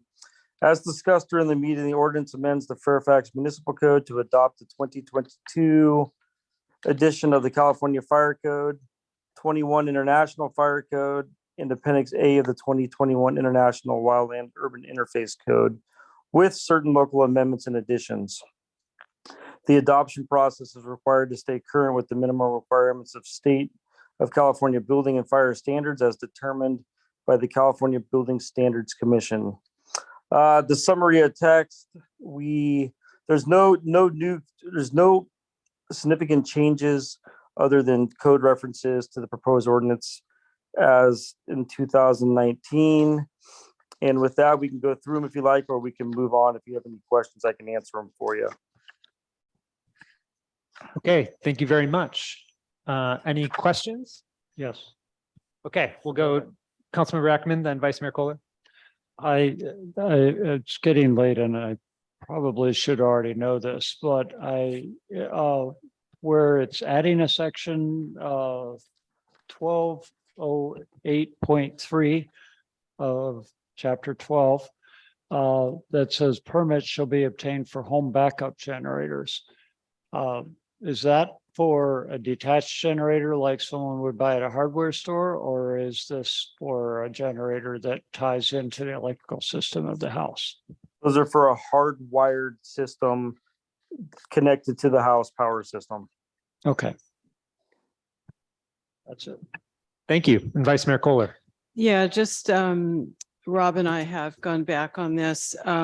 There were a couple of changes that I recommended last time, and I understand they were made, but inadvertently, the previous version was listed or was uploaded. So on page 23 and 25, it says the town of Ross, and Rob has assured me that he's changed that to town of Fairfax and sent such a version.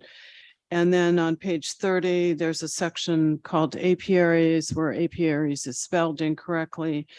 So I understand there is a correct version and we don't have a supplement, but those changes have been made. So if we go forward to adopt these, we should just make sure we reference accepting those changes. Is that okay with you, Fire Inspector Bastian? It'd be okay with me as long as it's okay with counsel, legal counsel. Okay, thank you. Okay, is that it, Vice Mayor Kohler? Thank you for catching those corrections. We'll now open the public hearing on item 15. Hi there, this is Todd Greenberg, downtown Fairfax. Hello, fire officials. Thank you for being here. I've got a question for you. I don't know if there's an easy answer, but if you can try to answer it, it'd be great. Or if you could get back to us. I'm curious what your views are, what the data shows as far as generator safety in terms of gasoline generators versus natural gas generators. It's my understanding that a natural gas generator that is plumbed into the house is much safer and that it doesn't have to be refueled by people who are not skilled at operating a generator in instance of an emergency. I'm wondering if you have any incidents that you can data that you can provide related to gasoline generator fires versus natural gas generator safety. Thank you. Thank you. Are there any people on Zoom that wish to speak? I do not see any raised hands on Zoom, Mr. Mayor. Okay, thank you. We will close the public hearing on this item and take it back to council. Any comments from council? I'll go ahead and make the motion just because I have those changes. So I would make the motion to waive the second reading, read by title only, and adopt ordinance number 873 of the Town Council of the Town of Fairfax, amending chapter 8.04 of the Fairfax Municipal Code, adopting the 2022 California Fire Code, portions of the 2021 International Fire Code, and Appendix A of the 2021 International Wildland Urban Interface Code, prescribing regulations governing conditions hazardous to life and property from fire or explosion, providing for the issuance of permits for hazardous uses or operations, and establishing a fire prevention bureau, and providing officers therefore, and defining their powers and duties with the changes noted tonight. I'll second. Oops, motion Kohler, second Hellman. May I have a roll call vote, please? Yes, Mayor. Councilmember Blash, Yes. Vice Mayor Kohler, Yes. Councilmember Hellman, Yes. Councilmember Ackerman, Yes. and Mayor Cutrano. Yes. Motion passes. Okay, thank you very much. And thank you, gentlemen, for joining us tonight, and have a great evening. Thank you. We will move on now to item 16, which is adoption of an urgency ordinance amending chapter 17.048 of the Fairfax Municipal Code relating to accessory dwelling units and junior accessory dwelling units, and determining the ordinance to be statutorily exempt from CEQA. And we have our interim planning and building services director, David Woltering, with us, as well as One of my colleagues, Kylie Otto. excellent. Thank you so much for being with us late this evening. Much appreciated. It's good. Mayor Cutrano and council members. Earlier this year, the California legislature approved and the governor signed into law a new bill, Senate Bill 897, that further amended the accessory dwelling unit and junior accessory dwelling unit statutes. And accordingly, local jurisdictions need to update their local ordinance to conform with state law. In this provision, SB 897, there were a number of changes, and the changes are as follows. Highlights. to allow certain ADUs to have increased height up to 18 feet or 25 feet from 16 under certain circumstances. Another item, to require front setbacks to be flexible, to yield, to allow for locating accessory dwelling units if necessary. And if local jurisdictions would want to deny an application for an ADU or JADU, there would be a need to provide a full set of detailed comments describing deficiencies and why the denial, and also how the applicant could remedy those deficiencies. And then also, the automatic repeal in 2025 was removed. Now the ADU statute is permanent. This new state law, SB 897, takes effect January 1, 2023. So as we're here at the end of the year in 2022, it's necessary that we move forward with an urgency ordinance in order to comply with state law. If the town would not do that, what we would find is that in terms of many of the provisions of our existing ADU and JADU ordinance, they would no longer be enforceable against an application that would come in. Basically, the community would be in a situation where the default to the basic requirements of the state law would apply, but the provisions, the nuanced provisions of local law would not necessarily apply. So for example, areas having to do with design, landscaping, architecture may not apply. And so in terms of timing and the potential threat to public health, welfare, and safety, we're recommending that you go forward and approve this urgency ordinance this evening. I should point out that in terms of the ordinance before you tonight, the items I mentioned, the 4 items I mentioned in SB 897, those have been addressed in terms of updating our local ADU and JADU ordinance. So those provisions have been brought into that ordinance. And I should also point out that we would like to make one adjustment. If you look at page 6 of the ordinance, the actual ordinance itself, under rental term, currently in the draft before you, it indicates rental term item 4, no ADU or JADU may be rented for a term that is shorter than 30 days. As brought to our attention by Councilmember Kohler, and kind of looking at the short-term rental ordinance of the community, and then looking at this language, we noticed an inconsistency. And so I would recommend that you add to the rental term a colon, and then indicate an ADU/JADU constructed with an ADU/JADU permit prior to January 1, 2020 is not subject to this rental term. And with that additional language, then I think there would be consistency between this urgency ordinance and the short-term rental ordinance. And if I Sorry, may- could you repeat that again? So I'd be happy to. Sure, it would. the ADU or JDU that is constructed prior to January, what was that? January 1st, 2020. Let me read it again for you. Okay, An ADU/JADU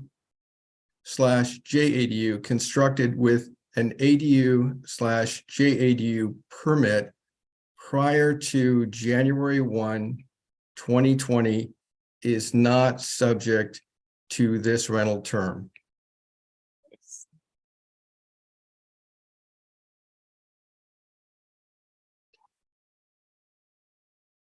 Okay, and then Thank you, David and Janet, for working that out. you're I'd very also welcome. like to remind you that this is an urgency ordinance that requires a 4/5 vote to pass. And it's only one reading because it is an urgency ordinance. Thank you very much. And so to just conclude here, in terms of fiscal impact, as indicated in the staff report, this is a town initiative. And so the cost of this would be covered by the general fund. The item is exempt from CEQA as its implementation of a state ADU law, which is exempt from CEQA. And with that, based on the need to update this ordinance in a timely fashion and using the urgency ordinance as a tool to do that, our staff recommendation tonight is to waive reading, introduce, and adopt by title only the attached urgency ordinance, amending chapters 17.048 of the Fairfax Municipal Code relating to accessory dwelling units and junior accessory dwelling units, and determining the ordinance to be statutorily exempt from CEQA. And as the town attorney has indicated, she and her colleague, Kylie Otto, are here to respond to any questions you may have regarding the ordinance. Thank you very much. Thank you very much. Any questions from my colleagues? I hate to take the time with it, but Heather, I talked with you about a paragraph that I didn't think was very clear. I couldn't figure it out.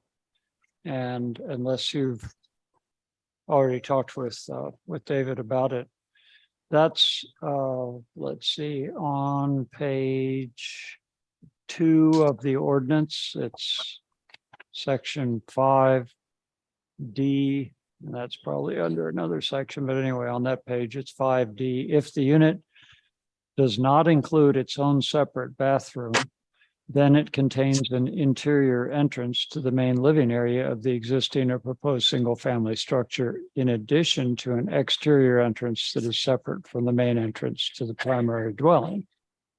I think I know what that's intended to mean, that if the unit doesn't have its own separate bathroom, then part of this definition of a JDU is that it would then contain an interior entrance. But that sort of reads as if the part of the definition that there's an exterior entrance to the JDU is contingent upon it not having its own separate bathroom. But as I understand it, the requirement for an exterior entrance is not contingent on, it's part of a JDU definition, whether it has its own bathroom or not. So I just thought that was a paragraph that wasn't very clear. I would be fine with leaving it as it is because this is an urgency ordinance, but I'd call it to your attention in a future ordinance that would supplant this urgency ordinance to make that a little clearer. And I'll just leave it at that because it's late. Also on, there's a word told, TOLLED, that I made me run to the dictionary, but I couldn't figure out, it might be a typo. On page 5 of the ordinance, right close to the top in section B, and then Roman numeral 1 under that. The applicant requests a delay, in which case the 68-day time period is told for the period of the requested delay. Maybe that's a term I've never heard. That wouldn't surprise me, but that's it. If I could, through the mayor, that is an accurate term, and it's basically a pause. And in terms of the other comment made by Councilmember Ackerman, as far as that language, your understanding is correct. If there's a shared bathroom, then there needs to be an internal access way to that bathroom. And you're also right in terms of this being an urgency ordinance, staff would be coming back with an ordinance, a standard ordinance that would go back before the Planning Commission, then come back to you, council, for adoption at our earliest convenience. We would want to do this. So this is an urgency ordinance. In terms of maybe clarifying that language, we could do that with the more permanent ordinance when we come back through the Planning Commission and back to you. That would be a great approach. Thank you.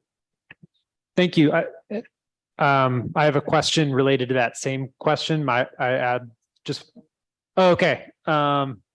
I'll go really quick just because the question is this separate bathroom and then which is that 5D, which is what we were just talking about. In 5C, we talk about sanitation facilities.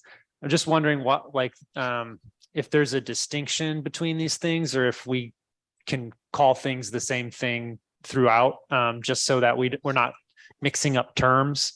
But it was a similar question. Is there a reason why the new language says bathroom as opposed to sanitation facilities, or do we want to keep that language uniform in the future? I'd ask the attorney maybe to comment on that, please. Yeah, actually, it is, that is directly coming from state law. They did mix up the definitions in the sense that they utilized both of them. So in one portion of it, it talks about sanitation facilities. Another portion of the statute says separate bathroom. I would not disagree with you that that is not how we would primarily typically draft an ordinance, and we can clean that up when we bring in the permanent ordinance by making sure that those mean the same thing through a definition. But at this point, it mirrors state law, and it is going to be easier to get through HCD when they look at it. But we can clean that up in a more permanent way in the future. Got it. Thank you for that clarification. And I would just add to Council Member Ackerman's comments that that 5D was hard to understand, and I don't know if there's an opportunity in the future to break out that separate bathroom entrance piece separate from the exterior entrance piece, just so it's clear what each of those spaces, what a JADU requires. But thank you very much for these clarifications. And Vice Mayor Kohler, you had a comment or question? Yeah, I have a question because actually after Councilmember Ackerman brought up D, I read that about 5 times. And I will say, my question is more simple. Don't all JADUs now have to have separate entrances? Is that correct? Yeah. Originally, when they were first created, they didn't have to, but now they do, That's right? our definition in the zoning code. Okay, so here's my question. Why isn't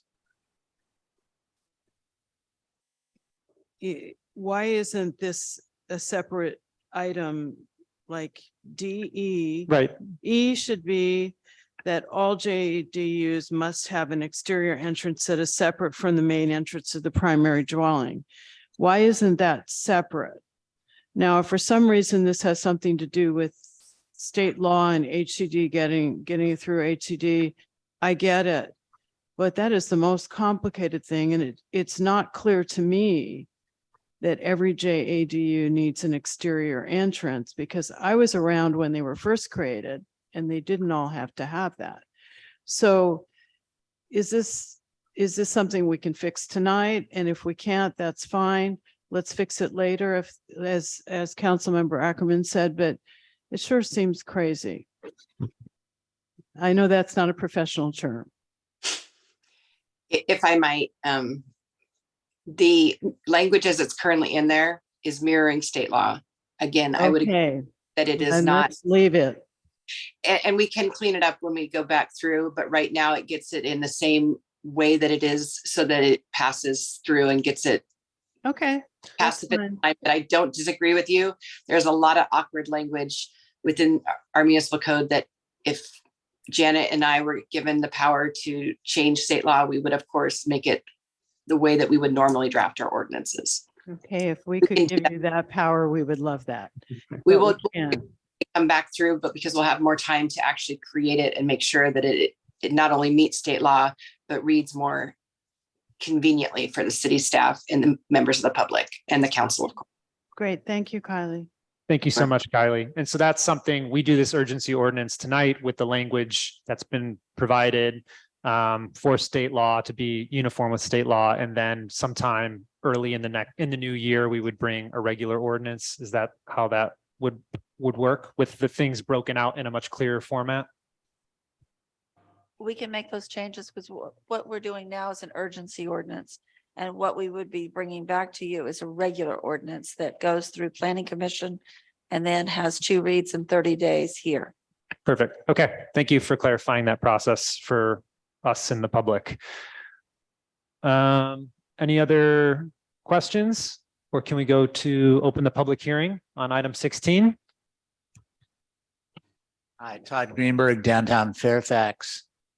Thank you for your work on this. I understand the need for an urgency ordinance. I'd just like you to add some clarity and perhaps the council to reconcile a couple of things here. The additional wording that you're proposing after the colon that to reconcile another ordinance related to rentals.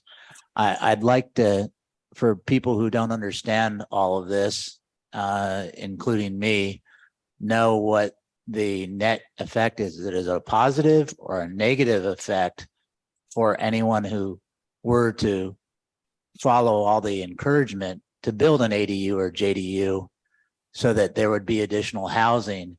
If it's subject to these rental ordinances, it sounds like the new ADUs or JDUs would be discouraged from being built. And I think that's a little problematic. And I think former Councilwoman Goddard at a previous meeting had expressed concern about these ordinances possibly decreasing ADUs and JDUs being built. So if it's our objective to build more housing, I understand the need for a urgency ordinance, but I would ask if trying to dovetail everything else might discourage any additional housing units that would otherwise be built.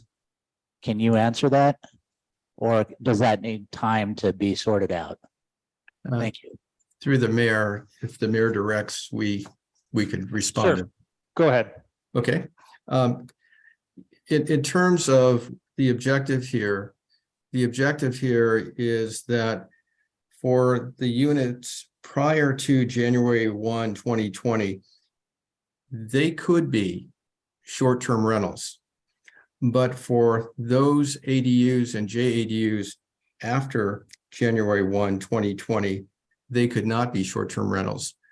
What's important here, though, in terms of housing and housing supply and providing rental housing stock, one issue with short-term rentals is that in some cases, many cases, short-term rentals can take away rental housing supply.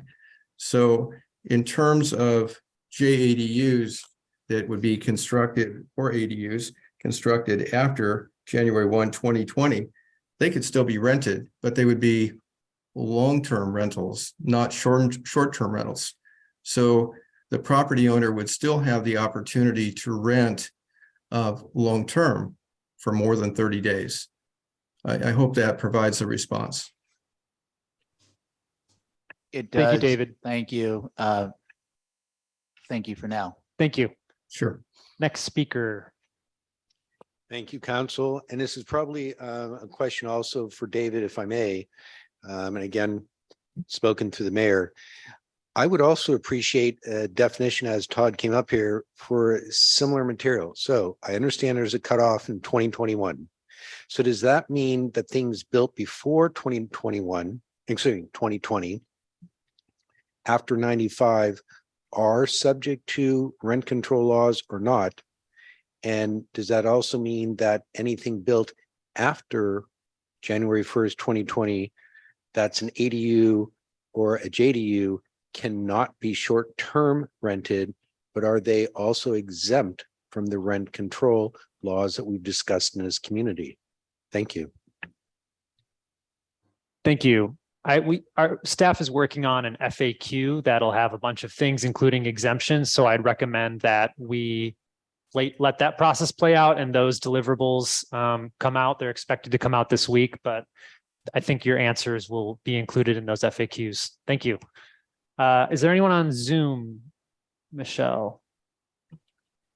I do not see any raised hands on Zoom.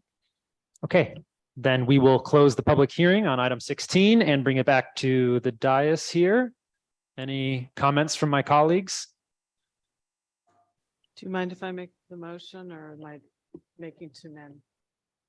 we're trying to end this meeting as quickly as possible. Okay, well, I'd like to waive reading, introduce and adopt by title only the attached urgency ordinance, amending chapter 17.048 of the Fairfax Municipal Code relating to accessory dwelling units and junior accessory dwelling units, and determining the ordinance to be statutorily exempt from SEQA with the changes mentioned on page 6 under item 4. Thank you. Do we have a second? Okay, I second it. Okay. Motion Kohler, second Blash. Roll call vote, please, Michelle. Councilmember Blash, Yes. Vice Mayor Kohler, Yes. Councilmember Hellman, Yes. Councilmember Ackerman, Yes. Mayor Cutrano, Yes. all ayes. Okay, motion passes. Thank you very much. Moving on, item 17. This item is continued to the January 10th, 2023 meeting. The next item is council reports and comments. Anything? Great. Yes, already in consent calendar, or in the consent calendar. So check out those council member reports. Agenda forecast is in the online version of this. And so we're coming to the end of the meeting here. Can So we make a comment on the agenda? forecasts? On Go for it. future Yes. agenda items? Well, I would just like to specifically request of the mayor and vice mayor that we do look to giving some more serious attention to the rental ordinances that we've heard so much about tonight. So just to put since we can't talk with each other outside of this meeting about it, I just want to express that possibly obvious thing. I think we do need to do a lot more tuning on those. And to the public, if anybody's awake and listening, I would just really ask that that we understand that these will be looked at again and quite possibly be changed. I can't predict that, but I would really like to ask property owners in the town to not do anything rash, like get out of the rental business or evict tenants.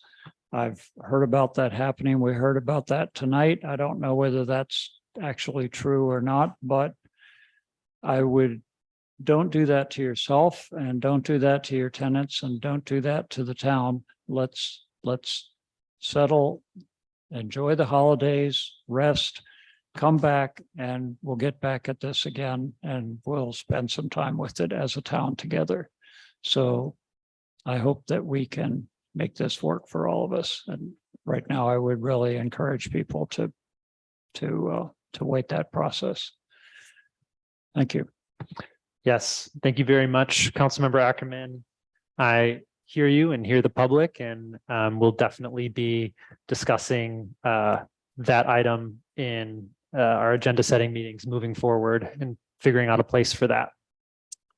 Anything else on the agenda forecast? If not, we are going to adjourn in memory of Ronald Funk, Beverly C. Ungaro, Judy Schriebman, and Brad Webster. Could I add one? Please add one, yes. Daniel Crystalline, who was a friend who collapsed at work about 2 weeks ago, about a month shy of his retirement and moving back home. Thank you. And thank you all for being with us tonight. Have a great evening and happy holidays to you all if we don't see you before those. Take care.